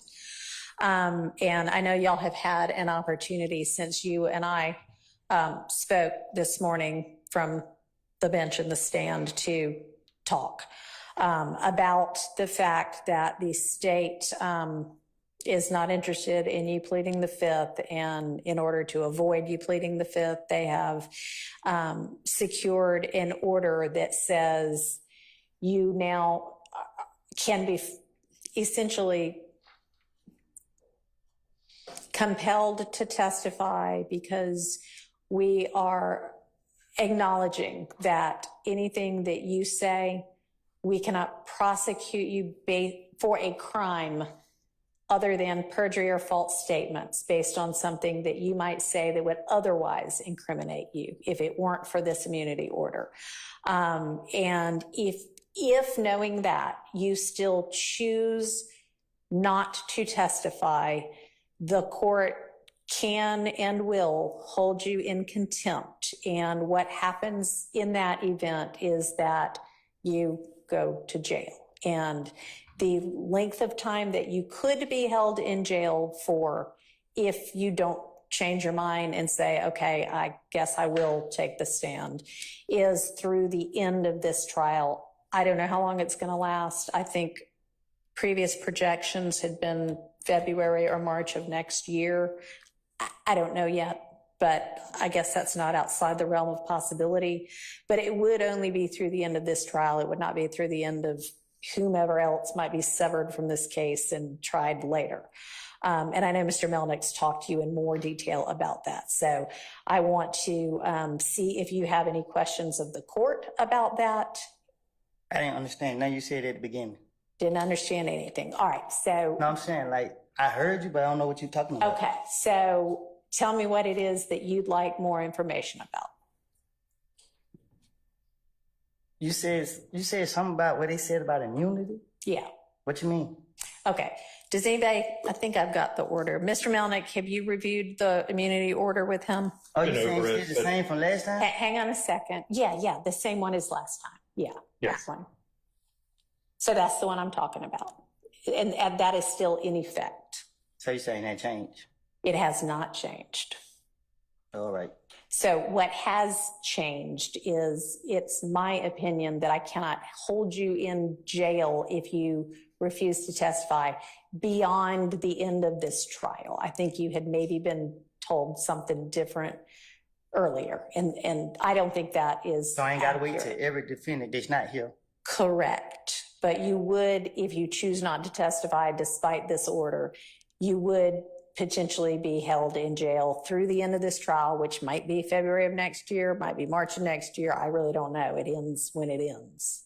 And the state has 100 more witnesses, and I don't know, any defendant might also have witnesses. So it could take a while, but that would be the end of it, would be the end of this trial.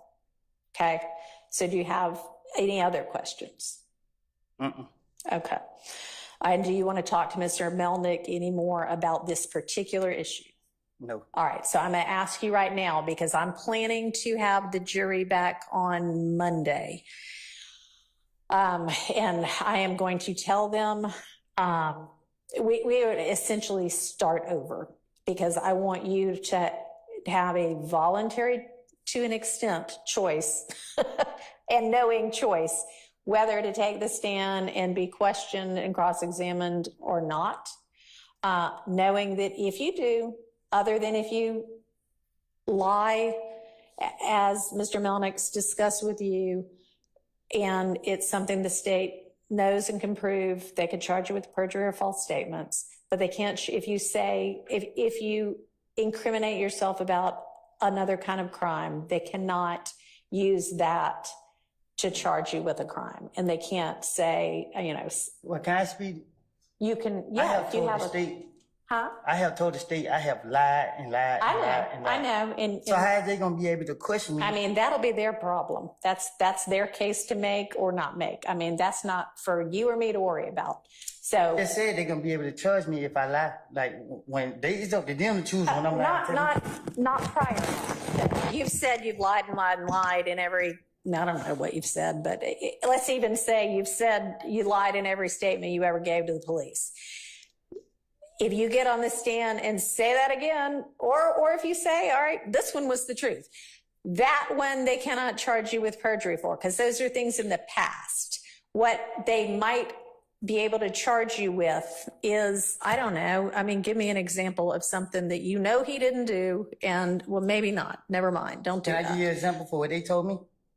Yes. And then I'll see whether that's what I think or not. Yes. So she said that the only reason she won't lock me up, I just want to know if it still applies.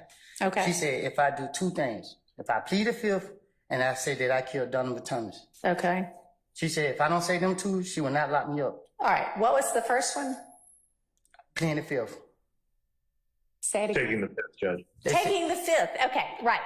And you can no longer, so taking the fifth means I might say something that gets me in criminal trouble. I might give you evidence against me that you could then use against me. That's what it means to take the fifth, is say, I am not going to give you evidence to use against me to charge me. When they give you that immunity order, immune just basically means we can't do this anymore. It's like if you get an immunization, oh, I'm not going to get the measles now, right? Because I'm immune from it. Because it's like getting you a shot that says, I can admit to a crime on the stand, they can't charge me with it. They have said you no longer have a privilege against self-incrimination because we have committed to not being able to prosecute you, not being able to bring criminal charges against you because of what you say. We cannot take that evidence and use it against you. We can't take that evidence. If you say, well, I committed some crime. Here's what I committed it with. I buried it in the yard. They can't go dig it up in the yard and then say, well, we've got this. They can't use any of that. So that's why taking the fifth at this point would get you in trouble. Being held in contempt is what we so what if they don't have call it. They facts together? Like they saying something that they don't know what they're talking about, and then they ask me about it. They can ask you about anything they want to. If in your answer you admit to a crime, they cannot charge you with that crime. Now, if you admit to a crime and they have evidence that is pretty certain that you did not commit that crime. For instance, somebody gets robbed yesterday and they have proof that you were in Europe yesterday. There's no way you could have committed that crime, but you say, yeah, I committed that crime yesterday. That was here in Atlanta when they know you were in Europe and they got video of you in Europe and you sent a postcard that said, I'm having fun in Europe. That would be proof that you're lying. And so that they could charge you with perjury for, okay? Or false statements for. Okay. Okay? So what I want to know from you is when we have the jury back on Monday and you're still under subpoena, so you're still obligated to come, and I'm asking you now, when they're like, all right, we're calling Kenneth Copeland, are you going to say, okay, ask me what you want to ask me. I'll tell you whatever I'm going to tell you. Or are you going to say, nope, I don't care if you throw me in jail. I'm not saying a word. I am not getting on the stand. It depends on how I wake up. Okay. All right. Well, then we will just revisit it on Monday morning. So plan to be here at 8:45 on Monday morning. You're free to go for now.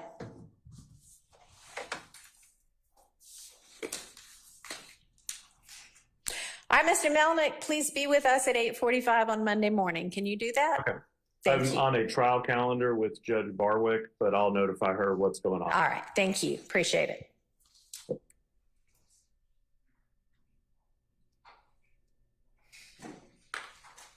All right. So there we have our answer to the extent we have an answer. We will revisit this on Monday morning, which is, by the way, when I plan to have the jury back. And we at least, I have some degree of confidence that he understands what his choices are and what his consequences are. Okay, back to Mr. Zachary's testimony. Everybody good? I mean, I know we just took a break. Anybody need a break before we dive back in again? Yes, all right. I didn't take a break before, so I could use one now. Let's take 10 minutes. Be back at 5 after 3.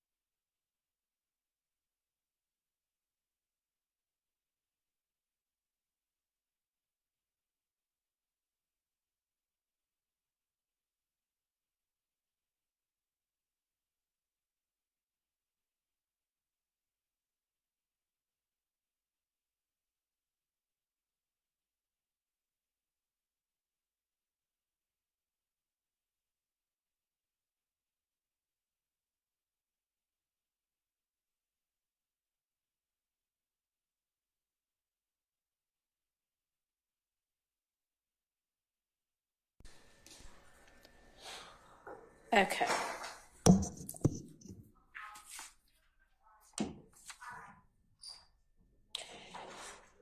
All right, so I think we are on page 90, lines 11 through 14. Okay.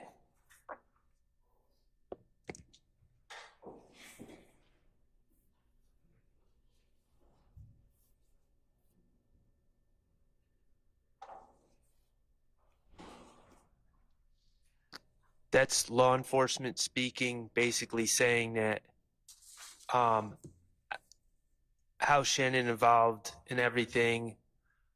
So when they hear his beef, it's almost like call Shannon. That's the detective. Mm-hmm. And then the other detective follows it up with Shannon, the shooter. Yeah. Now, I will say on page 90, line 14, I should add this. I've reviewed all these statements and I've written notes where I feel that the transcript is insufficient. And my notes I have on 90, line 14, Underwood, Investigator Underwood says Shannon the shooter. And then Dennis says because, and then Underwood says Shannon the shooter again. Okay. So that's my objection, is the police labeling my client the shooter. Well, the answer is good for your client. I understand that, but I just... But yeah. All right. What does the state say? Your Honor, it's a question. It's not an assertion. They're asking is Shannon the shooter, and the inflection given by any person repeating it wouldn't do as much justice as listening to it. Well, I will happily listen to that as well.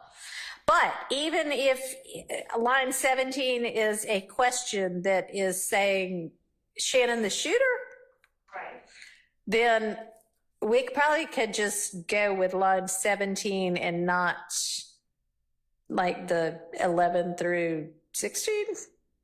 So what do you think? So 11 through 13, we would object to being excluded because that's Detective Dennis asking of Mr. Zachary something about one of the defendants currently on trial based on Mr. Zachary's relationship with him and affiliation with him.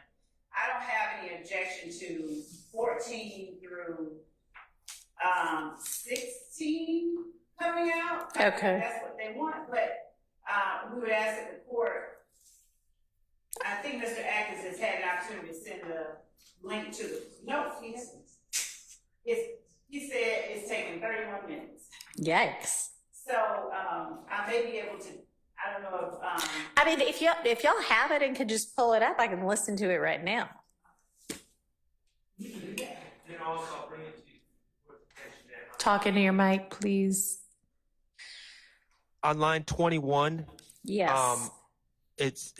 Investigator Dennis, my notes say, where it says indiscernible, it says about that action. About that action? Yes. Okay. Speaking of Shannon. Let me ask y'all, are y'all actually providing a transcript to the jury when you play these statements? I believe we may have done it once, not with everyone, but I did intend that we clean up the ones that we have and provide a copy to the defense and see if they disagree with any cleanups and allow the jury to use the transcripts because they tend to prove helpful, but that we hadn't gotten to the cleanup part yet. We haven't cleaned it up entirely, and sometimes if the defense has a transcript they'd like us to use and like us to use, we welcome that as well, but right now we're just using it. Okay.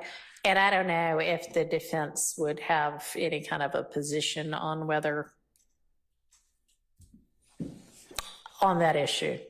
There's a lot of issues with these transcripts, a whole lot, and just in all honesty, Your Honor, I don't see how we could agree to a transcript without all of us just sitting in here and going through with a fine-tooth comb. No, I agree, and it may come to that, but it may be, a lot of times, I think when audio video is played, at least in my courtroom upstairs, there are a lot of times when it's hard to hear. It's kind of like muffly. Even if I take it in my office and listen on my computer and I can hear it crystal clear, for whatever reason, once it gets out here and gets played through, whatever, it's not as clear. Now, maybe down here in 1C, it's a better audio video system and everything's been clear. But I guess if it comes to it, we'll sort it out then. But Judge, I can, on behalf of Mr. Williams, I can tell you at this point that we're going to object. Like I hear this voice who is talking. All right. It's God. No, I can tell you now that on behalf of Mr. Williams, we're going to object to the jury being provided any transcripts. All right. Based on everything that's happened so far. What would the basis of your objection be? It's been our experience thus far that we just have significant disagreement with the state on the transcripts that they've provided thus far. Okay. And we think, quite frankly, it's better for the jury to make their own determination about what's being said. Okay. All right. Well, and I mean, it just may be that as we go on, if and when one day this trial wraps and a jury is deliberating, they may want to hear a whole lot over again, and we'll just all have to sit here and listen to it too. So y'all know that, and if that's what happens, that's what happens. And Your Honor, we would also posit that there is the instruction that the court could give the jury about the transcripts not being evidence, and that they are indeed supposed to listen and take what they hear versus what's written on the piece of paper as evidence. Yeah, I mean, so I just was raising that to find out, had y'all already come to any kind of an agreement? What was the practice here with this trial?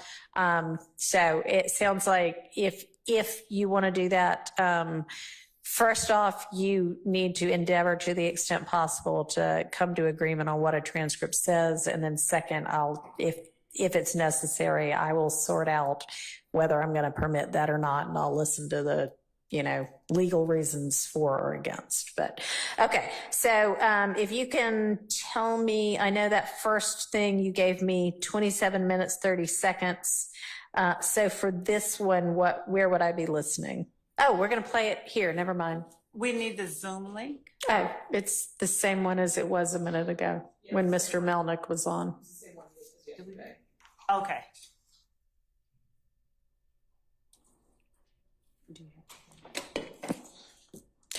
And for this, because the only sound appears to be coming out of those two little strange white speakers, can y'all turn one my way? And I think that may be the subject or the reason for the squelch, but I'm not going to be able to hear it otherwise, unless somebody wants to come up with a little speaker that I can have up here with me.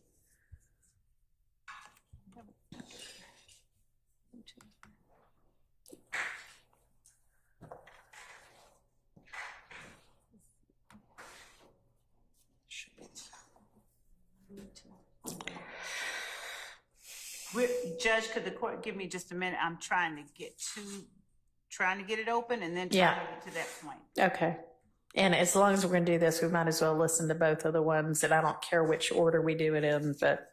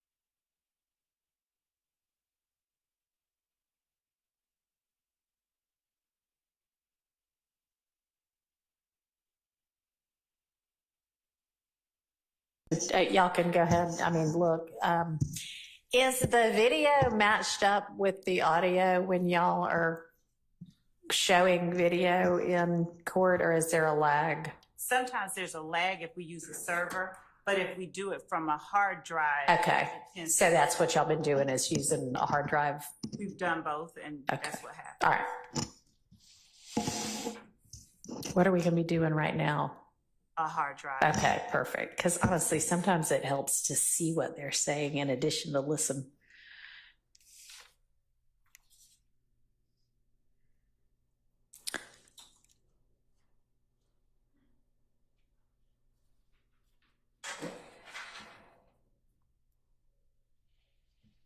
Where is this? Where is this transcript?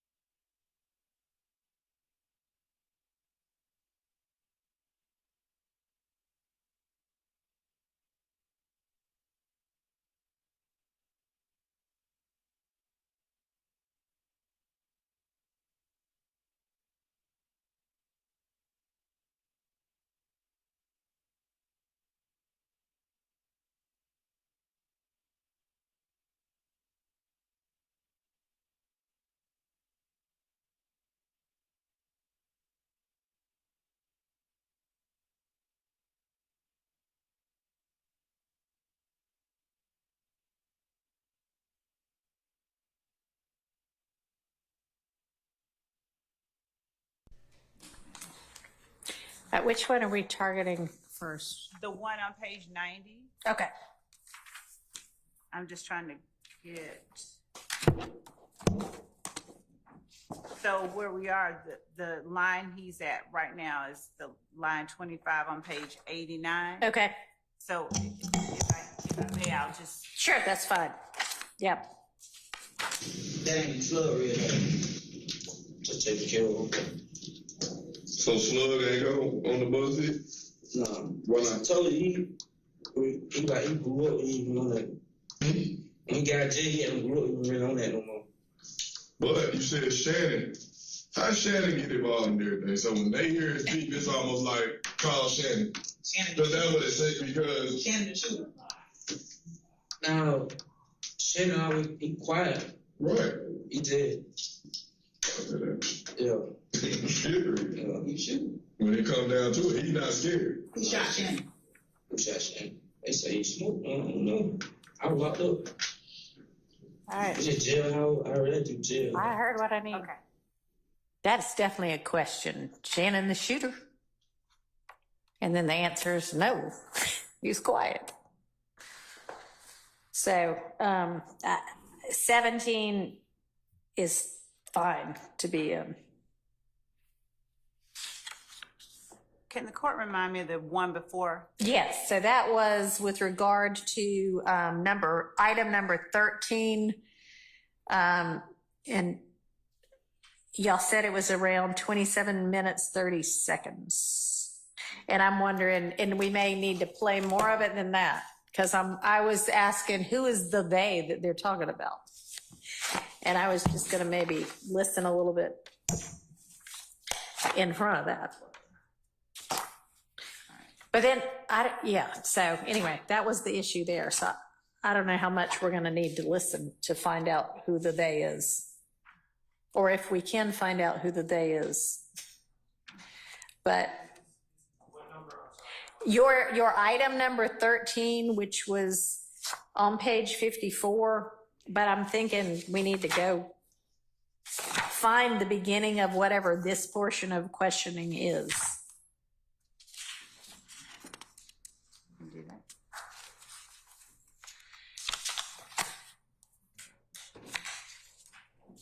There's a whole lot of days in here. I think that it would be helpful for the court to just have the whole listen from the beginning. That's fine. I'll do that. That'll be my homework. Does the court have, or Ms. Percival, have a thumb drive? Because I can easily just copy it onto that thumb drive. That's probably the easiest thing to do. Probably not here, but definitely in my actual chambers. We've got one. Maybe Miss Bugs could bring us one down before we finish for the day. Okay. All right. So I think that answers our on our number 25, which was page 90. We were gonna, by agreement, strike 14, 15, and 16, because you can't hear what they're saying anyway. But leave in, not by agreement, leave in 17 and 18.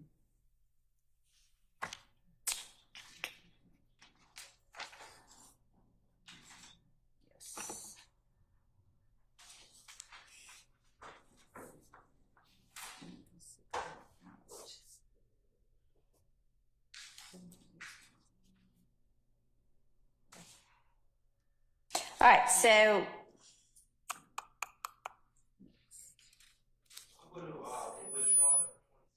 okay.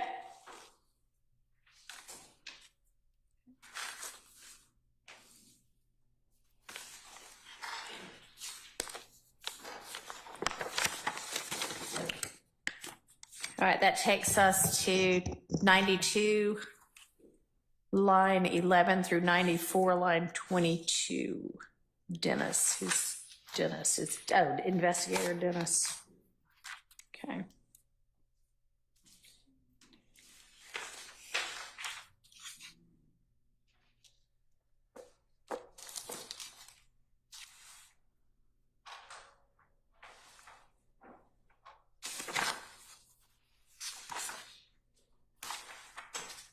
So.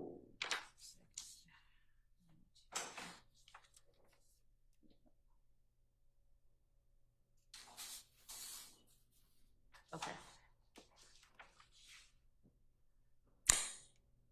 So it's not the entirety of 92. That's just to give me context. Is it is it 93 line 21 where the real objection starts?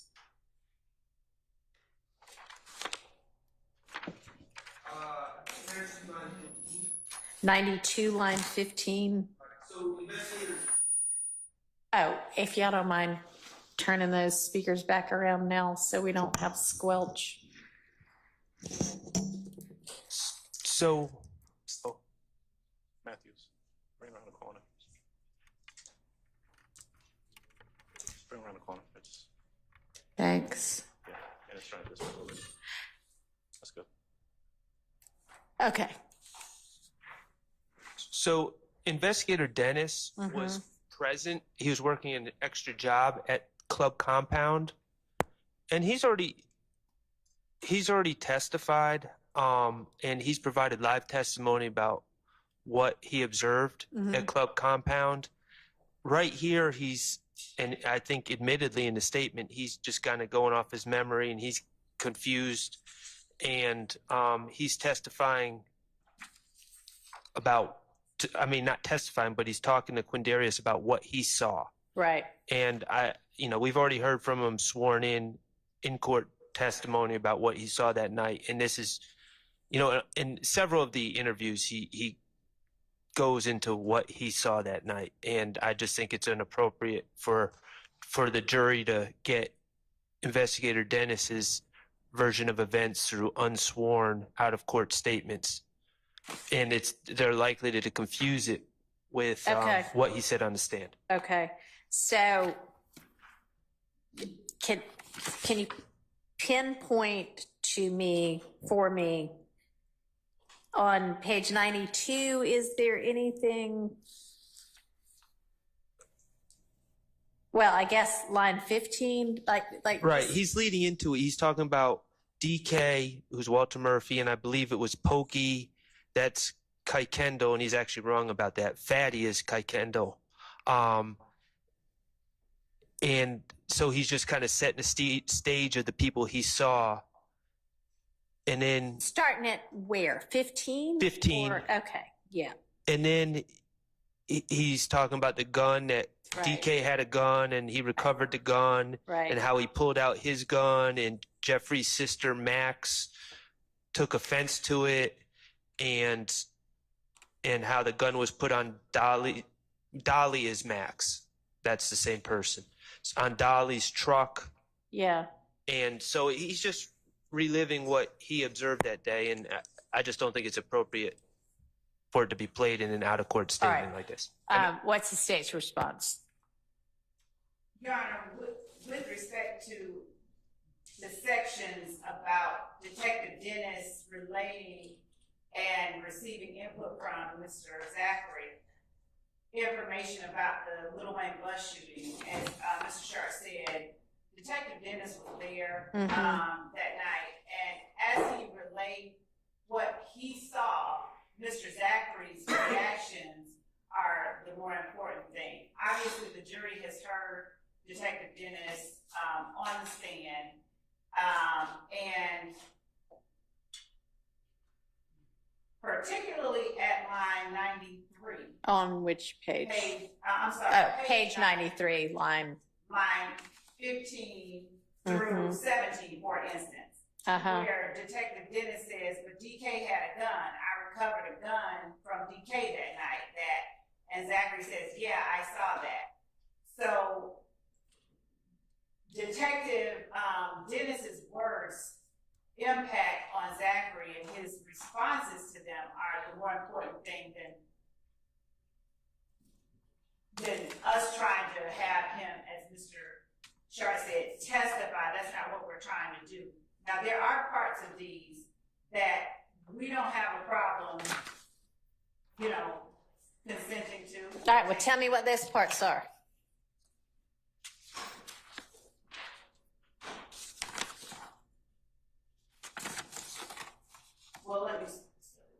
Or the opposite. Tell me what parts you really maintain you want / need / believe you're entitled to get in.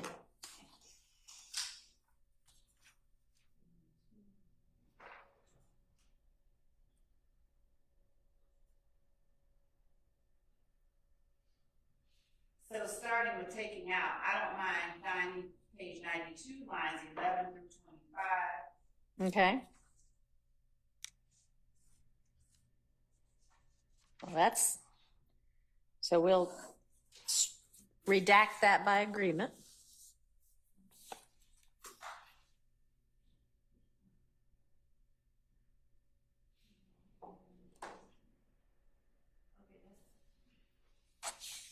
And I'm sorry, I missed what the court said. I said we'll redact that by agreement. Page 93.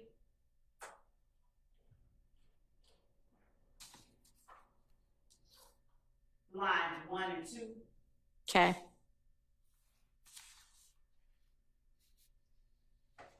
We would object to page 93,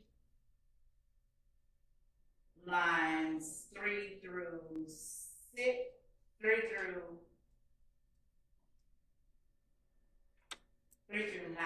Okay, so that you believe should be in. Yes. All right. And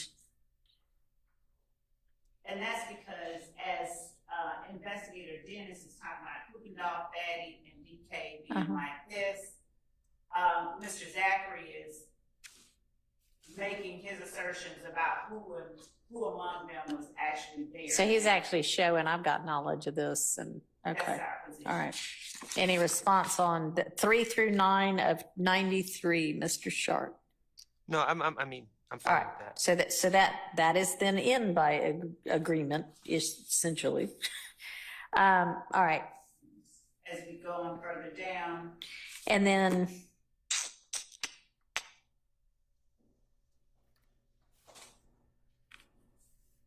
I have no objection to 19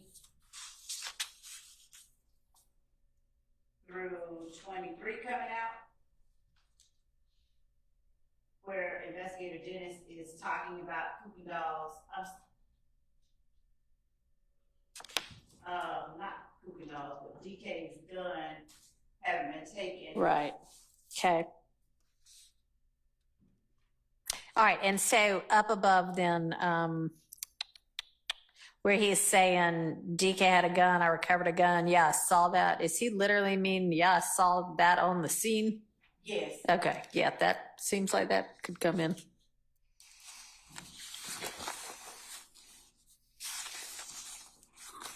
All right.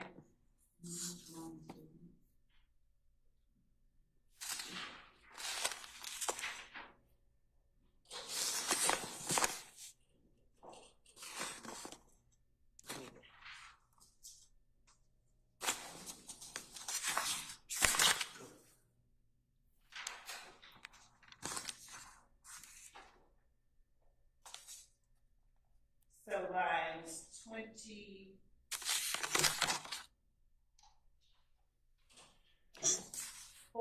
Mm-hmm. And 25 on 93 lead into page 94,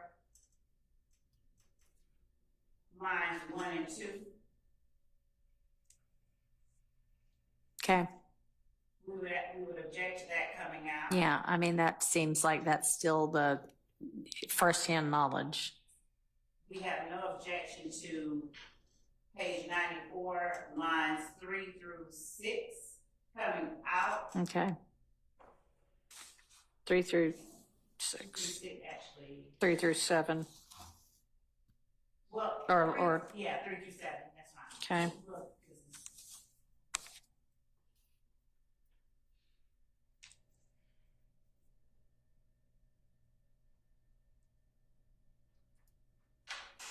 Lines 8 through 10.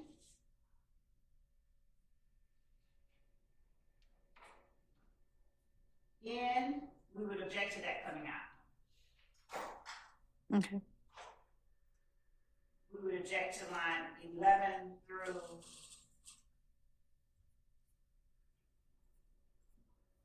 18 coming out.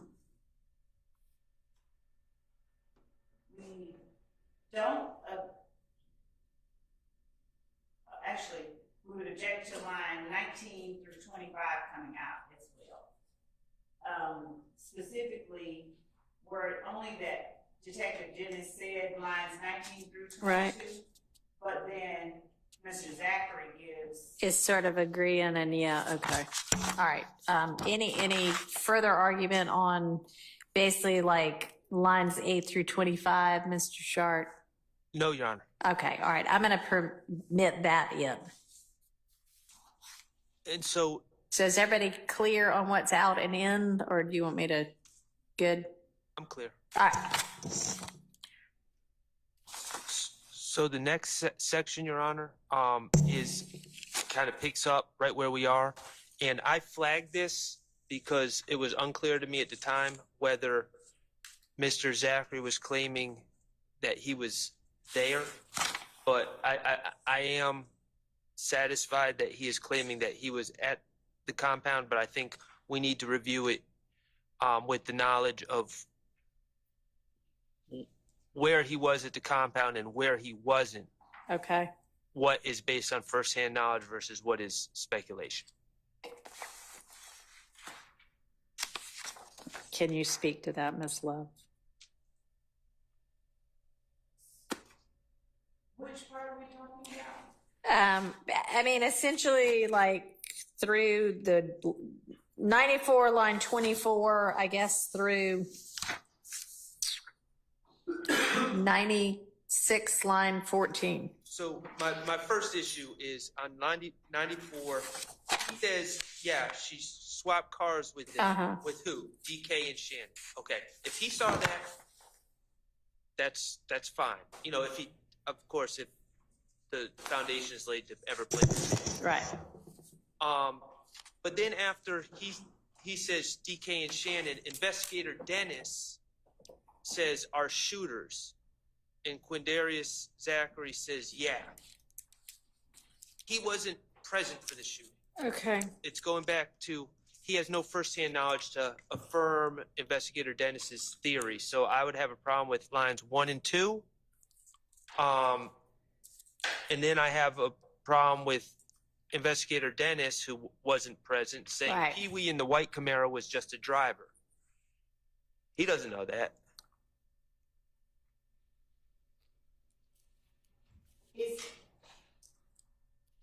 So I'm going to start out 95, 1 through 4. Okay.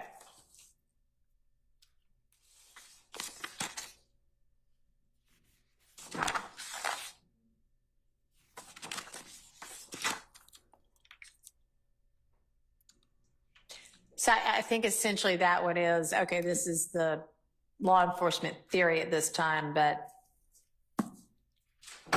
So we're starting on 95, lines 1 through 4. Or, yeah.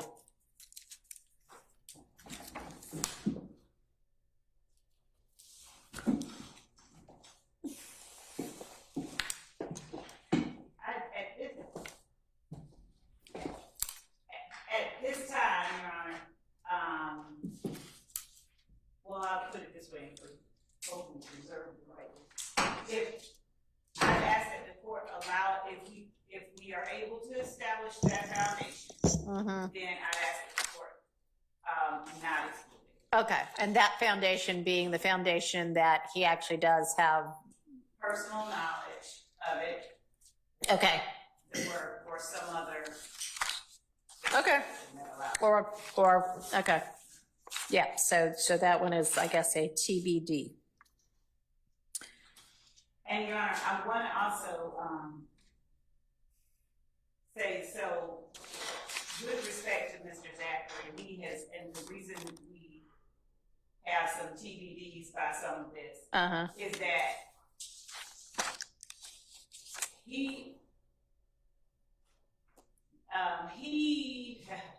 he has not been the most cooperative person. And I would leave it. Okay. All right. So we'll just see on that. I understand the objection. I understand that it can't actually quite be answered yet. There's a foundational issue. We'll just have to see. Okay. So then we've got, I guess, what? 6 through 14.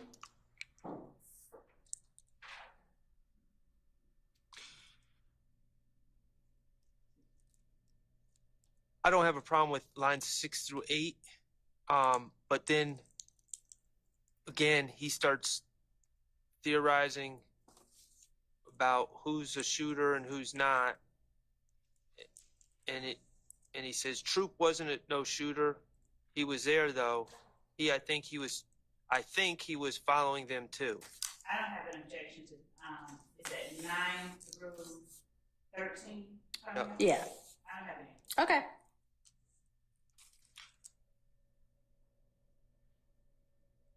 And then I have a problem with 14 through 22. 14 through 25, really.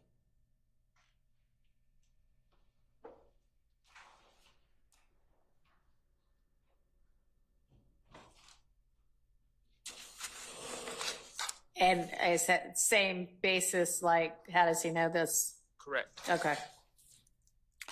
Is that also by necessity TBD based on your frustration with your witness? Okay.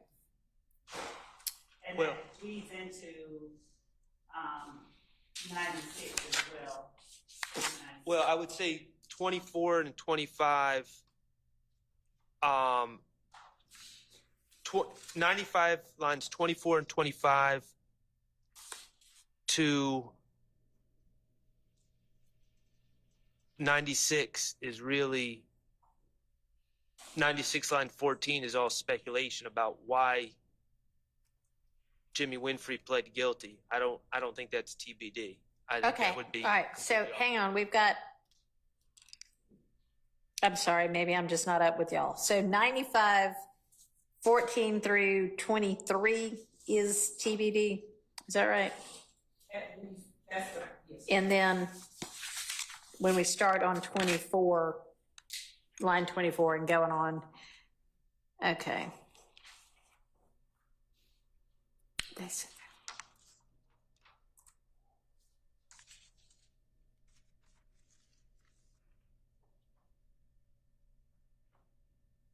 Yeah. I mean, so the objection is on page 96, what, lines? I don't have an objection to 96. 95 line 24 to 96 line 14. I don't have an objection to that. Okay, out by agreement.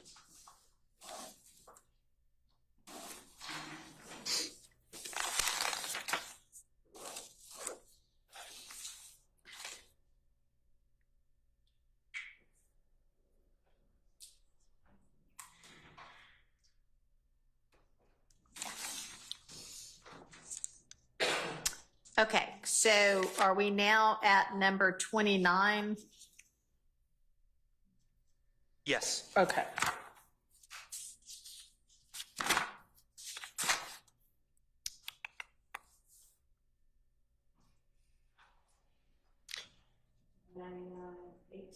Uh-huh.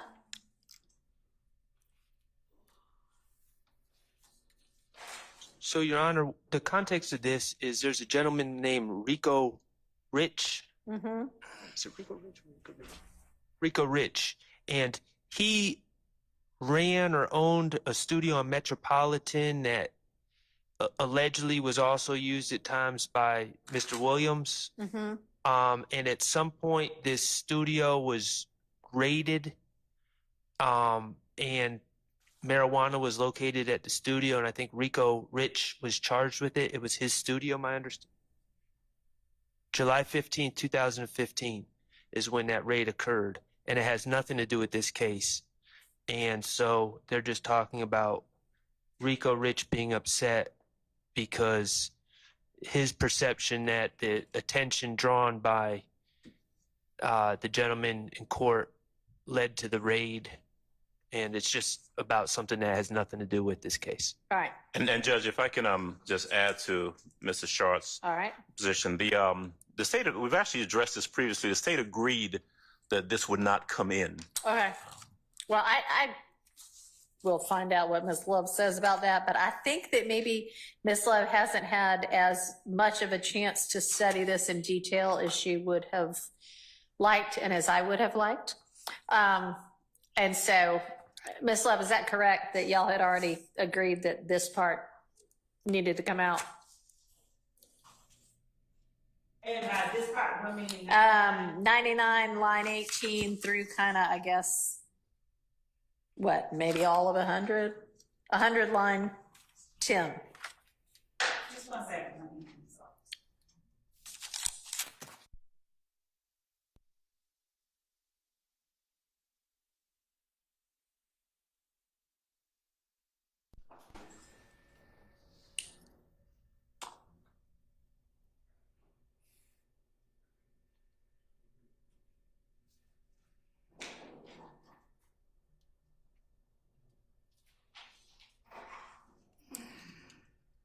So I don't have an objection. Okay. Page 99, lines 18 through 23. And I don't have an objection with that. Okay. It continues on to page 100. Yeah, go on to the next page through about line 10. It seems to be the same topic.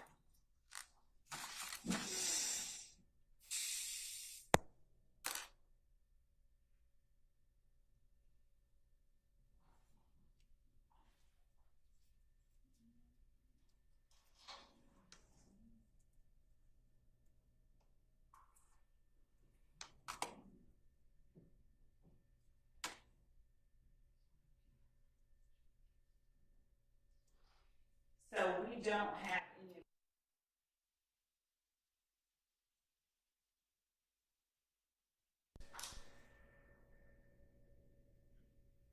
Frankly, 14, I think, or 15.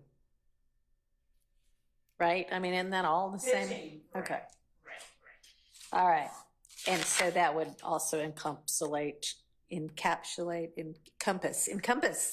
99, line 24, which I think we accidentally left out of there. So, all right, by agreement, all the way through 100, line 15.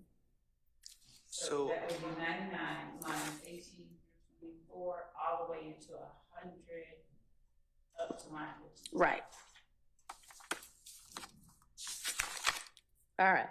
Now, Your Honor, if I could go off the list for a second, I believe Sure. one of my co-counsel has a objection to page 100, line 20 to 101, line 5.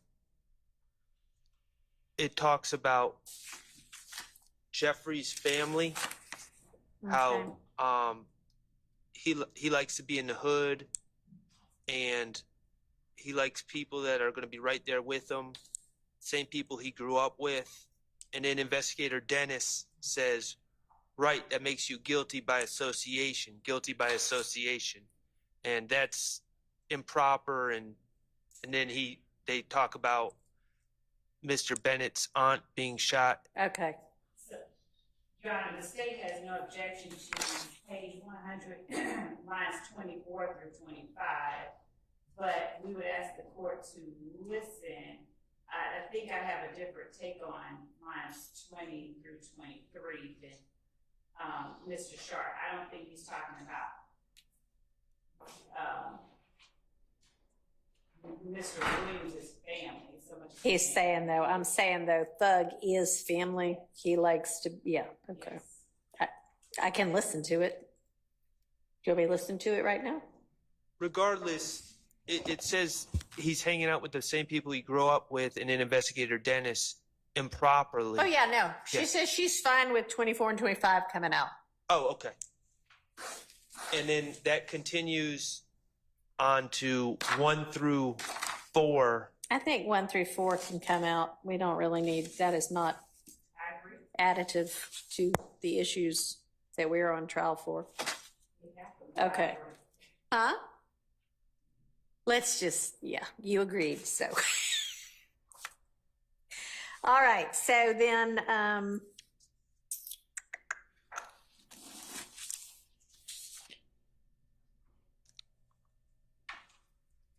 so 100 line 24 through 101 line 4 are out by agreement.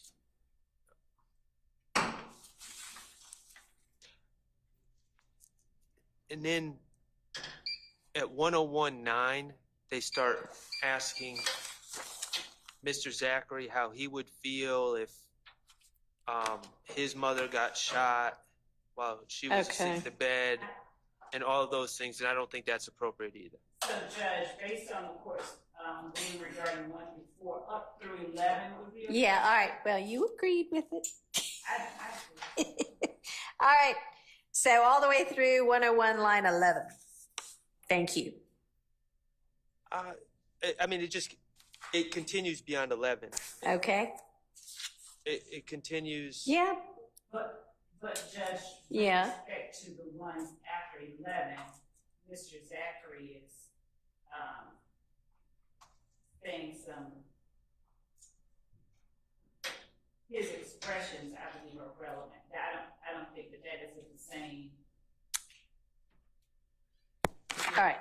As 1 through 11. And when you say his expressions, then you mean like facial expressions when he's talking, or what do you mean? What he expresses. They just shot up my cousin's house.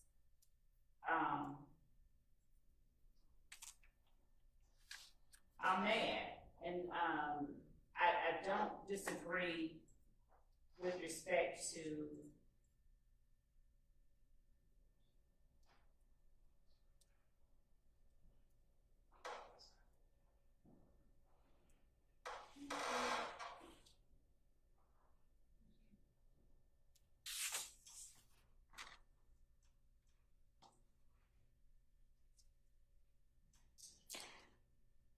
Yeah, I think it goes to line 20. I don't mind all of that up to Okay, so now we're to 101 line 20 out by agreement. Judge, if I may, the conversation continues on. It's this well beyond 101. I don't think reference to that incident ends until we get to page 102.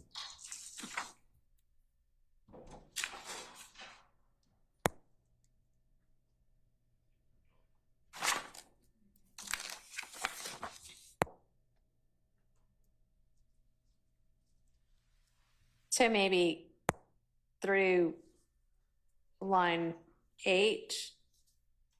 I was thinking 18. Or 19. Yes. Okay.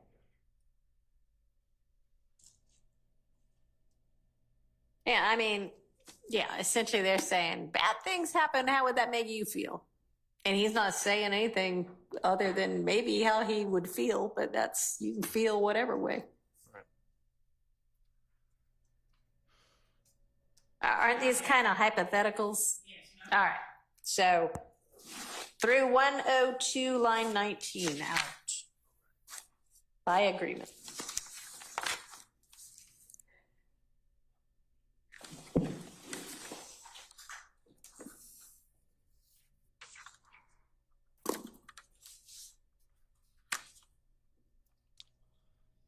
Now the next section.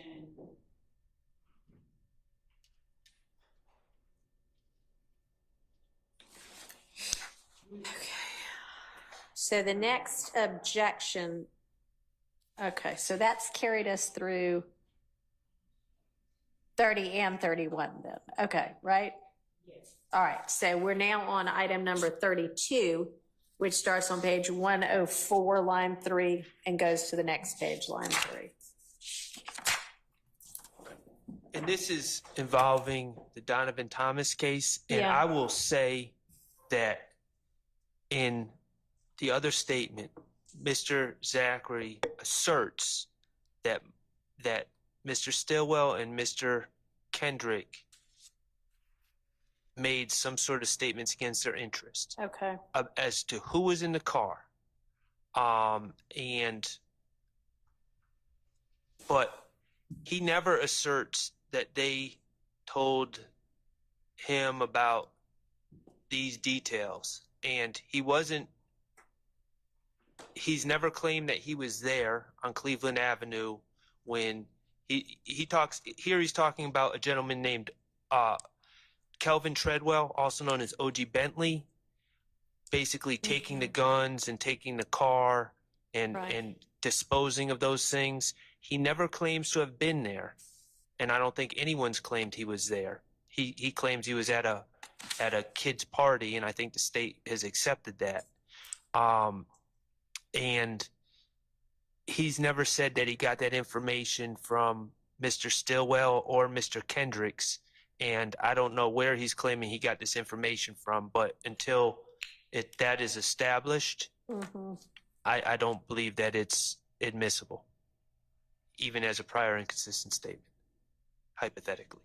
So, Judge, what Mr. Zachary said in his prior statement is that he got that information from two of the defendants on trial now, following the shooting at one point the night of at Mr. Williams' condo, and I believe the next one on the way to Miami. My memory may be a little bit fuzzy on that, but because he corrects one of the detectives when they're saying, so both of them told you at the condo, and he says, no, one told me at the condo, the other told me on the way to Miami. Okay. So our argument is that his recitation of what happened would have come from, he wasn't there, we've never said he was, would have come from the same place that he was made privy to the statements that we caught nuts down at, which was at the condo, on their way to Miami, because they were together. And by they, I mean various members of YSL. They didn't all go in one car together down there, but they traveled to Miami in the days after the murder. So Okay, but this is about Bentley's potential involvement in getting rid of the guns? Is that right? So O.G. Bentley is alleged to have, yes, Okay. gotten rid of the guns after the murder. Okay. And our argument would be that Mr. Zachary would not have, he's not the only one that says that. They wouldn't, this collective knowledge wouldn't exist but for his involvement in the gang itself. So this is another spot where I would say, where I would object to it coming out. But of course, I'm going to follow whatever ruling the court makes. All right. And I just want to be clear. I actually agree with Ms. Love's recitation of facts to the extent that he said that he got certain information from those individuals, Right. but it's not this information. Yeah, I mean, it does seem like, I mean, he could legitimately have gotten the information about two other people saying they're involved, and that's one thing, and that's not what this is about. This is about what was O.G. Bentley's involvement, and did he, get and hide guns? And literally, even on 104, like towards the bottom, and they're asking about, they gave him the guns, he's like, that's what I hear. He doesn't even seem to be saying, hey, I know this from one of my in-gang sources. He's just like, oh, I don't know. In the 2015 interview, a little bit more detailed and a little bit more explicit. He references it. So at the very least, I think it. All right. So how about if you can point me specifically to where in the 2015 thing it shows that he actually has the legit knowledge of this, then I'll reconsider it. Okay. Okay? All right. So I'm just gonna put, okay, contingent on. Yes.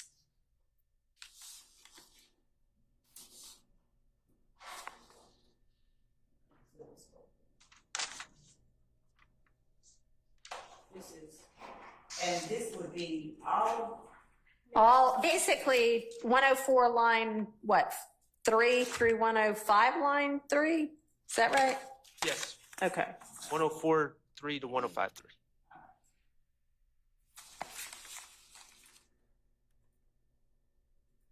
All right.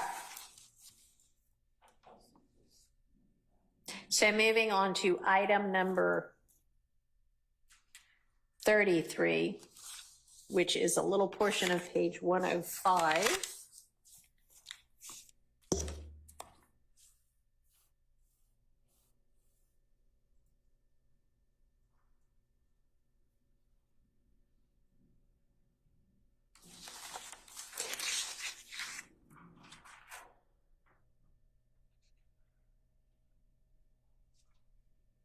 So the state has no objection to 11 through 14 coming out. All right.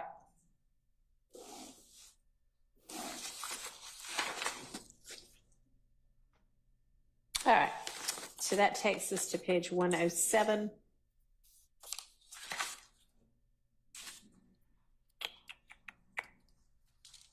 Our first. I'm gonna withdraw that one. 34. Yes. Okay. And how about 35? We're still gonna sort out. 35. Yes. Item number 35, which is 107 line 23 through 108 line 1. I didn't remember talking about that one. Well, it's in your list. No, you said we're still gonna. No, I'm asking you. Oh, yes. So yes. that's what we're moving to next, right? Yes. Okay. Sorry. I thought like, you were wait a saying minute. we had already discussed it. I got it. No. Okay. All right. 107 line 23.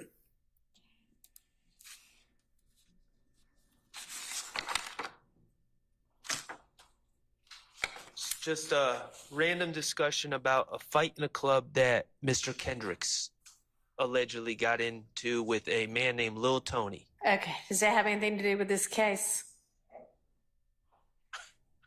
What did he have?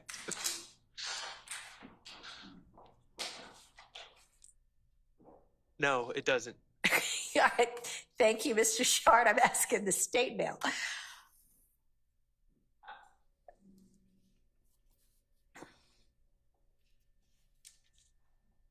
So actually, Judge, going back to 106. Okay.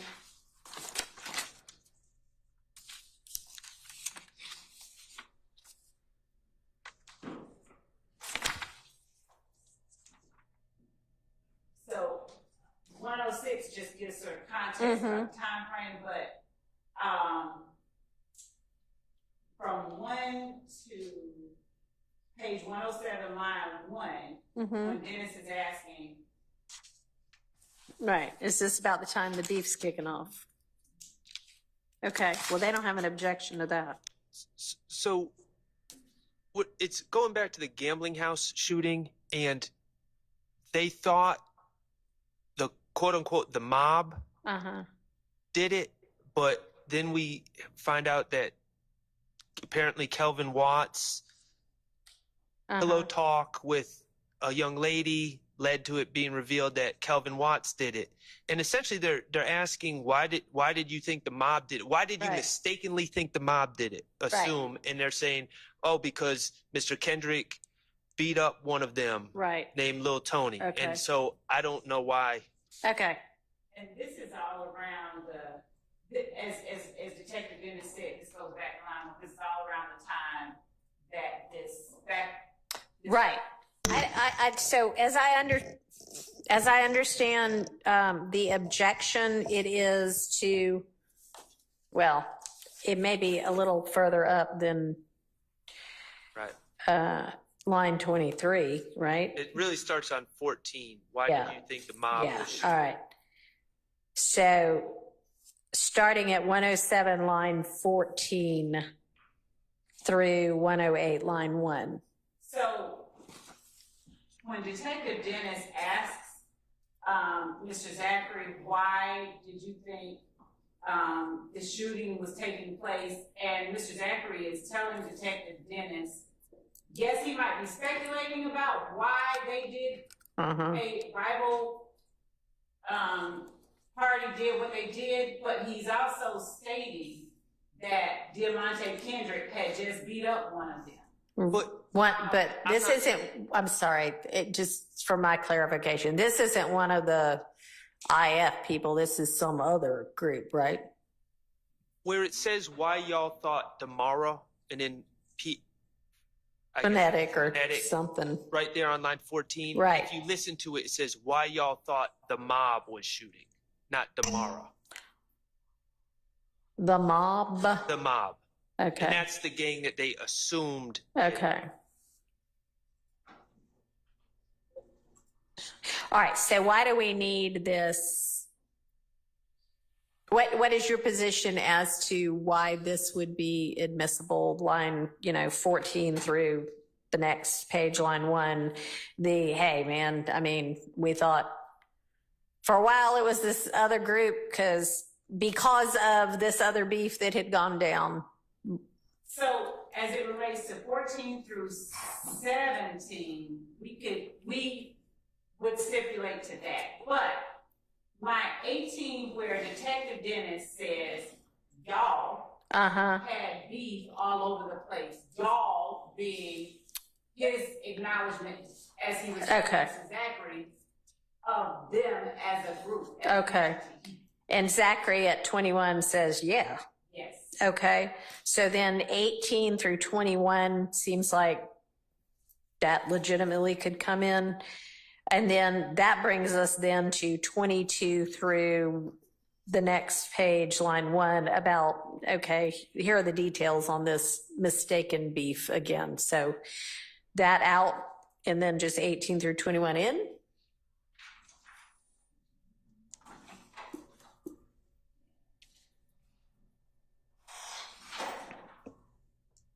Because it seems like 20, you're okay with that? So I don't have a problem with, you're saying 23? 22, yeah. Well, actually through the next one line on the next page. Correct. Okay, so thank you.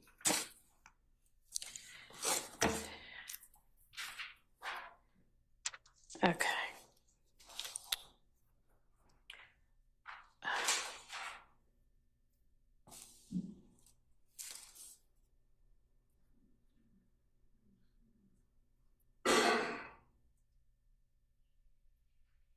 Are we at 109:23 now? Yes. Can we go through the exact? Yes, so on the ones that I just said, okay, so if we go back to page 107, 1 through 13 are in without any objection. 14 through 17 are out by agreement. 18 through 21 are in over objection. No, was there an objection to that, Mr. Short? 18 through 21? No. Okay, are in because there's no dispute about it. And then 22 through 108, line 1 are out by agreement. All right. And then we're moving to line 23. Yes.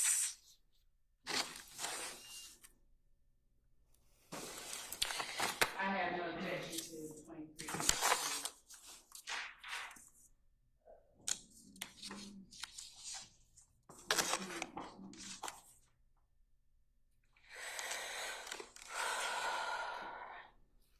I have no objection to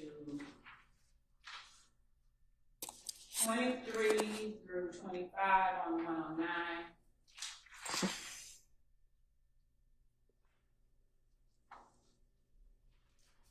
And 1 through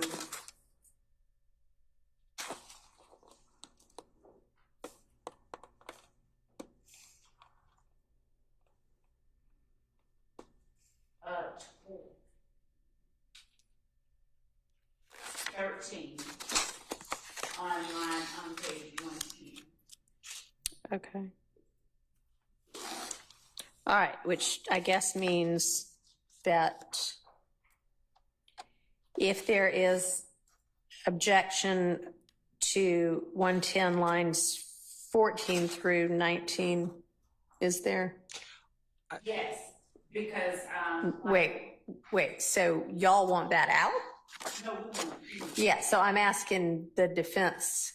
Well, if 14 through 19 is played, there's going to be no context to it at all. Because it starts with, they've been shooting at each other for how many damn months? And no one's even going to know. The last time we talked, they were talking about somebody Nut else. and Greedy and Okay. Kel being half brothers. And Right.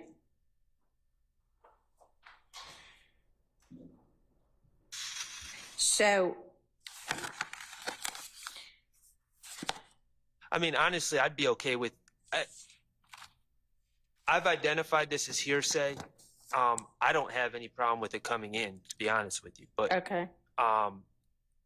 You know, if the state needs to play 14 through 19, I just say play the whole thing and Okay. give context. All right.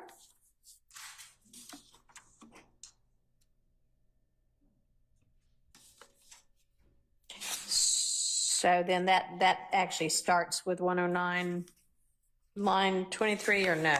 Yes. Okay. All right. So basically they're withdrawing their objection to that.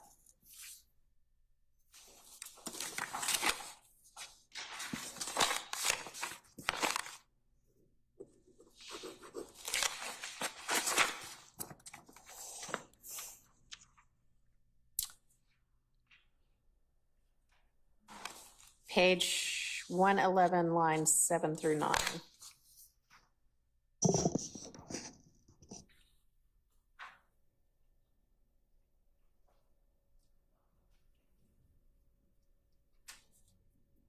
Okay. What does the state say as to that? That Mr. Zachary's response, no, thug just stopped messing with Woody. Uh-huh. And the subsequent lines are important evidence in this case. Obviously, Woody is Mr. Copeland. He's the one on the stand right now. Uh-huh. I can't, you know, I can't. Yeah. No, and he doesn't object to line 10 and 11 and 12. He objects to 7 through 9. 7 through 9 is necessary because they cause the response. That is line 10 through further down. And it is necessary, it is Mr.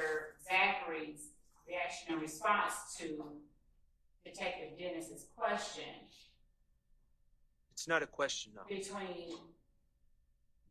Yeah, it is a question. I mean, it might not have a question mark at the end Well, of it says, I mean, word I got is Shannon started putting in more work than Woody. That is a declarative statement, and it gives the impression that other witnesses have told Investigator Dennis that. And that I've never heard someone tell Investigator Dennis that. And even if they had, that needs to be come from the stand. He starts out with how did Shannon. Yeah. So the how did Shannon part's really not a problem. I mean, could you redact out after the dash? How did Shannon? And I know we then don't have the word Woody in there, but Mr. Zachary provides the word Woody. No, thug just stopped messing with Woody. Why don't we just start with line 9, just with why thug start pushing Woody in? That works. Thank you. Thank you. Thank you.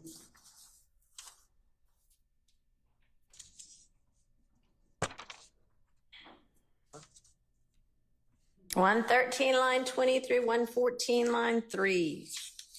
So do y'all, before we dive into the substance of this, we're not gonna unfortunately get through the entirety of this one statement today, so we can look forward to doing more of this tomorrow. But there are, how many, two other statements? Okay. I can provide all of them to the court. Okay. Here's the thing is, some of this I am having to make rulings on, but a lot of it, it's like, it might be, and I'm not saying it's the first time you're looking at it, but it's the first time you're looking at it for the purpose of trying to think about whether you're okay with redactions. And that's not really the best use of court time, by which I mean time that we are all here between 9 and 5 in court. So can you endeavor, and I know this is a lot, but y'all should have done a whole lot of this before now. So can we sort of maybe by the time we all reconvene tomorrow have a whole lot more of this sorted out so that y'all can hone in on the things that I need to make an evidentiary ruling on? I have no problem with that. I know Thank you. Mr. Sharp was endeavoring to give us another. He's got, this list is great because I just need, okay. I need the responses to winnowed. All right, great. Okay, he gave us to us from one of the other interviews. We need the last one. There's 3 of them. Okay, well, do you have that one ready yet? Mr. Shart is ahead of y'all on these interviews, so maybe while y'all catch up through the rest of these 2, he can be finishing the 3rd one, if he doesn't have it yet. I'm trying to remember. I'll talk to the state afterwards. I want to make sure I'm on the same page with them about the 3 different statements. Okay. So I'm sort of thinking I don't want to do any more of this. How about that? Because y'all can maybe do some things to make it all easier. So I will take a look at the beginning of this video. Y'all, the state, are going to go through what you have so far, which is the rest of this statement, potential redactions, and then whatever the second statement, not in time, but you know what I mean, potential redactions, and have it crystallized more for tomorrow. And tomorrow we also, I think, can't remember what I told you to turn in by tomorrow, but what was it? Your Honor, we owe the court exhibit. Yes. And I have a very nerve-wracked and nervous person working on that. They're asking, what if we don't have everything? I'm gonna throw them in jail. I am kidding. I understand this is a monumental task, which again should have been done before now, but given that it wasn't, we're doing the best we can. If they do the best they can, it's not what we're going to be dealing with, but it's not for me anyway. It's for the defense. So to the extent they have whatever they have tomorrow, turn it over, and then the rest of it by Friday. How about that? That seems reasonable. All right, what else? And also, the court asked us at the beginning of the week to have the next. Yes, the next tranche. Yes. Yes. So. Where are we on that? We count even that tomorrow night is the end of the beginning of the week, but I don't know. So we're together. You're okay. All right. I'll check in with y'all again on that one. Okay. Mr. Harvey is going to produce a potential 105 limiting instruction within the next couple of days before Friday for me to consider. Will the court give the state an opportunity to? Oh, absolutely. Yeah. I mean, but we got to have something to at least start with.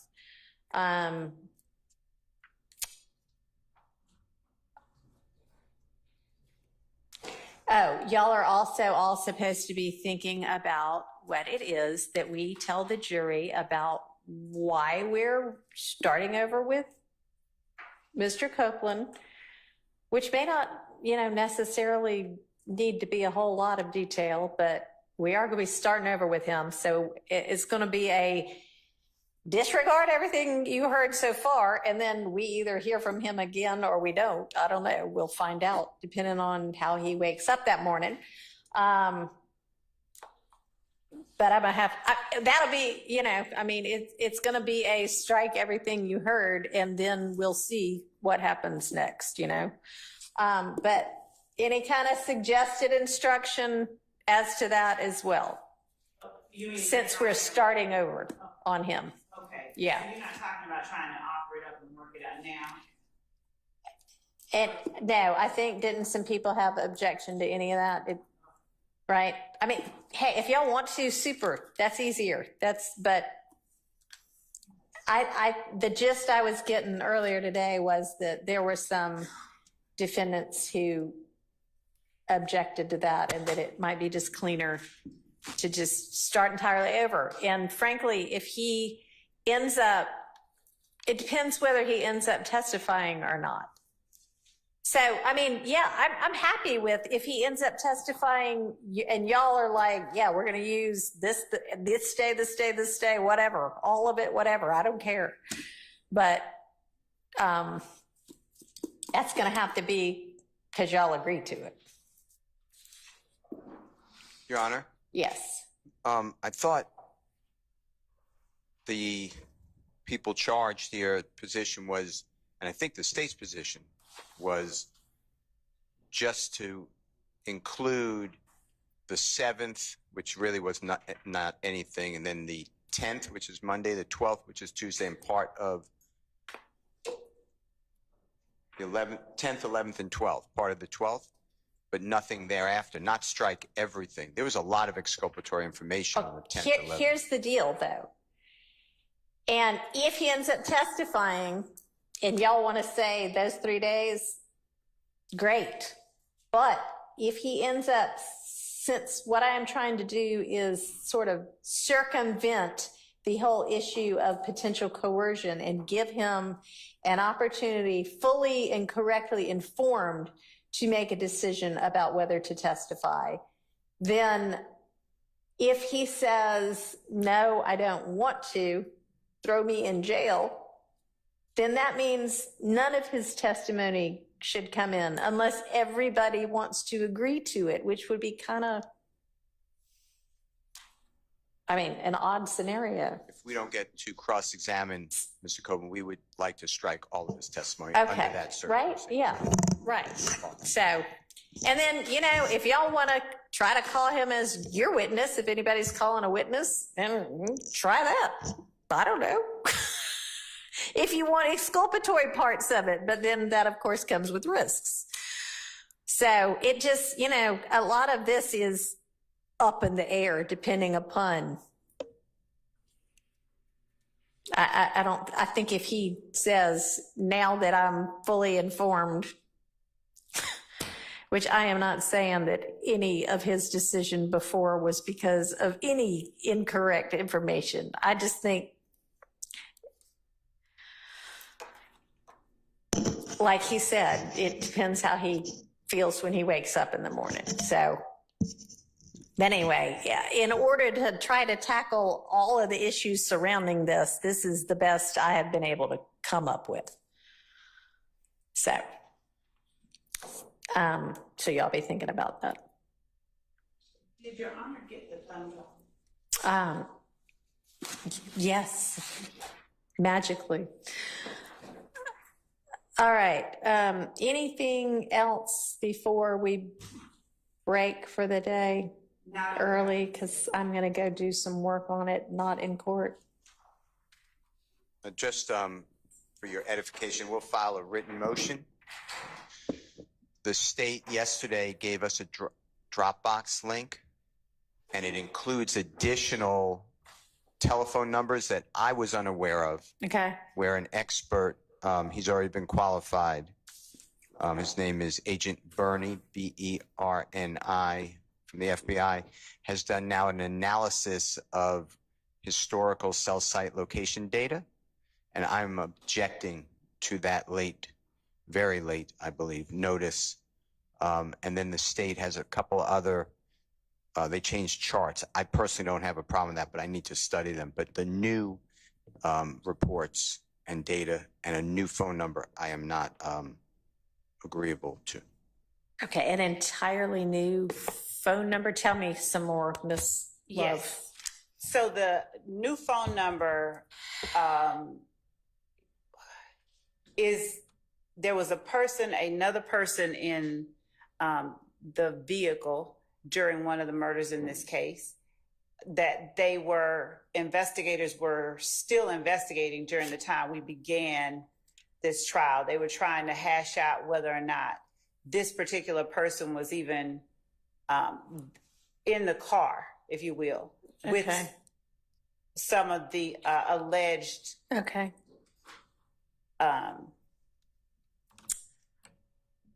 parties to the crime. Okay. Since that time, during the course of this trial, the investigators with the Atlanta Police Department that were doing their deep dives into forensic data determined that this person, I don't think that person has been arrested, but this person was also in the car with the co-conspirators during this particular murder.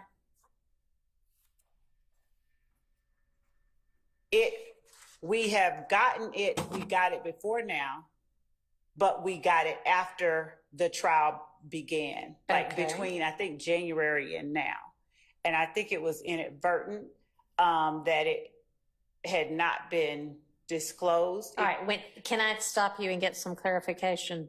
Yes. When you say we got it, do you mean we got this report from this agent, or we got information that there might have been yet another person in the car and that person had XYZ phone number and that was going to be investigated? So those are two separate things. The report from the investigator, from Detective Bernie, involved plotting. Sure, I understand what that means. When did y'all get that? We recently asked him to plot those two, because the green store is a thing that came up recently during trial, and the other location was.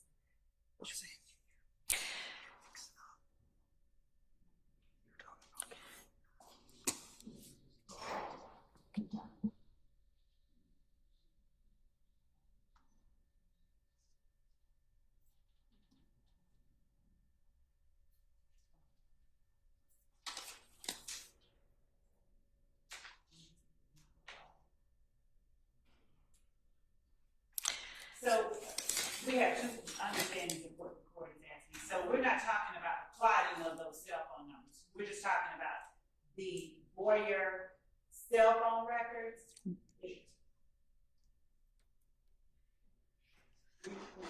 We're just talking about the cell phone records. We're talking, I don't know what we're talking about. That's what I'm trying to pin down. So there was. Hang on, yes. We were given cell phone records linked to a last name Boyer. Boyd, B-O-Y-D? B-O-Y-E-R. Boyer, okay. On Monday, on yesterday? Okay. Yesterday. And so that is the late disclosure that we're speaking of. Okay. And they were charted as well. Which Nobody really, I'm sorry, do y'all care? Is the objection to the charting, or? It leads me to believe that they've had them for a while if they've plotted them. All right. So the plotting of the cell site location information report done by Agent Bernie, that's of this Boyer phone number? Yes. Okay. And y'all just recently asked for that based on some testimony about something? No, that's a different thing. I literally sat there and conflated two different. Okay. All right. So then let's let's back up to the original issue. When did you find out that law enforcement believed that there was another person in the car and had a cell number that they were going to investigate with regard to that to find out whether, in fact, that was a reasonable lead? Your Honor, I'd like to check with another team member. Okay. Because I don't know the answer. Can you give me an idea? Let me clarify. You said about something that it was sometime between January and May, and that might have been that you got something.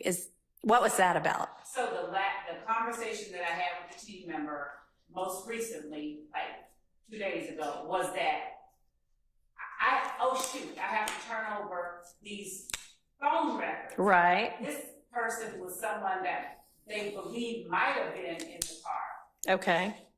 And they got phone records, and now we know that based on the phone records, this person was in the car. Okay, so when did they ask for, not we, but y'all or they ask for the phone records because they thought that might be? I beg the court to allow me All right, find that out. And then, do you know when y'all got the cell phone records? When you said we, I thought you were talking about us. I don't know the answer at all for the Atlanta Police Department, but I can find out. Okay, so unfortunately for you, we equals, y'all equals, the state equals both the DA's office and the Atlanta Police Department. You know that, and I know sometimes there's a little lag in communication, but I need to know, was it, if they were provided to the defense on Monday, was it last week or was it 4 months ago? Okay, I can find out. Because, okay. And what do these cell phone records reveal? That this person did appear to be also in the car? Yes. And There's 2 cars. okay, do you know which car? I mean, there are 2 cars that obviously one, well, not obviously, at least one contains at least one shooter, right? Is there any assertion that others contain shooters as well, or just people that are involved? The state is alleging that there's a white car with my client and Mr. Garlington in it, and then another car with Mr. Nichols and Mr. Farley in it. And now it sounds like they're saying that this Boyer phone, whoever owns this phone, was in one of those cars. And I'm inquiring what, I don't know anything. I'd like to provide that information if I can. You don't know, you want to check and make sure on that, okay. Because it was not a part of the original. Yes. Okay, how long has the defense known anything whatsoever about this person named Boyer? Your Honor. Oh, except for this, I could tell you from my understanding of the discovery, there is zero information on Mr. Boyer except one mention in a jail call. That is it. That from my whole database, I have one mention. That is it. And I have no reports. So the police been investigating and found out that this person allegedly was involved in this killing. I still, to this day, have no reports on it. I've never interviewed him. I didn't open on him. He could be a great defense. I have no idea who this person is. Yeah, I mean, yeah, this is, I mean, potentially significant information for the defense to know about. I can't say that at the time we did openings that the police had it. I'd like to be able to say. All right, we'll find out. But there's been a long period of time between opening and now. 8 months to be. That was 24, okay. 7 or 8 months. So Yeah, we need a lot more information about this. I love how y'all save all of the like bombshells for late in the day, right before we're wrapping. Y'all like going, hey, guess what? So, okay. I mean, it is what it is. Okay. So we'll need to find that out and put that on the record and sort that out tomorrow. Okay, so exhibits, next 30 witnesses, and then you also, I believe, we're going to get by tomorrow actual, like a list to the defense of here's what we think is a co-conspirator statement, right? Okay, so we'll be waiting anxiously for all of those. Anything else? As if that wasn't enough. Your Honor, somebody I wrote down said that there are 3 Mr. Zachary statements. I have 2. Okay, and I might have misspoken. Did I misspeak? It's saying 3. I agree with Mr. Steele. Ah, Miss Love misspoke. Did Miss? I might have put a date wrong, but I'm talking about the 2015. I think it was August 2015. I believe March 2017 and the proper. So I'm sorry.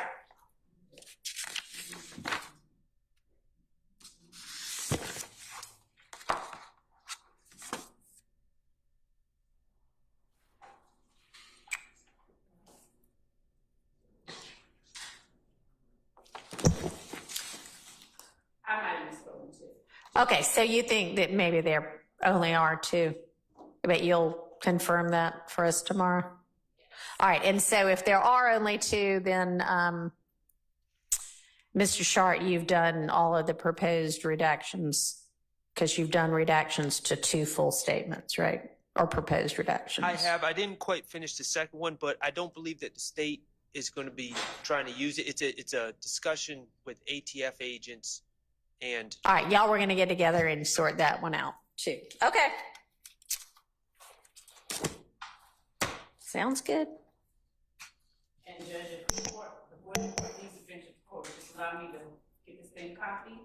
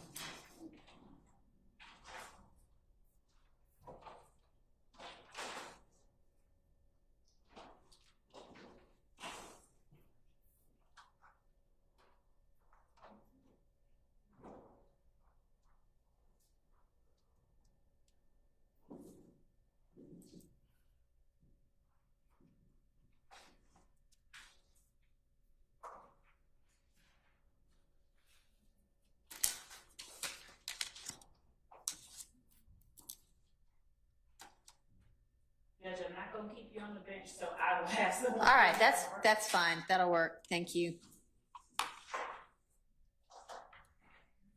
All right, see y'all at 9 tomorrow. Yes, Your Honor. We'll be 8:45 at it when we have the jury. Okay.